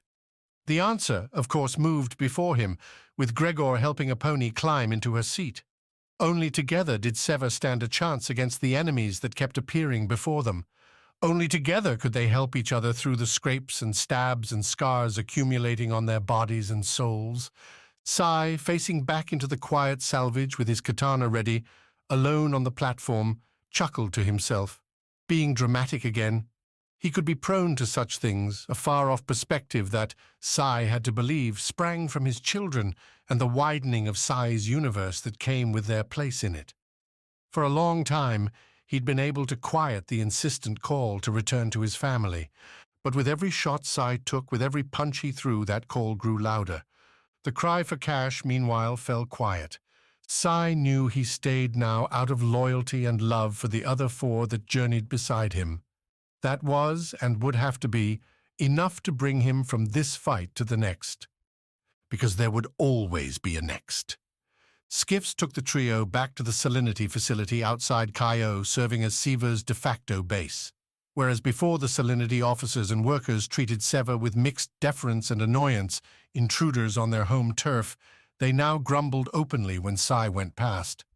At first the expressions confused the three, but when Raquel's absence, her kidnapping on a botched raid led by Rovo and Aurora became known, Sai understood. Defense Corp was vengeful, wrong its outfits, and, regardless of the contract, Defense Corp would spare no resources in hunting you down and destroying you. The stance came part and parcel with protecting Defense Corp's reputation as the galaxy's foremost destruction purveyor. Sai himself, both before and after he joined Sever, had played parts in missions designed simply to teach a lesson with fire and flame. Vengeance, though, required a target. With Raquel and the other troopers in the skiff with her missing and their presumed captor vanished, the frustration all too easily found a mark on the intruders. The strange squad that had dropped onto Jilan 4 and brought so much chaos to the lives of family men and women, to people who'd thought themselves long retired from days filled with laser fire and nights watching their backs. Sai understood, but when he helped a pony off the skiff and towards the facility's medical unit, a 3-bed place meant more for headaches than broken bones, he didn't have much sympathy left to share. You'll bill the time to whomever you damn well want. Sai told the on-site physician and her supporting bots as they clustered around a pony, staring at the wounds and enduring a pony's cocky description of how they came to be. This isn't about cash, it's about getting a player back in a game you can't afford to lose. Can't afford to lose? The physician looked as doubtful as Sai had ever seen anyone, both eyebrows raising and mouth sliding into a smirk. That's a bold statement from a bunch of Defense Corp terrorists. A strong choice of words there. Sai would have picked up that insult and ran with it another day. But after this one, with his muscles screaming rest, with his brain telling him that Sai needed to find Aurora and put together some strategy for what came next. The man chose not to push it. Just help her. I know it's not what you expected, and I know you might not like us, but she didn't do this to herself. We're trying to save a child, that's all. If Sai had been more on his game, he'd have mentioned Kashmul, that Kaya was a daughter of a Salinity employee, but those logical arguments splintered and flew away in the mental breeze jumbling up Sai's skull. Amazing how a man could go from slicing and dicing with precision to, a few hours later, barely holding it together. The physician must have noticed, because that doubting stare fell away fast into a frowning reply. I'm not sure she's the only one that needs some help. Tell me you're not going back out soon. That depends on when we find the girl, because when we do, I'll be ready. The physician looked back towards a pony, pursed her lips. Then I'll do what I can to make sure she is, too. We planted them all, Sai said, back on the open overlook as evening crept in over the horizon. Aurora had the same table, and Sai joined her. No alcohol this time, no party. Grim and grittiness seemed the vibe. 3 grenades, all tied to my wristlet. Unless she gets off-world without us knowing, I'll be able to trigger them. At least we had one success today. I heard. The rookie brought down an entire spike. I'd call it impressive if I wasn't worried the cash was going to come out of our accounts. That's a fight I'm not having now, Aurora replied. Her hand, with a fork, picked at the vegetables on her plate, an orange and green medley losing steam to the chill outdoors. When you said how scary it felt on Dinah's, when you went below the waters in the swamp to get that mine. Yeah, power armor isn't much for swimming. Now I know. Aurora stiffened. After all the times we've gone out, I've never been that far under the ocean. The oxygen timer really does a number on you. The constant ticking, telling you how long you've got till you choke out and die. Makes it hard to focus, especially when you have to tell a rookie what to do. Sai started a grin, left it half-formed until Aurora matched it. They burned a few minutes eating, while the patio filled up with Salinity employees catching their own dinner. With a pony in the med bay, Gregor catching a nap and Rovo off dealing with his own demons, the two kept things quiet. Kaya wasn't there at all? Sai asked when the sky hit the best shade of orange. Vana played you? I don't think so. She's been ahead of us this whole time. Always ready, always leaking the right information to get us where she wants us. Hold up. That's your mood getting you. We're winning this.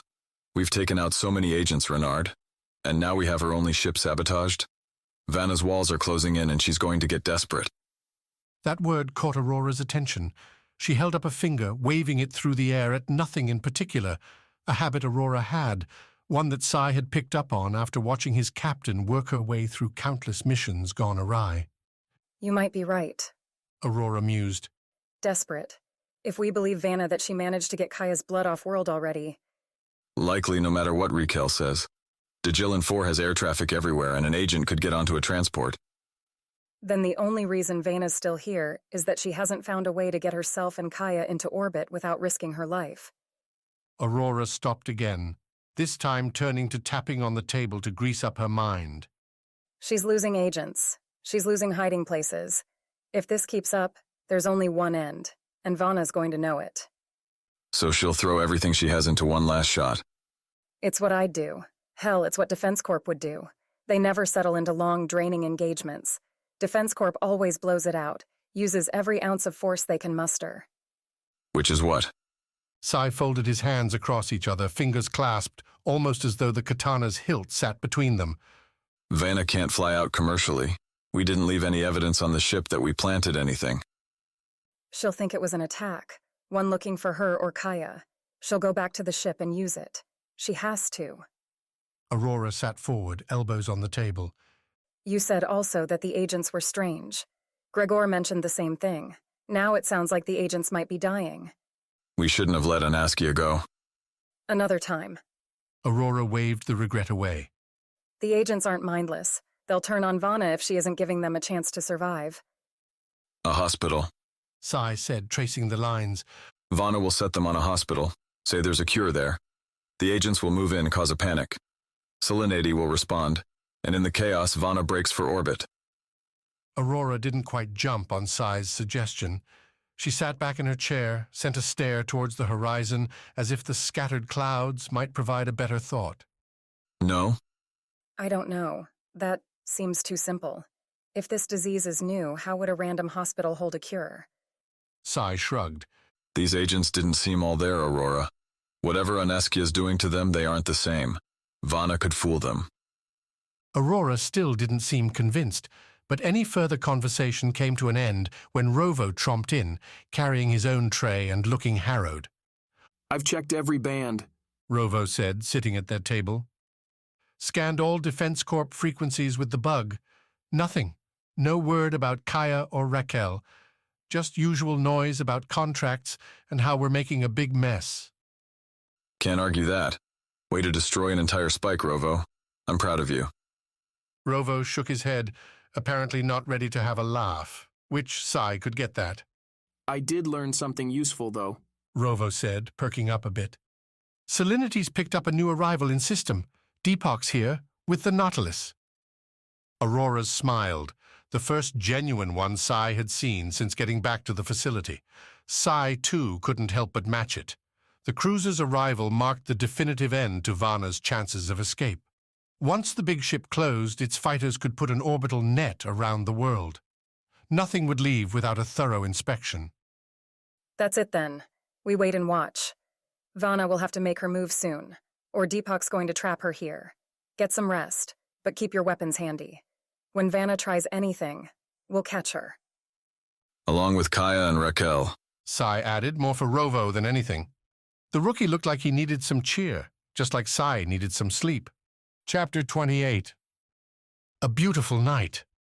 The nap went longer than Gregor anticipated, but he hadn't set an alarm and deserved what he wound up with. A late evening awakening with the kitchen closed and the only food coming from some vending machines. The soft, glowing things offered protein-spun products, synthetic vitamins, and every other snack designed to last until infinity and beyond. Gregor rubbed his eyes, stared at the unappealing list. Back on the Prisa, the other squad members, Aponi and her medical needs accepted, were all collapsing or nearly there after the long day. Salinity's facility echoed the hour, with most personnel who were spending the night. Many took skiffs back to Cayo at day's end, already ensconced within their quarters. The solitude made Gregor's decision all the harder. A man of action, Gregor looked at the disappointing array and couldn't find an easy answer. He needed someone behind him, prompting Gregor into a choice. Instead, and Gregor figured this could be a fault of his nap bringing him to the in-between zone of sleep and waking, he muddled through the lineup again and again, slowly clearing out rows and their branded options. That one, Gregor muttered, more to some invisible specter watching and waiting than to himself. His choice, a bacon-flavored vitamin and protein medley, clunked to the slot after Gregor's wristlet beamed his cash account details to the machine's satisfaction. Taking the wrapped solution to his rumbling stomach, Gregor made his second significant choice. He'd eat the thing on the deck, rather than returning to the Prisa's cramped quarters. If nothing else, the deck wouldn't remind him of possibilities as yet unfulfilled. Aponi hadn't had a chance yet to get to the Prisa's cockpit. When she did, the pilot would likely notice Gregor hadn't made any use of the communications relay, and the needling would commence. Gregor could put a stop to it, could head back to the ship right now and beam off a short message to the universe. Yet he went the other way, along low-lit hallways, past empty control centers and conference rooms. While Gregor didn't know everything Salinity ran from here, the facility seemed to be the company's foremost base keeping Jill and Four running. The Cayo headquarters handled more corporate duties, while the back end kept itself out of sight here among the waves. The office life felt like a foreign thing, a path never open to a man born on a spinning space rock, and one Gregor had never felt a compulsion to explore. Seeing the empty desks, the empty chairs, the break rooms with notices for various potlucks and corporate events, the pull again failed to capture Gregor's desire. But Gregor could and did find solace in the quiet deck, illuminated by soft red lighting laced around the outer edges, a concession to light pollution that gave Gregor a luminescent view of the starlit map overhead. Constellations unfamiliar and sparkling danced with one another up in the dark. Another alien vista calling to Gregor with all those unknown planets and their problems. How could you settle for just one home when so many others waited to be explored? The thermal chairs made a sit-down comfortable, gave Gregor a chance to finish the cheap food in relaxed peace. The sounds, which Gregor noticed when his own footfalls weren't added to them, didn't quite match the view. The facility felt noisier this night than most, with its nightly duties kicking up a heavy whine and thrum down below. The buzzing echoed off the waves, wrapping up and around so that it seemed like a million insects flew about in concert. Punctuating that steady noise came periodic and random thunks, light strikes on metal, a pipe or two in need of maintenance or a generator struggling to stay consistent. For a company as thorough as Salinity, the discordant sounds seemed unusual. Then again, with Sever and Vana blitzing around their planet, such routines might have been pushed back. The Nautilus had surely bumped its schedules after the fighting through its corridors. Soon enough, we'll have you back to normal. A chill cloud puffed away with his words. Gregor's sweater and sheer body mass kept him comfortable, but Gillen 4, especially away from the cities and their warming biomes, embraced a windswept, cool climate. Even with their stay on cold Vexa, Gregor hadn't overcome the sweaty horrors on Dinas, and the man, having finished the snack, stood and went to the railing to catch a windy kiss before heading back to the Presa. Far below, starlight coated a ghostly ocean. Shallow waves marched across its surface, their tension coming and going like forms struggling beneath a trapping net. Gregor received the icy smack he'd been looking for, inhaling the air and feeling it deliver a shocking sweet caress to his lungs. Few things were more refreshing. His eyes returned to the waves, drawn by a flicker that at first seemed like nature playing a trick, a wave tilting the wrong direction, the rippling black more solid than it should have been. The line, no, the block, kept moving, drawing in closer to the facility. Gregor figured the craft would be only a few meters above the water's surface, and the telltale ripples of its passing, now that Gregor looked for them, made an appearance for moments before the next wave washed the evidence away. A Salinity vessel, making a late-night approach at surface level without running lights. Gregor followed the thing's path as it swept towards the stout pillars anchoring the facility to Gillen 4's crust. The craft angled to Gregor's right, and there, hidden partly by the facility's bulk, Gregor saw something that made his blood ice more than the chill wind ever could. The lightless skiff wasn't alone. Several more black blocks lingered around the pillar, and climbing up the metal pole were many smaller forms. Those thunks Gregor had been hearing rose as the distant bodies struck grapples into the pillar's sides, and the whining, the skiffs hovering over the water. No friendly visit started with a midnight stealth entrance. Gregor brought up his wristlet, intending to radio out to Sever and signal an alert. When the little computer came up to his lips, a body came up over the balcony's edge. With her right hand grabbing and pulling Gregor's wristlet away from his mouth, the agent kept Gregor from calling to his squad. With her left hand, stabbing a knife towards Gregor's stomach, she tried to keep him from calling to anyone ever again. But one surprise cost the other. Gregor stepped back from the balcony's railing, enough that the knife only nicked his skin. The step yanked the agent, still holding Gregor's wristlet, over and onto the balcony main, where Gregor grabbed the woman's knife arm. Swinging her, Gregor threw the agent into a table and chairs mix, clattering the bunch into a tangled collapse. Cursing his decision to leave the Presa without a weapon, Gregor again went to his wristlet. This time, a shot came from behind. Hard and burning, the bolt crashed into Gregor's shoulder, the pain pushing him forward in a turning dive. Another laser flashed where his head had been, streaking its blue-black light over the sea. "Stop shooting!" Shout whispered the agent Gregor had thrown, picking herself up from the pile. "Not till we get the clear." His right arm felt like fire as Gregor picked himself up, facing the agent that had shot him. That man swapped his pistol for another of the combat knives, long-toothed things with edges meant to pierce body armor that'd fizzle a laser. The agent behind him would be on her feet in a second. To Gregor's left, potential salvation lay inside the facility. Gregor feinted forward, as if he meant to rush the second agent.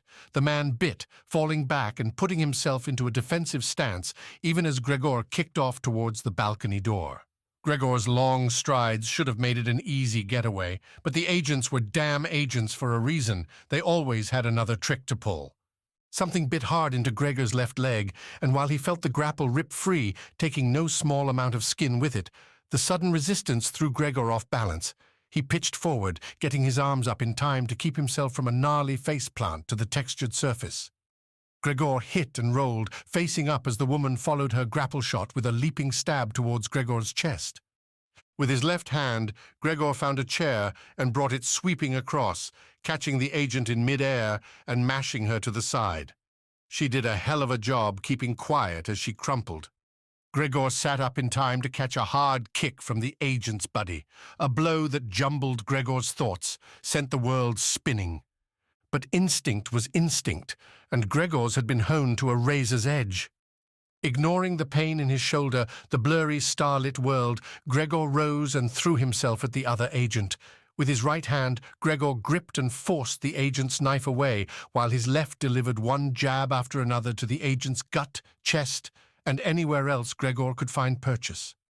The hits kept coming as Gregor walked the agent back out all the way to the edge, and with a final push, Gregor shoved the man up and over the railing. This one didn't go so quiet. The man's panicked shout rang out as he plummeted to a hard smack in the water far below. Wheeling around, Gregor saw 3 more agents had joined him on the balcony, ringing him with pistols drawn. Behind them, Gregor saw Vana's soldiers making their way through the balcony's doors, rushing inside the facility. No alarm rang, no calls to get ready. Soon, there wouldn't be anyone left to hear an alert if it came. Gregor punched his wristlet, opened the transmission to Sever's band. If he was going to die, he'd do it saving his squad. Come get me. Gregor yelled, loud enough for the mic to pick it up. Or are you cowards too scared to die? The middle agent cocked his head, laughed. We fail here and we're dead already. Kill him and let's go. Gregor faced the barrels with a wide grin, then broke right. He would die, but he would die fighting. As Gregor started to move, the soft red lights flared bright white. Other lights came up, bursting on as someone in the base realized things were wrong. Blaring alarms squawked, shattering the quiet. The flash, the sound threw the agent's shots by millimeters. They burned Gregor's back, slashed his hair and left a scar along his neck. Glazed his left elbow and left his sweater burning. But they didn't kill the Sever monster, and that was a mistake. Gregor reached the agent to his right, picking her up in a crushing hug and whirling, using the agent to catch the next few pistol shots as Gregor kept up his back pedal, falling back into the balcony's corner. The shots stopped as the agents realized they were peppering their friend. Drop her, shouted the same one that had spoken before. Gregor ignored him, kept backing up until he felt the railing at his back. His right hand moved, finding what it sought along the agent's belt. The agent repeated his order. Gregor's hostage groaned, barely alive. Barely would be enough. Neither of us die today, if we are lucky. Holding the agent tight, Gregor kicked them back, up and over the railing. Together they plunged through the starlight down towards the roiling waves. Chapter 29. Recovery Rumble. A pony hated waking up. Sleep always felt so much better than the event ending it. Today, no, tonight wasn't an exception. A gradual dehazing of her murky eyes into a room she didn't recognize, with dim monitors, a plugged-in IV, and a mushy cot that left her back questioning, as it often did, a pony's life choices. A pony pieced together the ride back to the salinity facility, followed by anesthesia and an operation a pony didn't remember that put her left forearm in a thick cast. The thing itched in the blue-gray light. The sensation prompted her body to finish waking up, hitting a biological floor reminding her that a pony had been absorbing fluids for hours without having a chance to use the bathroom. A reach confirmed a catheter, confirmed her body also still had bruises all over and the aches that came with them. To her right, a pony saw the call button for the facility's nurse. Or nurses? A pony couldn't recall how big the medical wing happened to be, and, frankly, she didn't care. After getting carried by Gregor sitting in a skiff and then getting plunked into this bed for most of the day, Apone wanted to move, wanted to feel, just for a moment or 3, what it felt like to operate under her own power. She removed the catheter, pull a stint or two in a Defense Corp med bay and you figure out how to get yourself some freedom, swept her legs off to the right side, dodging the IV pole, and with a groaning rise, Aponi achieved the same thing she'd managed at 1 year of life, standing on her own 2 feet. Dizziness punched in. The monitor to her left, a helpful screen laying out all that health data Aponi would rather not know about herself, beeped an alert. The sound died when Aponi tugged off the monitors. She waited for the nurse to come bounding in, asking Aponi what the hell she was doing.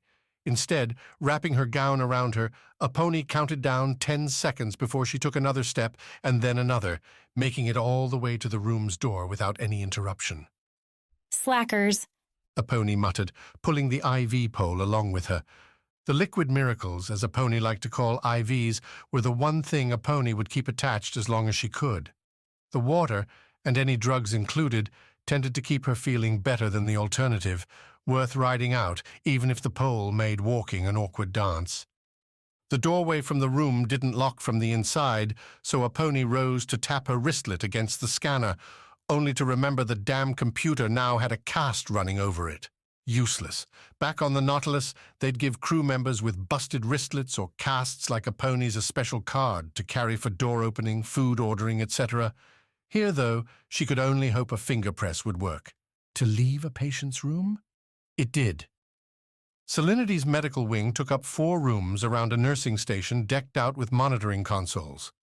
Aponi wasn't sure what Salinity did that put its employees in enough risk to require the hospital space, but the distance from Caio might mandate the equipment.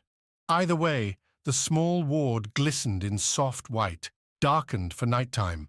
Monitor beeps and the occasional device buzzing through its processes provided standard ambience. Aponi went towards that nurse station first, its screen armada shielding the desk and its occupant from view. Ideally, the nurse could help get Aponi's IV out and clear her for a return to the Prisa, or at least an update on when she might get free.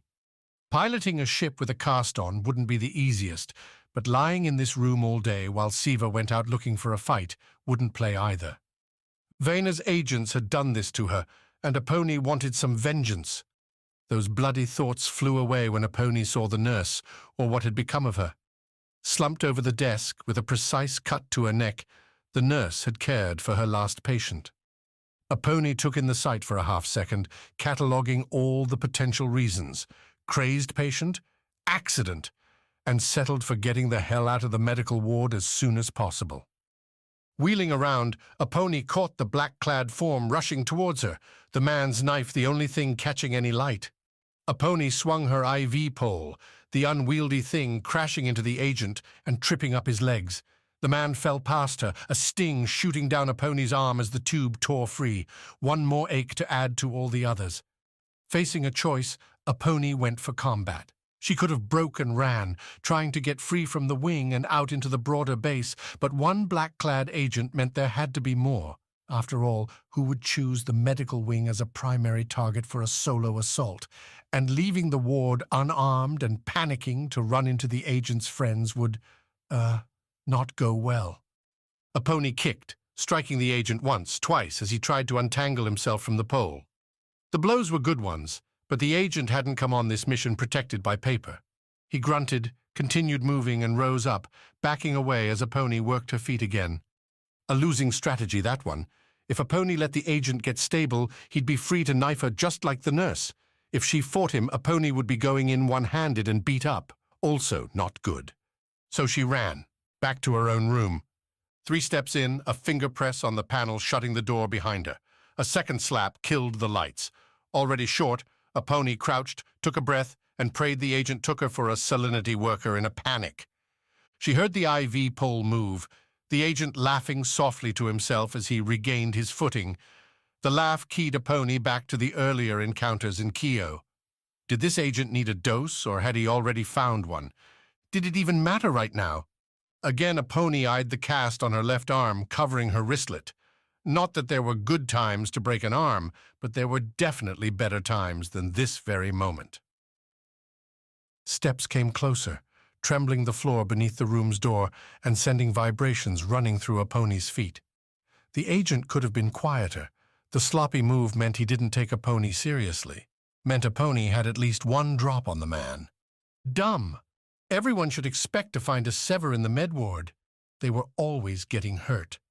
A pony couldn't lock her room, and the agent didn't bother to be circumspect. He slapped the panel loud enough for a pony to hear, and the door slid away, showing the agent looking straight ahead, knife ready to put an end to the poor patient that had gone for a walk at the wrong time. Instead, a pony gave the agent a kidney shot, followed by a pony standing quick and butting her head into the agent's chin. She heard the man's teeth crunch, ignored the added instrument the head butt added to her own pain symphony, and went for the agent's knife arm.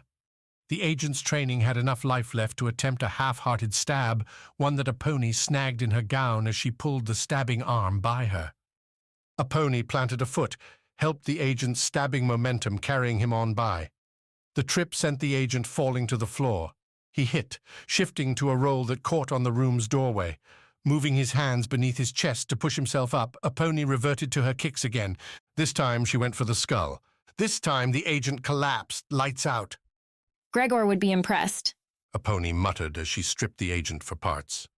The hospital gown didn't provide a place for a knife, but Sai or Gregor had been nice enough to bring some clothes. A pony slowly, carefully pulled the outfit on. Using the ties from the gown, a pony rigged up a workable thigh holster for the knife and kept the agent's pistol in her hands. Leaving the room, a pony's triumphant flush died an ugly death. One agent had stalked the med ward, likely to make sure no resistance could emerge from the sick and wounded. Odds seemed slim that one agent represented the entire raid, an attack planned only to off a pony, or maybe the nurse. If Vana's agents were hitting the facility and no alarm had triggered, then things might be grim. A pony's first move brought her back to the nursing desk, seeking some way to trigger an alarm. The workstation tied itself to a Salinity ID, presenting a pony with nothing more than a useless, albeit friendly-looking lock screen. The nurse's wristlet had died with her, and no big red button offered itself as a way to save the day. If only more organizations took to possible assault and invasion as seriously as Defense Corp, which littered its vessels with ways to trigger a ship-wide response. A quick sweep of the med ward confirmed to a pony that she was the only patient still there. 3 empty beds and quiet rooms meant she could leave the nurse as the sole victim. Apone paused outside her room, and the agent's unconscious body glanced back towards the nurse. She held the pistol, and in open combat, Apone wouldn't hesitate to fire a killing bolt. But Aurora had castigated Rovo for killing Renard, ruining a potential information source. This one might help Sever understand what happened here, and then Salinity could take out its own vengeance on the man. Of course, all that depended on the night going a pony's way. She crept into the hallway, a wraparound corridor looping the circular Salinity structure. Every so often, the hallway would open into other areas, with central spokes splitting the base into 4 quadrants. The docking bays sat opposite where a pony stood now, with the cafeteria and various meeting rooms between them. Noises greeted a pony as she stalked from the med ward, the constant patter as boots hit metal, accented by the occasional muffled shout or the thud as another body hit the ground. The agents had come in force then. Left would take a pony to the cafeteria, and a few bangs out that way seemed to indicate a fight in the offing. Even on her best days, a pony would have been loath to dash towards an engagement without power armor, and now she only had one arm and a body that belonged in bed. Wright took her towards the facility's productivity core, where offices, conference rooms, and the labs designed to help Salinity improve its water quality did their work. If a pony had it right, all these spaces swarmed beneath the other 3 quadrants and descended all the way down to the ocean floor. Not that a pony would be getting in another capsule to confirm. It'd be a long time before she went into one of those again. Sneaking quick glances behind her, a pony dashed as quick as she dared along the blue-lit corridor. To her right, walls gave way to windows and the dull furniture beyond them, waiting for morning meetings that definitely wouldn't be happening. "Kill me, then," came a hoarse voice from around the corridor ahead, covering up cowardice with momentary courage. "You're not getting past this door." "We don't have to kill you," came the reply, sounding as slimy as anything a pony had ever heard. "We can, though, make you wish we had." A pony couldn't help an eye roll at the line. She'd hoped for better from the agents, Because the damn shadows were still Defense Corp, and you didn't deserve to work for the galaxy's bouncer if you couldn't come up with a better threat. Slowing her walk, a pony let her eyes lead around the bend, showing two agents holding a man in what looked to be a maintenance uniform up against the wall. Behind him, a locked door looked to lead further into the facility's guts. Then get to it. Most of our people are down there, sleeping, and if you think... The agent pressing him to the wall pulled a knife, stuck it up to the hostage's throat. We don't care about your people. We want Sever Squad. Where are they? Never heard of them. Was the man covering for Sever, or had he never actually heard the name of the power armor-sporting soldiers currently squatting in his base? A pony wasn't sure, but she did know she wasn't going to let that knife do its job. Hey there. A pony said, rounding the corner. Looking for me? Both agents whirled. A pony shot the first, the one holding the knife up to the maintenance man, and dropped the agent with the aforementioned killing blast. The second hugged the wall, bringing up his own pistol as a pony fired a second missing effort. The agent didn't get a chance to act on the spare moment, because the maintenance man made great use of his newfound freedom to bash the agent's head from behind. The clobber did its work, sending the agent to the ground and paving the way for another pony search and find. Two pistols, one handed to the maintenance man, the other stripped of its power pack. Two knives added to a pony's thigh rig. Thanks. The maintenance man offered, already pulling up his sleeve and tapping away on his wristlet. Tell me you have some alarm system. Best we've got is a fire. It'll get the lights on, people moving though. Then do it and follow me. But the man didn't take after a pony when she started along the corridor towards the bays. When she threw a frustrated, curious look back, the maintenance man had his locked door open, was about to step through. My friends are this way. I'm not letting them die alone. You save yours, I'll save mine. Brave, stupid. A pony gave him a nod and took off as the station's lights came on, accompanied by a loud, clanging alarm. Every other time, a pony took those sounds as obnoxious, annoying, reminders of the obvious. This time, the noise gave her hope. Chapter 30. Through the noise. Rovo's head hit the low ceiling over his cot, a bunk room shared with Gregor on the Prissa. The noise prompting the sudden sit-up, alarms ringing throughout the ship, had Rovo rolling out and into some semblance of a combat-ready uniform. The Prissa wasn't a luxury cruiser, and its tight quarters offered built-in lockers for every Sever member, 2 stacked cots, and not much space between them. Rovo snagged a shirt, some actual pants, boots, and, resting in the locker's rear recess, a rifle. As he pulled on the clothes, his bleary mind tried to figure which alarm sounded now. Everyone had a different pitch and cadence, from a fire to an intruder to the ship's shields getting blown. The sharp, insistent pinging here fit the second definition. Someone was trying to get access to the Prissa who didn't deserve it. While Rovo pulled on the clothes, arms and legs going everywhere, he realized he hadn't bumped into Gregor yet. The big man should have taken all the room in the place. It's why Rovo always had to wait to come or go till Gregor had himself sorted. But nobody pushed against Rovo. Nobody grumbled that the rookie moved too slow. Gregor's cot was empty. Either the hammerman had heard the alarm and responded without waking Rovo up, which seemed unlikely, or he'd left earlier. Either way, a question Rovo couldn't answer and couldn't waste more time considering. Sai bumped past Rovo as the rookie left his quarters, the swordsman looking far more poised with a laser-sucking vest on, katana at the ready in one hand and a pistol in the other. Take the cockpit, Sai said, heading towards the curling steps leading to the Prissa's middle. Aurora's already at the ramp. I'll back her up. Where's Gregor? He's your bunkmate, isn't he? Sai replied without stopping. Rovo followed orders, stumbling down the curling stairs after Sai and veering left from the Prissa's center towards the cockpit. The Prissa's 2 seat rows were empty, the pilot's chair looking lonely without a pony sitting in it. Rovo chose the co-pilot's slot, sliding in and tapping the consoles awake, while his eyes ventured out through the glass to the chaos beyond. The trigger touching off the alarms didn't take much to spot.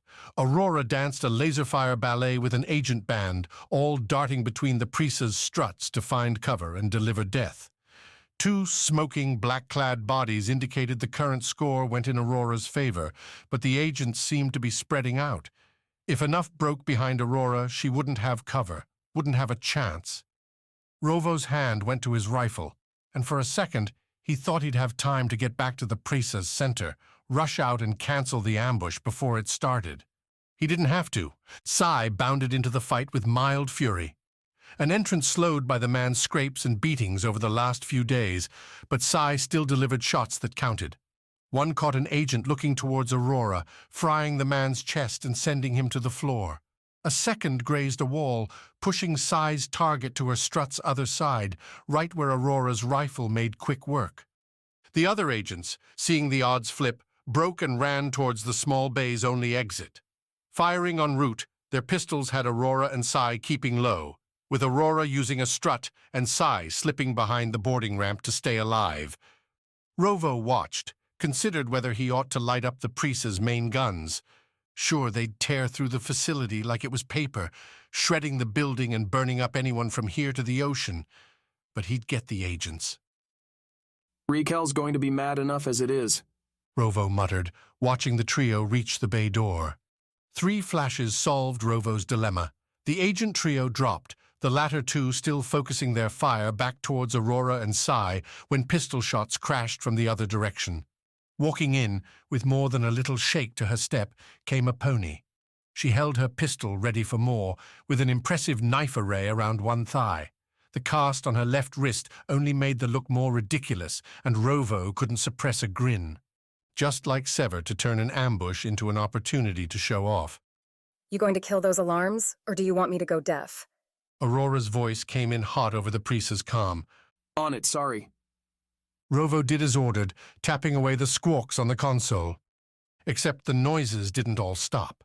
The main alarms died, but an insistent beeping continued from the speaker right near Rovo, the one meant for cockpit alerts.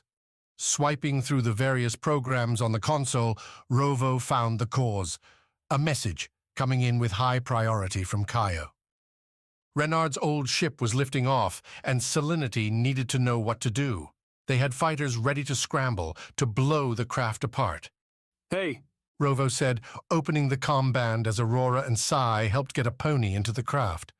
The swordsman and Aurora looked like they were going back into the base to help fight off the agents, and Rovo couldn't let that happen. Vana's making her break. Salinity's employees on the base would be in trouble, but Raquel's security forces were sending reinforcements. It had taken a while to get out to the facility, but choices had to be made. Aurora didn't argue with the assessment when Rovo finished laying out what he'd seen. Vana makes it away with Kaya, and it doesn't matter what we do here. She could come back with more, in suits, and no Selenity security guard would stand a chance. A pony, get us in the air. What about Gregor? He called the first alert, woke me up. The captain frowned, glanced at her wristlet inside the crowded cockpit. He's either dead or hiding, but his location shows he's below us. A pony squeezed by Rovo took her spot in the pilot's chair while Aurora and Sai tried to get a better bead on where Gregor had gone. You okay to fly? Just because I have a broken arm, I'm only a few hours outside of surgery, and I've just survived a thrashing. A pony said, cocking an eyebrow. Doesn't mean I can't fly. Okay, then. With a pony's request, the Salinity facility responded with its automated operation, opening the bay and letting the cool night blow in. Starlight replaced overhead lamps, masking the dead or wounded agents in a silver glow. Rovo didn't spare much time for the view, though, as the console demanded his attention. She's angling for orbit. We don't have much time. And yet, as a pony brought the Prisa up and out, Aurora told the pilot to swing the craft down and around. They'd found Gregor's location, and the man appeared to be near the ocean. If Gregor had splashed down, they couldn't leave him swimming. A younger Rovo might have protested, suggested that any time not spent blitzing after Kaya and Raquel, assuming the 2 hostages were with Vana, was a step in the wrong direction.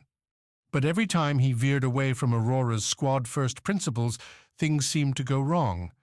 Besides, now they had another alternative. Sai, what about the EEMPs you planted? They're still in signal range. Sai replied, sitting behind Rovo as a pony swooped the ship out and around the facility. The entire base had its bright lights on, with plenty flashing red as the alarms continued. Shapes moved within, though Rovo couldn't tell if they were agents or salinity personnel. If Vana was still on the ground, I'd blow him. But now? Rovo could follow that logic well enough. Disable the ship in mid-flight, and Vana plus the hostages would nosedive into the cold waters. A bad end to a bad move. So then what? What's even the point of planting the bombs if we can't use them? Orbit. They'll kill the engines in space. Life support too, but if we're following, there'll be enough oxygen to last till we rescue them. So long as they don't get beyond signal range, which we might be in trouble. There's our guy. A pony interrupted, pointed with her cast arm towards the windshield. She'd been flying single-handed, her right hand wrapped around the flight stick, while the left used its free fingers to tap anything needed. Rovo hadn't quite understood what it meant to join a squad like Sever back when he'd signed the employment agreement. Special missions, the brief had said. Dangerous but highly compensated. Professional group, advanced skills required. Apparently advanced skills meant being able to fly with a single arm. Rovo, Sai. Gregor's not responding. Need you two to handle pickup. Rovo swapped spots with the captain, following Sai towards the Prisas aft. As they went, Rovo heard Aurora's voice opening up a transmission with salinity, telling them to scramble their fighters, to follow Vana, not to fire. And if they could, send a rescue shuttle too. Whether that shuttle would be saving hostages or picking up bodies remained to be seen. A pony opened the Prisas boarding ramp as she swiveled the ship into position. Rovo took his first look at Gregor, hanging limp with his arms wrapped around an equally unconscious agent. They hung a few meters over the roiling waves, sea spray flying up as the Prisas jets swirled the water. How? Rovo asked, as the two bodies appeared to float in the dark. Grapple. Sai said, heading down the ramp. Look for the line. Rovo saw it as he followed Sai, both taking their steps carefully. The dark line shot up to the facility's narrowing base, gouging into a side wall not all that far above. A great throw to make while falling, though that didn't explain why neither Gregor nor the agent seemed to be conscious. Together, talking it through with a pony the entire way, they eased the ramp's end close enough for Rovo and Sai to grab the twin danglers and pull them on and up. Setting both bodies down, Rovo ran some checks. Pulses came back positive for both, though the agent looked like she had some serious laser wounds. Getting tossed on the Prisas' hard floor seemed to shock Gregor into a slow waking, his eyes fluttering open, giving Rovo a questioning stare. You're home, buddy. Welcome back to the party. What party? The best kind. The rookie replied as the Prisa lurched up and away, speeding towards the stars. Where we get to save some good people and bash some bad ones. Those are good parties. Gregor nodded, then winced. His hand went up to his head where Rovo saw a bruise beginning to form. I have learned when stopping a fall with a grapple, watch out for your friend's head. The stop hit us both. Well, you won that fight. Rovo nodded to the agent. She's in rough shape. Gregor sat up, Rovo helping him along. What about the others? The agents came in force. We took some out. Now we're running. Running? Us? Vanna's breaking for it, Gregor. We can't let her get away. Then after we go back and finish the job. Rovo expected a grin, the cocky sort of confidence he'd come to see in Gregor, a pony, and the others. Gregor, though, held serious. This wasn't a jest. The agents had wronged him, and the hammerman would see them held to account. Rovo felt no pity for the poor bastards. Chapter 31. Priority Target. By the time you made it to a Defense Corp command, you'd seen the hard decisions made 100 times or more. The choices to abandon units, which ones to rearm, when to retreat or advance, and who to sacrifice in the charge to victory. When Aurora put on Sever's mantle, the precedents and their moral burdens had been made well clear. Didn't do anything to make the choices easier. After a pony mopped up the agents running from the Prisas Bay and Vana made her break for orbit, Aurora had to decide between grabbing power armor and laying waste to the remaining agents assaulting Salinity's civilian workforce, or breaking away and chasing after Vana and her presumed 2 hostages. The moment or the mission. That Vana already had some of Kaya's blood colored the choice further. If her scientists, Anaskia, who should have been spaced after Dynas, figured out how to replicate its special properties, Then it wouldn't matter whether Vana made it away with the child at all. Aurora had planned to hunt the agent once they'd saved Kaya. With Deepak's support, Sever would have tracked Vana to the galaxy's farthest points until they'd captured or killed her and her plans. The real decision here weighed those Selenity lives against taking Vana now, before she could cause further destruction. Put that way, Aurora didn't hesitate. Vana was the target, and on her order, a pony gave chase. "We've launched our 2 fastest fighters," Deepak said, his face blurry on Aurora's wristlet.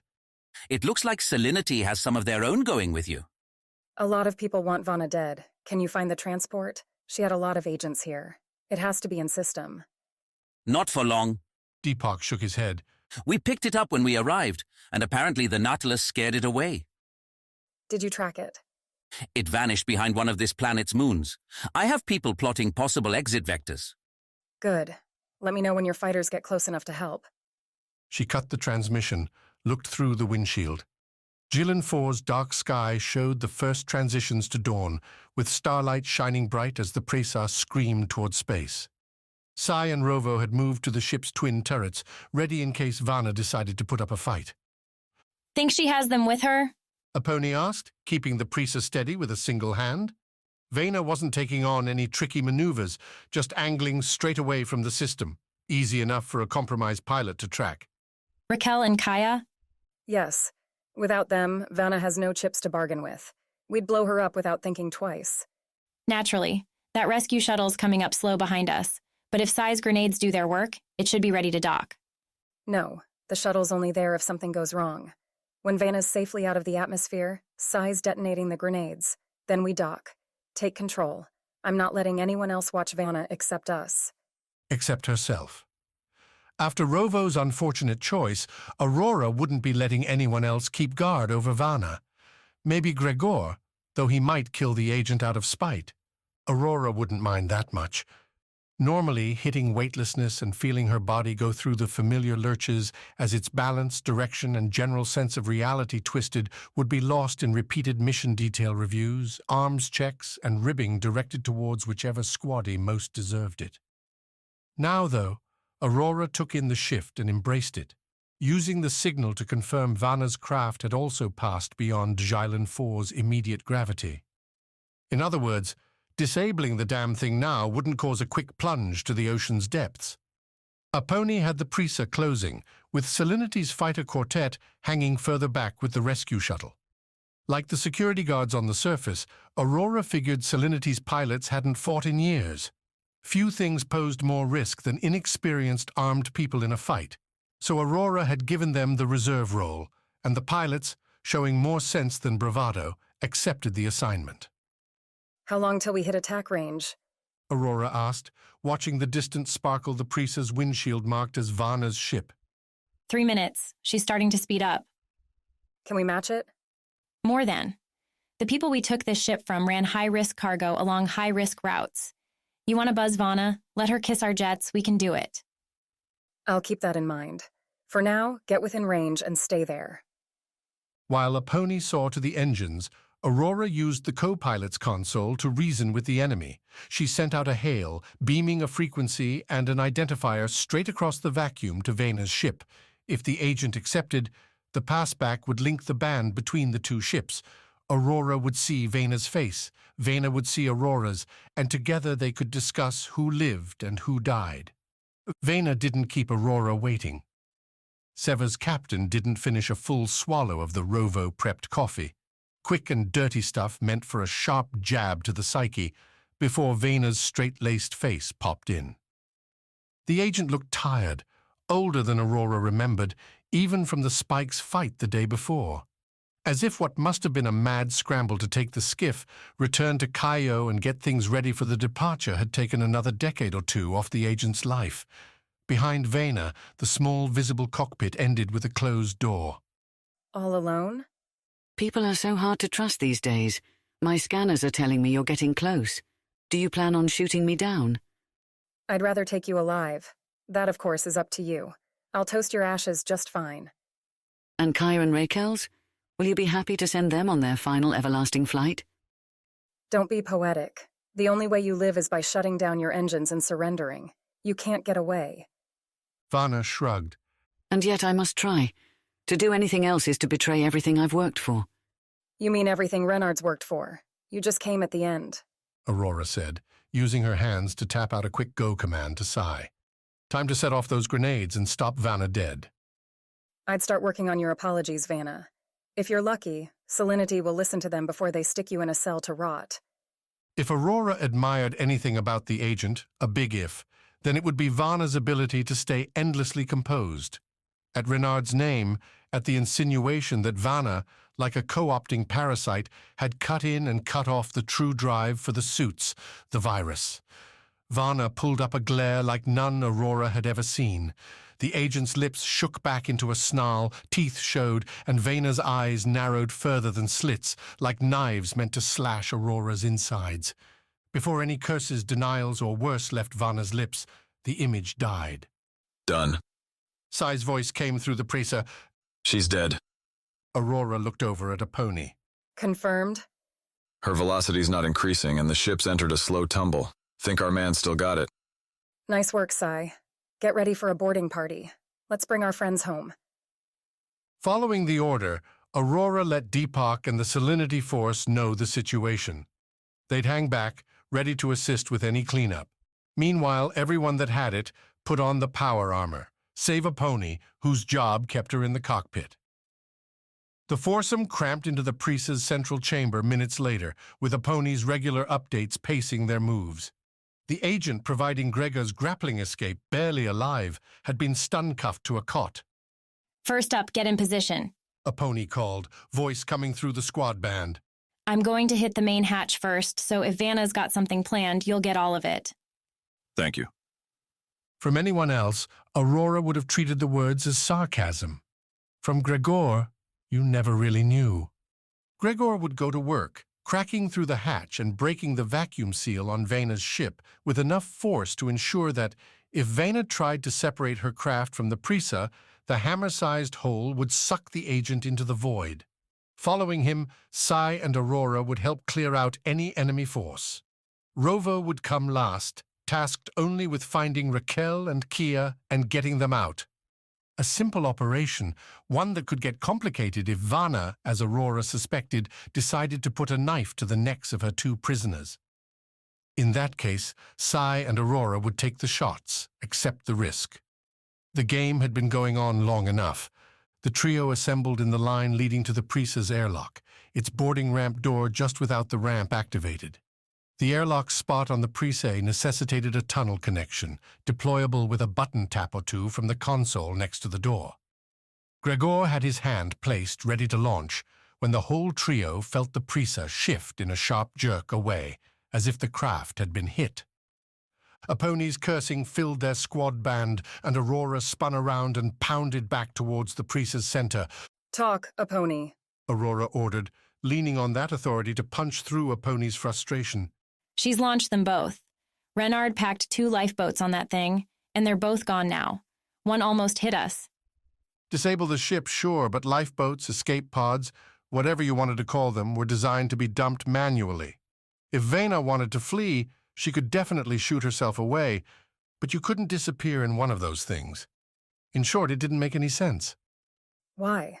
Aurora asked the squad band. She's hailing us on a short wave. Must be from her wristlet. A pony said before anyone else could offer an answer. I'll patch it through. Rovo, Aurora warned. Stay quiet. The rookie wisely said nothing. I'm glad you picked up. Vanna's voice came through thin, none of the simmering anger left in her tone. You're running out of time. To pick you up? I'm still here. It's not me you have to worry about. Lines connected to dots, possibilities spun. Together or separate? Every little girl has to grow up sometime. Your choice. Aurora closed her eyes, cut the line. The moment or the mission? A pony, what are the lifeboat trajectories? Opposite. They'll both hit the planet. Neither are jetting up, though. They'll hit hard, too hard. Lifeboats could be launched manually, sure, but they were still devices. Sai's grenades would do their work. Hit a thick atmosphere like Jill 4's at speed, things would get real ugly, real fast. If Kaya and Raquel were in those things, they would be dead in minutes. Enough minutes, maybe, for Vana to restart her ship. Aurora. Rovo's voice ironclad. You can't. We have to try to save them. The moment, then. Chapter 32. Shuttle shot. How do you prepare for a launch through vacuum without a tether? You check all your dam systems and make sure they're good to go. As soon as Aurora started through on the new plan, Sai had his power armor review all its seals and refresh the oxygen supply stored in pockets throughout the suit. The things weren't exactly designed for long-term outer space exposure, but they could keep a soldier alive long enough for a rescue, or to perform one. As to just what Sai would do after he propelled himself across the void, he hadn't quite pieced it together. Getting to a lifeboat, and a likely dead one at that, wouldn't do much except add another body to the casualty list. Even so, if Sai arrived and found, say, Kaya clinging inside the lifeboat without any alternatives, he could still abandon her and catch the rescue shuttle. Sai already knew he wouldn't be able to make that choice, which might be why Aurora picked him in the first place. Almost aligned. Aponi said, voice coming in clear, focused into Sai's visor. Get out there, killer. Hopefully not killing anyone this time. Behind him, Gregor stepped back from the boarding ramp and sealed off the compartment. The Prisa's unused cargo hatch sat before Sai, a little circle in a shiny gray metal floor. Beyond it, the Prisa's engine room hummed.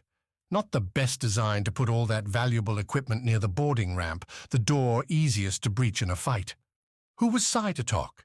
Defense Corp dumped their soldiers in drop shuttles all the time, and those things were little more than cheap metal death traps. Opening the hatch, Sai said, touching the tiny console mounted to the wall on his left. The device did its job, confirming a tight seal split Sai's self from the rest of the ship. It beeped once, twice, and a third time to make sure Sai really wanted to open the cargo hatch without any cargo attached. When Sai made no effort to reverse his action, the hatch shot open, and Sai saw the stars. The stars pulled him forward. Getting yanked by vacuum didn't feel like a human's pull. There wasn't any buildup, any sense muscles tightened. One moment, Sai stood still. The next, his body slid across the floor towards the hatch. As he went out, Sai hooked his hands on the hatch's outer edge, playing that momentum into a swing. No gravity meant his legs splayed, relying on Sai's efforts to keep them in line as he danced with his hands on the hatch's ring. The power armor helped, the gloves and their textured grip digging into the imperfections on the hatch and letting Sai hang on. Tucking in his abs, crunching his waist, Sai brought his chest and stomach into contact with the Prisa's outer hull. His knees came after, marking a soundless bump. Sai brought those knees up, still keeping a grip on the hatch. Here came the hardest part.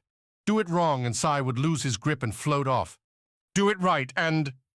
Sai refused to overthink it, rolling his ankles while releasing his hands. The power armor followed the commands Sai spoke at the same time, activated the locks on the boots as they skimmed, soles down, the Prisa's hull. The sudden latching had Sai lurching back as though a hand had caught him as he fell. Ready. You can close the hatch. Nice work. A pony can hold this position for another 5 seconds. Get set and go. Sai would have hit back with a cocky reply, but there wasn't time. Instead, he looked straight up and told his visor to find the target. The escape pod was too far away for a good visual, but the visor's radar pings found it easy enough. With his kinetic boost charged, the visor helped Sai lean forward, bend his knees to hit the perfect launch position. Here we go, Sai said, then hit the boosters and jumped free. Sai shot off like a rocket, the frictionless launch blitzing him into a free flight. Outside of simulators, Sai hadn't ever sent himself rocketing through the stars before. No reason to, really, unless a mission had gone awry, or you had to save somebody. Despite the urgency, despite the risk, once he'd launched, Sai couldn't do much except absorb the ride. Without any propulsion, he couldn't alter his trajectory. Without anything to catch or bounce off of, Sai drifted. Djilin 4's bulk glowed blue beneath him, a stunning backdrop that washed out all but the brightest stars. Behind him, the Prisa's dwindling form flickered as a pony rerouted the ship into an all-out dive towards the other pod. Looking straight, Sai couldn't see Vana's craft, but off to the left, a glowing pair showed evidence that Deepak's fighters streaked towards their enemy. Hopefully, they'd catch the agent, blow her to dust. On target? Aurora's voice pinged through Sai's visor. So far, pleasant ride. Sai stopped. Aurora, you know what to say if this doesn't work out? Not having this conversation, Sai. But... Connect with the pod. Stabilize it. The salinity shuttle's matching your velocity. Those are your orders. We'll see you on the other side. The soft click came through. Aurora dropped the call. She'd never been one to consider unpleasant futures, particularly those involving a dead friend. Sai had that discussion time and again with the captain, trying to tell her what he wanted for his family, but she always brushed him off, always played it as an eventuality whose time hadn't yet come. Maybe because Aurora herself didn't have anyone to tell. Sai didn't know if she had plans for after, what would happen to the cash in her account, to any remains that might be found. The power armor yanked Sai back from his stargazing, drawing him to the declining oxygen meter, plenty left there, and the similarly falling distance between Sai and the target. The lifeboat hadn't lost much speed since Vana ejected the thing, but Jilin 4's gravity wouldn't be denied. The pod's orbital decay increased by the second, and the lifeboat's entry into the atmosphere would be a fiery disaster if Sai couldn't get the pod ready for the rescue shuttle. Designed to handle pickups from drifting derelicts or in-atmosphere saves from isolated dangers, floating skiffs, and other relatively stable situations, rescue shuttles were the craft sent in after an engagement to snack on the bones and see what happened to survive. The Selenity shuttle, like the Defense Corp ones, looked a lot like a cylinder covered with hatches. Each one could extend an airlock, and each fed into a central space dominated by medical equipment. The shuttle was a big can and had all the maneuverability to match. It couldn't form a seal with the lifeboat, couldn't catch it as the small thing fell from orbit. Not unless Sai could manage a miracle. He saw the lifeboat now, a smudge that had grown to a skiff size as Sai closed in. Mottled gray with Defense Corp's logo shining on the outside in a silver glitter, the lifeboat did everything Vana's, Renard's ship didn't, showcasing itself to any potential rescuers in every method possible. Sai flipped his band to an open broadcast and shot a call forward. Hey there, this is your would-be friend coming along for help. Do you read? Nothing came back. Not surprising. Sai's EMP grenades would have blown out the lifeboat systems as well as the bigger ships. He'd have to do this the quiet way. Impact came with a catch. Technically, Sai wasn't speeding towards the lifeboat so much as his slower velocity let the lifeboat catch up to him. The difference, in meters per second, meant that Sai could still get squashed like an insect on a skiff windshield if he didn't position himself right. Every escape pod built itself differently to match its parent ship's needs. This one looked like a wedge cut in half, with a sloping side on one end narrowing to a point. That point should have been making the entry into the atmosphere, serving to reduce drag and deflect heat away from the fatter end, where all the desperates would be hanging out. Instead, the powerless launch had the big end leading the way, where it would eventually slam into Jilan 4 with all the elegance of a man landing belly first into a pool. Reaching to his waist, Sai pulled the grapple, took it in his right hand. Using targeted pops from his stored oxygen packets, each one dropping his air supply by nerve-twinging segments, Sai positioned himself to get his legs out of the lifeboat's way. The big thing screamed towards him now, aiming to pass by beneath an upside-down Sai so that Digilan 4's blue bulk loomed directly over Sai's head. The lifeboat would cut between, and Sai dropped his grapple into that space. He had to bet the lifeboat's hull would be thick enough to take the grapple. If Sai tried to use his grips, tried to lock on with his boots, he'd only have a split second. A miss would send him bouncing into a long death into the void. Hope you're all having a better time than me, Sai said, beaming the message back towards the Prisa as he let the grapple fly. The lifeboat went by in a flash, filling the space between Sai and the planet, the swordsman straining his neck to look. The gray metal, the shining silver logo, and a glassy sheen with what might have been a bit of skin tone, a hint of a human trapped inside. Then Jilan 4's shiny blue. The tug hit, the grapple catching its prey and bringing Sai along for the ride. He tried to let the cable out slow, reducing the tension ever so slightly. That didn't work, the sheer speed running out the grapple's full line in a couple seconds. The grapple whipped Sai around, a force not really felt and yet absolutely sensed by the sudden increase in Djailan 4's shifting clouds below. Sai stretched around with his right hand, reaching for and grabbing the grapple line. Pulling, Sai turned himself to face the lifeboat, riding along behind it like some space-bound huntsman with his dog. Metal bits flashed around Sai in an instant cloud, the debris kicked up by the grapple's contact. Sai watched for more, waited for the lifeboat to crumple or explode if the grapple exposed its insides to vacuum, but somehow the line held, and the pod didn't crumple to crumbs. Taking his first breath in who knew how long, Sai offered himself a slight smile and set the grapple line to reel him in. Sai caught up to the lifeboat's point in seconds, catching himself on the bulk as he slowed the grapple's draw. This close he could see inside, could see the face staring back at him with a confused mixture of panic and hope. Raquel, bruised and favoring her left arm but alive. Chapter 33. The Prize. One way to describe a Defense Corp career would be by cataloging the injuries suffered in and out of missions. Gregor's scars, bruises, bent bones, and a head subject to so many concussions told a story with a certain ending. The action would catch up to him, and Gregor's body would run out of room. That day, however, did not appear to be today. Despite the knockout blow suffered when Gregor used the agent and her grapple to save his life, despite the searing shoulder ache dulled by leftover salve Sai handed over, a lingering reminder of the swordsman's own bout with burns, Gregor had his power armor on, had his hammer leaning against the Prisa's wall while he waited for a pony's go-ahead. After Sai's jump into darkness, the Prisa resealed itself, closing the cargo hatch and once more opening the path to the ship's engines. Gregor stood alone in the narrow hall, with Rovo back up the ship's curling stairs. A pony and Aurora kept up running chatter, dropping info on the lifeboat's location and whether they'd still catch Vana. We're closing in. Gregor, 10 seconds till we try for a seal. We get one, you get that door open fast, and anyone inside out. We're close enough to atmosphere that I don't want to play dice. A bold admission. Gregor figured a pony would gamble anything at almost any chance.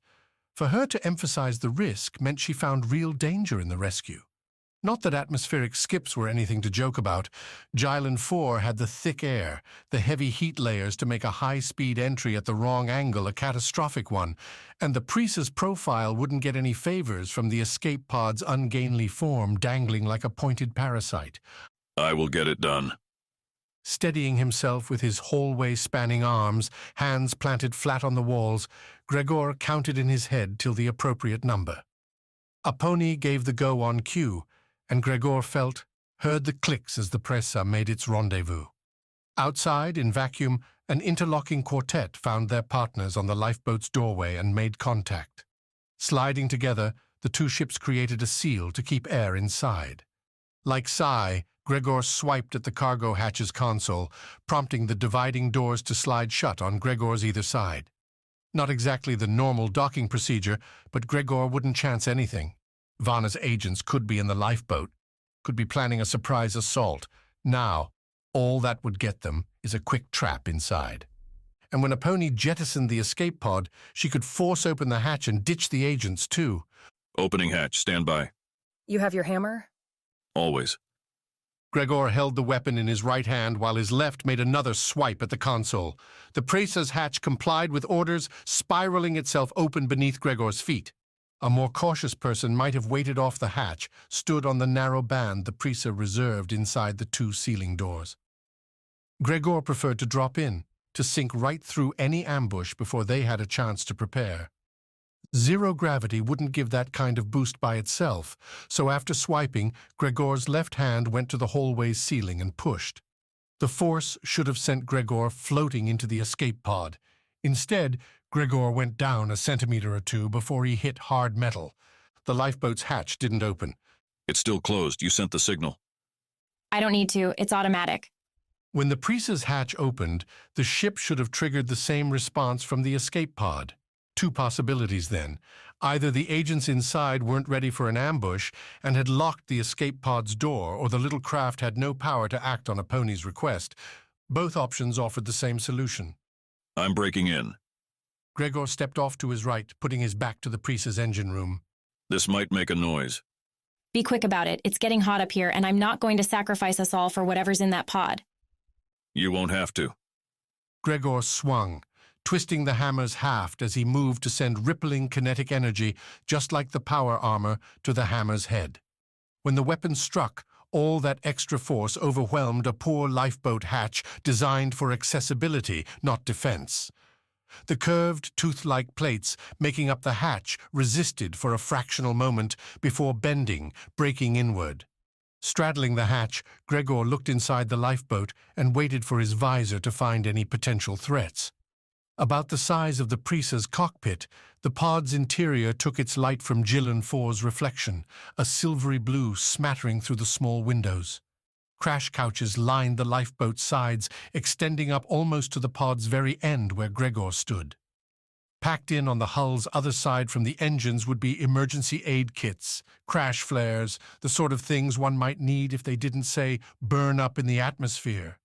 The visor found nothing dangerous. Gregor's eyes didn't pick out any threats the old-fashioned way either. No sounds came from the dead craft. Looks empty, a decoy. Confirm it. That means going in. We have time? You have 5 seconds. After that, we're losing Vana. The mental count started in Gregor's head as he brought his legs together and pushed off the ceiling again.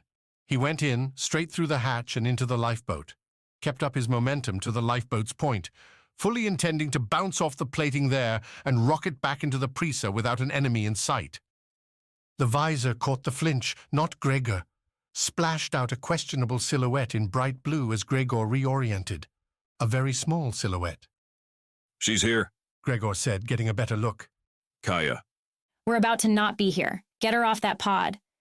Kaya hunched in the pod's corner, crouching low and looking at Gregor with worried eyes. Darkness covered her, making her almost invisible except for the damn visor and its awesome powers. Kaya, grab the hammer. Gregor spoke as he kicked off the lifeboat's bottom plate. Come now, quickly. Gregor had no way to know if the girl would respond to a command coming from a person all suited up in heavy armor that had just bashed into her cramped, doomed home. The last time he'd rescued Kaya, she'd been isolated on a rooftop, cut off from Rovo and about to get taken or killed by the same people that had sent her on this one-way trip to hell. That time, Kaya didn't get a choice. This time, the girl made the right move. She jumped as Gregor pushed himself up, launching towards the hatch with his feet. Kaya didn't so much catch the hammer as the big weapon caught her. Gregor let the hammerhead drop as he approached the hatch, with Kaya holding on.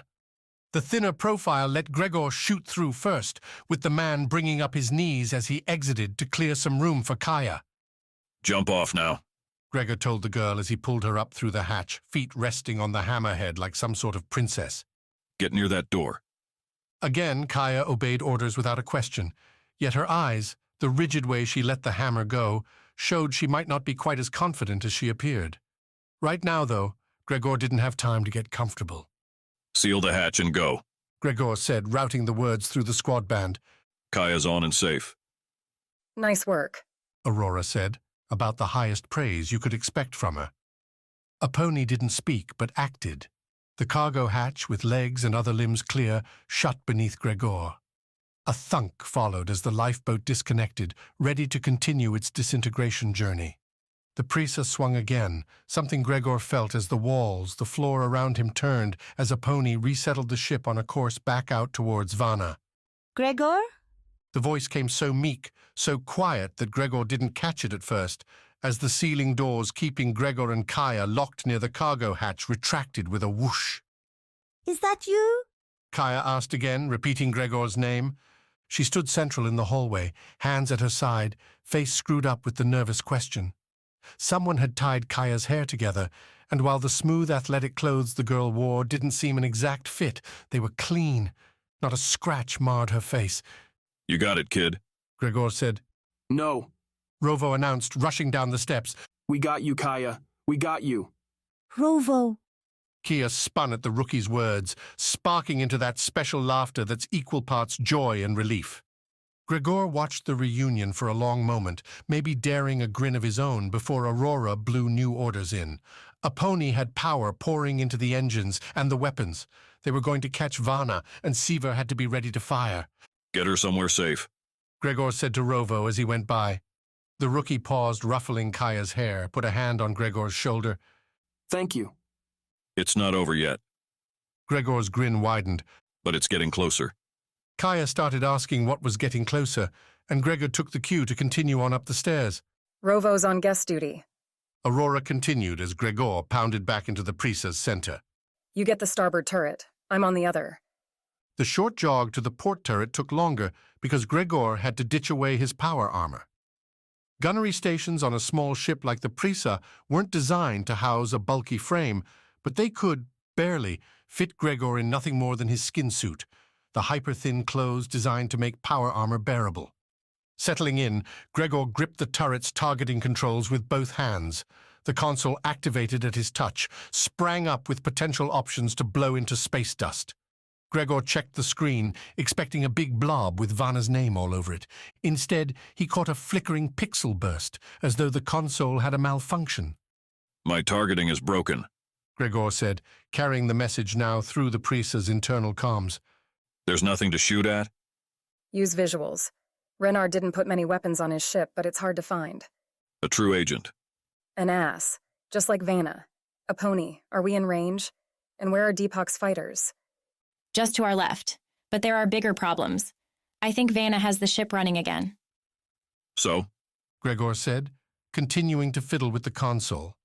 He could, of course, use the windows to aim visually, but at the distances a space battle used, that'd be like shooting at a squirrel through a thick forest. We can catch her? It's not her I'm worried about. A pony finished off with a curse.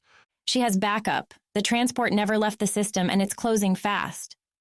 Gregor didn't know how a big ship like the transport could have stayed hidden, but if the craft and its big guns came too close, the Prisa and Deepak's fighters would be in trouble. Gregor didn't worry about himself, but his wasn't the most important life on the ship. Everyone in Sever signed their own death warrants when they enlisted. The agent, locked away in Gregor's own quarters, had made her own choices to get here. But if the transport destroyed the Presa, then Kaya would die through no fault of her own. Gregor would not let that happen. That choice, though, wasn't his to make. Chapter 34. One or all. Before every race, a pony took her cart out for practice laps, tested the machine's systems against the world's conditions, from freezing temperatures to blowing winds to geysers spitting blue fire.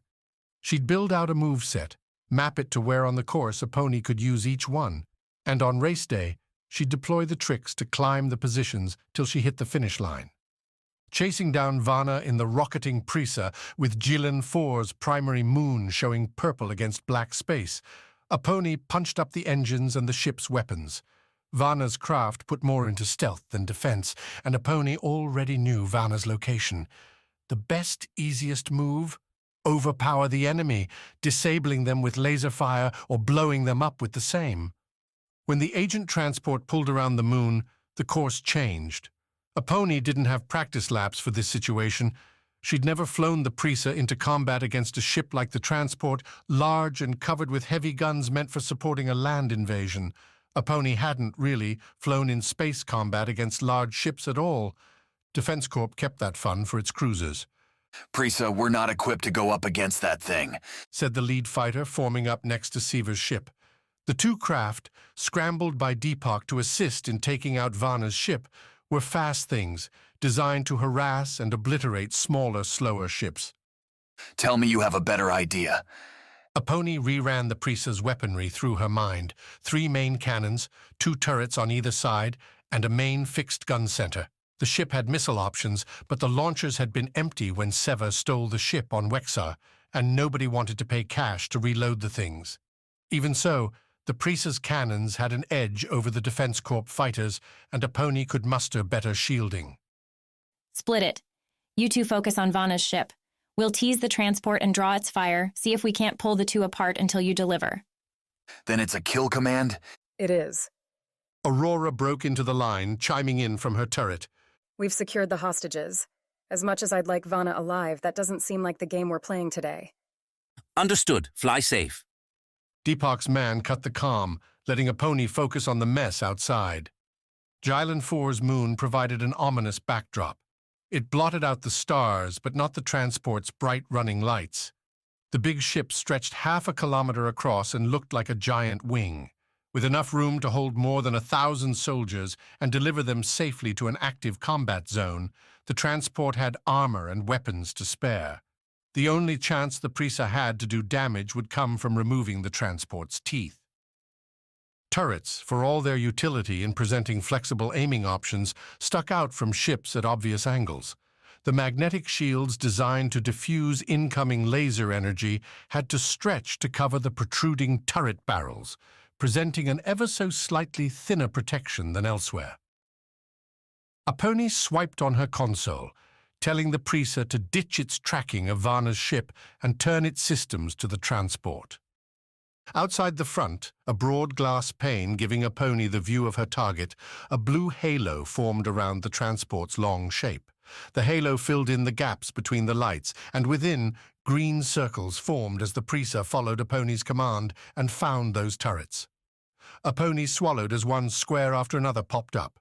Sever almost never used one of these in their Defense Corp missions, given they were often sent on covert actions behind enemy lines or on tasks so targeted as to not need a full invasion. Having the luxury of so many lasers coming down, covering you and roasting the opposition must be nice. 2 minutes till range. I'm highlighting the turrets. I'm not confident we'll punch through that thing's armor, but we might get its attention long enough for the fighters to do their work. Where do you want me? With Aurora and Gregor in the turrets and Aponi, who could still press the firing trigger with her cast-on arm, Rovo didn't have a clear place to be. Aponi hesitated, not sure she needed the rookie up in the cockpit with her. Stick with Kaya. Aurora ordered. Until we need you someplace else. If this doesn't go well, do what you can for her. The Prisa didn't have lifeboats. There wouldn't be any last-ditch diving away from here. Good on Aurora not to let the little girl ride through the fight alone. Aponi refused to think about the possible outcomes. She'd learned that long ago. Getting too tied up in how a race might end tended to screw up the flying. Instead, Aponi dialed down the engines, pumping the power towards the Prisa's shields. Size grenades had knocked out Vana's ship long enough for them to close. Now the fight would be about fancy flying, about survival, and who could hit a damn thing with a hot laser. Pick your targets, there's plenty. Hard to miss one this large, Gregor noted. Then make sure you don't. On the console screen before her, Aponi caught the 2 Defense Corp fighters veering away from the Prisa, lining up for runs on Vana's ship.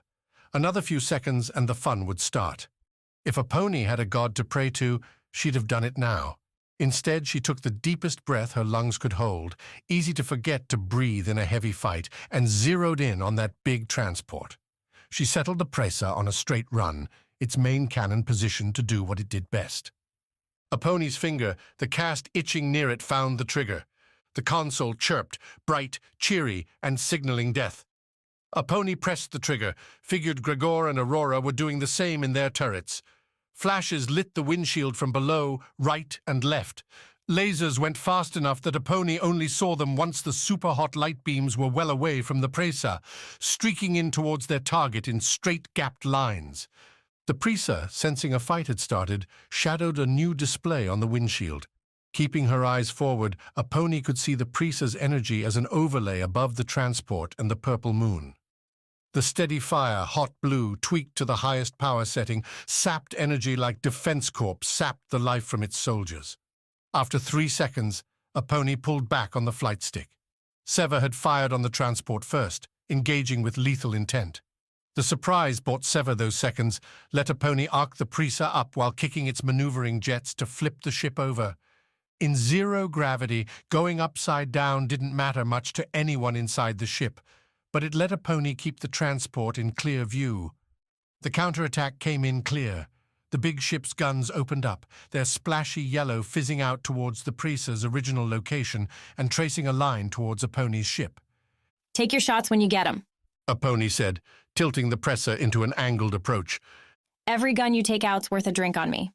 Good incentive. Because your life's not good enough? Cut the chatter. Aurora, doing what commanders do. Apone kept the Prisa turning. The cargo hauler didn't have a fighter's finesse, but the cycling, coupled with Apone cutting up, down, back and forth at random, meant the transport's turrets struggled to catch up. Their yellow bolts formed a neon trail in the dark. Flight, you make contact? Apone reversed the presser's flip as she sent the hail towards the two fighters, pushing the flight stick forward to dive her ship across the transport's bridge. It's getting hot out here. We've engaged the target. Deepok's pilot replied. She's playing hard to get. Pulling up, Apone sent the Prisa beneath the transport, getting as close to the bigger craft as she dared. The energy silhouette showed Gregor and Aurora firing away. As of yet, the Presa hadn't taken a single hit, which meant Apone was either the greatest pilot the galaxy had ever seen, or the agents manning the transport guns were, well, not great. No time for games. We're not going to win against this thing. A hearty shout cut through the band, Gregor's voice declaring victory. One for me. Aurora offered congratulations, but Apone had to focus on the dancing. She pulled the Presa left, keeping the craft beneath the transport. Hiding underneath kept half the big ship's guns out of play, and others shooting across the transport's body would have to worry about hitting their own ship. The yellow bolts came sporadic now, the gunners deciding to play things safe. Coming back around for another pass, Apone said as the Prisa neared the end of a wing. You want to hit any part of this thing, take your shot. She pumped energy from the Prisa's shields to its guns. The transport hadn't shown it could hit anything yet. Might as well get some damage while the getting was good. Prisa, where are you? The fighter captain came through in a shout. We're getting blitzed out here. We're hugging the transport, what? Apone stopped, her eyes going wide. Sever operated alone. Apone flew them into dangerous territory, doing everything necessary to survive. Live long enough and Sever would make it to ground or outrun the pursuit. Except now, survival wasn't the goal. Cursing, Apone lurched the Prisa right, heading towards the transport's front. As she swung the Prisa forward, Apone saw Jilin 4's blue, yes, but golden-yellow laser fire burned across its beauty. The transport's cannons rained fire towards Vana's ship, and the fighters trying to bring it down. A singular black circle stuck out, the gap where Vana flew, while around it the transport laced its death. Coming, hold on. The fighter pilot didn't reply. He didn't have to. Caught in an attack run, the two fighters had their sights set on Vana's ship. The transport's fire hit them by surprise, not just an isolated laser, but a multitude. Apone saw the fighters dancing as they broke and tried to run. The transport's top guns chased the two craft towards each other, pinning them in a shrinking, deadly circle. In seconds, they'd be dead. Apone slapped the console, drained all the energy from the lasers and pumped it into the Prisa's shields. Gregor yelped as his turret stopped. Apone, what are you doing? Saving the fighters.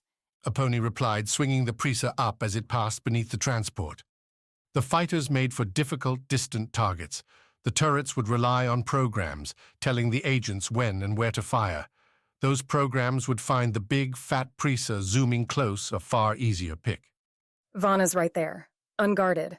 We can strike. We do that, the fighters die, and we'd be next. Aurora stayed quiet as Apone flipped the Presa into a fast retreat. The first turrets found them now, changing away from the fleeing fighters to the Presa's juicy hull. The ship juddered as impacts found her shields, as some burning light slipped through and singed the metal. Get clear, guys. Apone said as she wiggled the Prisa every way she could. We'll cover you. Thanks, Prisa, the fighter captain replied. Nearly got ourselves cooked back there. Sorry we couldn't bring down the target. We'll get another chance, don't worry. The call fizzled as another laser struck home, and Apone winced as the console noted the Prisa's communications had burned out. She's going to get away, Aurora said, stalking into the cockpit. She took the co-pilot's chair, swiping at the console as yellow lasers filled the void around them. Vana's escaping again. So are we, if you haven't noticed. For the moment, anyway. Flying straight away from an enemy not all that interested in pursuit, though, kept the Prisa alive. The transport's bolts dwindled as Apone pushed the Prisa's engines, hitting and then passing attack range. She'd forgotten how to fly with a team. She'd cost Sever the mission, but she'd kept their lives. That would have to be enough. But when Aponi heard Aurora punch the hull beside her, Aponi knew it wasn't. Chapter 35. Futures. Kaya handled the attack and retreat better than Rovo could have imagined. He holed up with her and the captive agent in Rovo's own cabin. While he listened to the squad chatter with the bug in his ear, Rovo kept his attention on Kaya, even using the console on the Prisa to pull up any kid-friendly he could find on the ship's entertainment library, a challenge arguably harder than fighting agents in open combat. Zero gravity kept the Prisa's dips and dodges from sending the trio rolling around, and Rovo, once Kaya had herself distracted, turned to the agent. She'd suffered laser burns that needed dressing changes, and the hit with Gregor's head had a nasty bruise forming beneath the agent's close-cut hair. More concerning than anything else, though, were the dark splotches Rovo found across the agent's arms and legs. Like spilled ink, the patches felt warm to the touch, seeming to shudder whenever Rovo pressed in with a finger. Gregor had mentioned seeing similar infections on other agents, but finding a nightmare up close. Rovo wrapped up the patches. On Dinah's, he'd nearly died when a far larger infection tried to eat the rookie. Gregor had come to Rovo's rescue there, but visions of the black disease spreading through his body had consumed Rovo's sleepless nights ever since. He'd thought Sever had seen the end of that, thought Dinas, and its collapse would mark the disease's annihilation. Hey, Rovo. Aponi's voice on the comm. You can come out. We're away and they're not following. Behind the rookie, the movie chattered on. Kaya giggled at something. He stared at the agent. Rovo? Aurora now concerned. She's infected. The agent. She's like Felix. Not as advanced, but... The only treatment Sever had destroyed the disease through vacuum exposure. The extreme cold seemed to kill the virus, provided the host could live through the experience. They could try to do that with the agent, could try to... Then she goes to a hospital. Aurora said, killing Rovo's idea before it took flight. I know what you're thinking, but we can't risk her. She's our only link right now to where Vana might be going. And more than that, given time and a subject, the doctors here might be able to find a cure. You saw what happened with Felix. You think it's safe to keep her in this ship? She won't leave the room. Get yourself and Kia away. I'm not risking a chance to find out where Vana's going. If Kaya hadn't been in the room, if she hadn't looked at Rovo with a question in her eyes, he might have acted differently. As it was, he took the hand off the pistol still at his belt. The girl had already seen her father shot, been a hostage to a monster that wanted her blood, and been sent off alone on a crashing path into a planet. Kaya had seen enough. Come on, kiddo, Rovo said, swiping off the console and taking Kaya's hand. Let me show you all the cool places in the ship. What about her? Kaya asked as Rovo gave her a gentle tug towards the exit. She needs to rest, so let's leave her alone for a while. When Rovo opened the door, Gregor stood in the small hallway, leaning against the wall. The big hammer sat next to him. The rookie met Gregor's eyes, caught the slight nod, and understood. The agent, virus or no, would not be leaving. Rovo left Kaya with her father as evening descended on Djilan 4.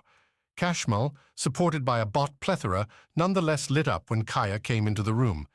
As someone who'd kept his daughter in a closet for years, Kashmal seemed to have changed his mind, deciding that being a father was, perhaps, an opportunity and not a penalty. Not that a moment in a hospital, even a beautiful one like the Teardrop Selenati Medical Center they were in, defined a perfect future. Nonetheless, Rovo had another reason to leave the room. Looking tired, rookie, SI said, lounging in the hall. The swordsman had his own medical cloak on, various monitors dangling from his skin through a gown, trying to make sure Sai hadn't suffered any permanent damage. While the Salinity shuttle completed the rescue, Sai himself clung to life in power armor with little oxygen, less heat. The man looked gray, patchy, but nonetheless alive. You're one to talk? They keeping you overnight? Sai laughed, shook his head. A little vacuum isn't going to kill me. He tilted his head down the hall. Go say hi.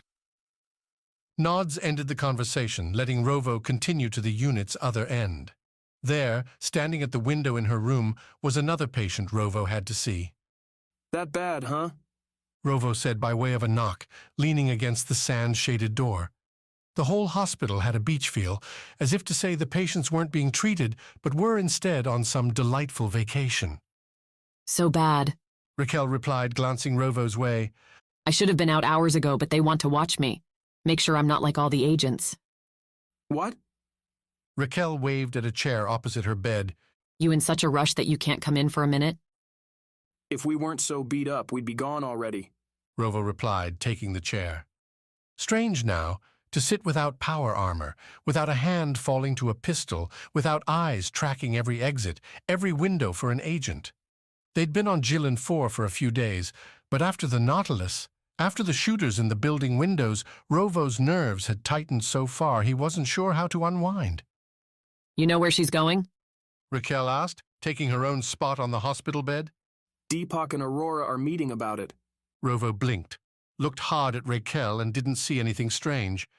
You said they're keeping you here because of the agents. To make sure I'm not like the agents. Raquel ran her hands up and down her arms. Salinity's been rounding them up. You'd think they'd fight back or just disappear into some crowd, but they're sick. I know. You do? More questions littered the space between Raquel's crinkled eyes, her slight lean Rovo's way. Tell me. I don't know how the disease works, just that it's bad. Keep them away from everyone else and each other. It's one of the reasons we don't want to waste time chasing Vana. They're dying, Rovo. They're dying and they're saying it's her fault. That Vana had them injected. Why would she do that if she knew it would kill them? Maybe she didn't? Rovo shook his head. I'm not sure, but when we catch up to her, she'll tell us. Raquel frowned. You can't think she'll cooperate. Don't know that until we have her in hand. And if she doesn't, we'll figure it out the hard way.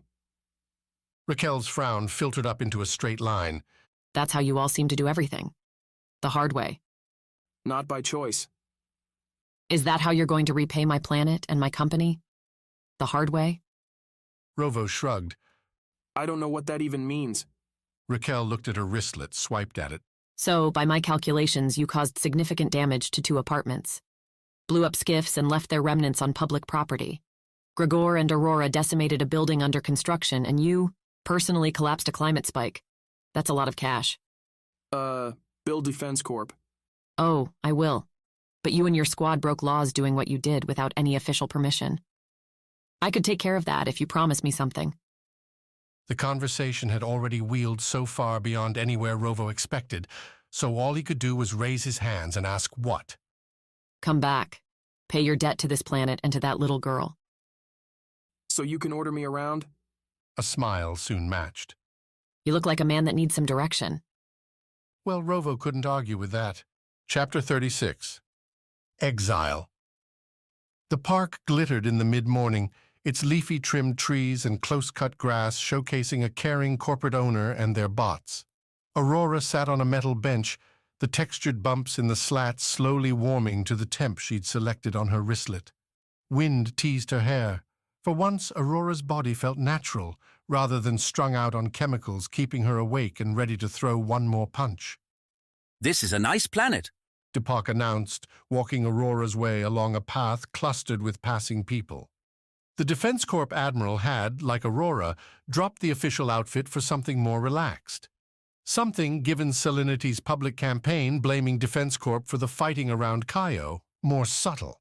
A crisp white sweater, some pants that looked like they'd been bought a few hours before and thrown on. Aurora had the scraps from the Prisa. They didn't fit all that well, but the clothes were comfy, the jacket warm. Today, that would be enough. It's much more pleasant when you're not fighting for your life. I'm surprised to hear you say that. Deepak took the spot next to her, crossed his legs and looked out over the green. Don't you live for conflict? Aurora thought she'd have a snappy comeback, but the question snared her the wrong way. What did she live for? Did she... No, not doing that, not yet.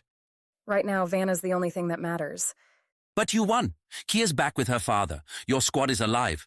Vana can't take that away. Those words came too glib, too easy. Aurora had been around Deepak long enough, heard him deliver enough debriefs to know when the man wanted acceptance over introspection. Why would Deepak want Aurora focused on the win instead of the war? You sent 2 fighters. 2 fighters, nothing else. Even though you had to know the transport might still be in system. We weren't close, nor were we expecting Vana to run when she did. You could have warned us. An agent who fought her way off the Nautilus through ambushes and tricks, and you're saying you weren't prepared for surprises? In case you've forgotten, my ship nearly tore itself apart in the fighting your squad commenced. We're distracted.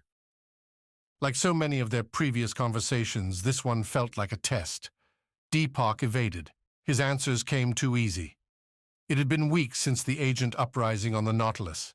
Enough time to put together a new chain of command, restore ships and their pilots to operational status. Defense Corp wouldn't tolerate slowness, because every day spent in turmoil was a day not earning cash. Deepak, either you tell me the truth right now, or I'm standing up and walking away. I'm not playing games. Vana's nearly killed me and my squad too many times. Deepak settled back on the bench. This time, when he spoke, he didn't look Aurora in the eye. The fighters were never going to attack Vana, only look like it. Explain, or I'm going to kill you right here. Raising his left palm towards Aurora, Deepak continued. Defense Corp's changing its mind. Vana's presenting a compelling opportunity, at least to leadership. You have to admit, Aurora, that the suits would be effective. How many missions would be easier if the enemy couldn't see your approach? But the agents turned against us, against the entire company. No, Deepak said, a chiding bitterness sliding in. Your squad deserted us. The agents on the Nautilus had every right under Defense Corp code to kill your team. Then you pushed my troops to fight Renard first. Deepak took a breath, flashed his eyes away. A slight headshake brought him back to Aurora. Defense Corp's leaders won't let the company split. Vana's giving them a way to keep it together and grow our profits at the same time. Aurora pressed her hands flat against her pants to keep from clenching into fists. Arguments grew and died one after another as she ran them through Deepak's look. The man had the grace to show some sorrow, and those bags beneath his eyes were dark enough now to suggest Deepak hadn't slept well for a long time. A week ago, well after you left, I received orders to intercept your attempt here. Sever Squad's been marked. You're a threat to Defense Corp's new future. Aurora stood. Then my squad's at risk. We have to leave now. Stop. The message came to me, and I haven't sent it across the ship. Some might know, but not enough. The Nautilus is mine, and the people on it are my crew. They won't move unless I say so. Looking down at Deepak, the Admiral's continued calm only served to stir up a fire. This had been why Sever had cut itself from Defense Corp after Dynas. The company would throw everything away for a sliver more power, for a bit more cash, no matter how many people it murdered in the process. So this is what? Your warning. You're giving us a head start? Where could we go? And what happens when Salinity decides to charge us as vigilantes for trying to rescue Kaya? We'll be wanted everywhere in the galaxy. I'm sorry, Aurora, I really am. Getting you the power armor, giving you this warning, I'm already risking everything. Sure you are. Aurora swept a look around the park. Didn't notice anyone watching, but snipers could be anywhere, recording bots hidden in the leaves. Thanks for nothing. Deepak flinched. Aurora thought about going one step further, giving the Admiral a slug that he surely deserved, but every second Sever stayed here, thinking they were safe, was another moment risked. Wait, Deepak said, standing himself as Aurora started walking away. I'm not. I don't want to see you get hurt anymore. Aurora curled a lip, glanced back. That was never your choice to make. And yet I tried all the same. Deepak matched her stride. I didn't come here just to warn you. Aurora didn't reply. She picked up her pace. The walk from the park to the docking bay wasn't a short one, and the capsule ride would be tracked, watched. She started to lift her wristlet, to blast out a message on Sever's band, recalling them all to the Prisa. You said before that you think Vana and Renard were doing something worse than the suits. I've heard the reports on the agents here. The sickness. Yeah, Vana riffed on the Dynas disease. It'll kill everyone if they don't get some dose. I'm sure you'll all get it too. Keep you loyal. Turn you into monsters. Such a plan, if it comes out, would break Defense Corp. Suits are one thing. A murderous virus? The galaxy won't stand for it. Are you going anywhere with this? Because I am going somewhere, and I'm not waiting for your help anymore. Vana sent a message. We received it yesterday, during her escape. Deepak stopped his walk, and this time Aurora stopped with him, near the park's edge, where it folded into a shop-lined avenue. The message went to every admiral, every higher-up in the company. Vana's calling them to a demonstration, to a meeting. She wants them to see their future. And you're going? Deepak nodded. They'll all go, every last one. Isn't that a risk? A smile on the Admiral now, a slight one. It's more dangerous to be absent when the new order is decided. Deepak held out his wristlet, swiped it to a screen for local tap transfers. Take a look. If you want a chance to stop her, to change all this, then it will be here. Aurora didn't hesitate, touched her wristlet to Deepak's. The devices beeped when the transfer completed all of 2 seconds later. You could have led with this, Aurora said, her anger dissipating into curiosity. Would have made everything else easier to take. Because revenge is that important to you? If it's going to get the hounds off my ass, then yeah, I'd say it's pretty damn important. You realize every major Defense Corp official with their guards is going to be there. They'll all want your heads. There's no way you'll get close. Now it was Aurora's turn to grin. If you believe that, you wouldn't have told me. Deepak couldn't deny it. Sever piled into the Prisa's center with happy attitudes that disintegrated as Aurora laid clear the stakes. 2 lives now, their Defense Corp careers and their short-lived freelance stint had been taken from them. Few would hire a group blacklisted by Defense Corp. Nobody would take on a crew also hunted by the galaxy's major water supplier. So you're saying our only choice is to go in, us 5, against who knows how many. Vana's going to have suits, going to have Defense Corp's biggest, baddest dudes all trying to see how much stronger they're going to get, and we're supposed to fight that? When you put it that way. A pony dripped with sarcasm. It sounds like a bad idea. Or a great one. You wouldn't offer this unless you had an idea, Sai said to Aurora. So what is it? Easy. We do what we've always done. Get in, take out Vana and anyone going along with her. Find the evidence showing what they're doing. Beam it to the galaxy. We win. That all? That's all. Aurora replied, ignoring the rookie's tone. We know where they're meeting, and we have some time before all our targets can cross the galaxy to get here. A pony's going to take us to a station I know where we can rest up, hide out, and put together a plan. What if I don't want to go? Rovo said, turning all eyes the rookie's way. What if I want out of this thing? Kaya's safe. Raquel's offering me a job here. Maybe I don't want to throw my life away. Aurora gave Rovo a steady stare. You want to stay. Nobody's forcing you to come. Sever Squad, even if it's just me, is going after Vana. I'm not going to let her future win. She didn't see any other Severs popping in with objections, so Aurora went for Rovo's heart. Kaya's going to grow up in this galaxy, rookie. You can either make sure it's one you believe in, or one that'll tear her apart. An hour later, when a pony received clearance from Salinity's ground control, the Priusa lifted into Jillian 4's brilliant afternoon sky. The blue shifted purple, and finally black as Sever soared starward. Vana had Sever backed against a wall. Big mistake. This is the end of Grim Tide, Sever Squad Book 5 by A.R. Knight. Listen on for an excerpt from Fury Storm, Sever Squad Book 6. Text copyright 2021. All rights reserved. To find more of our books, check out blackeybooks.com. Thanks for listening.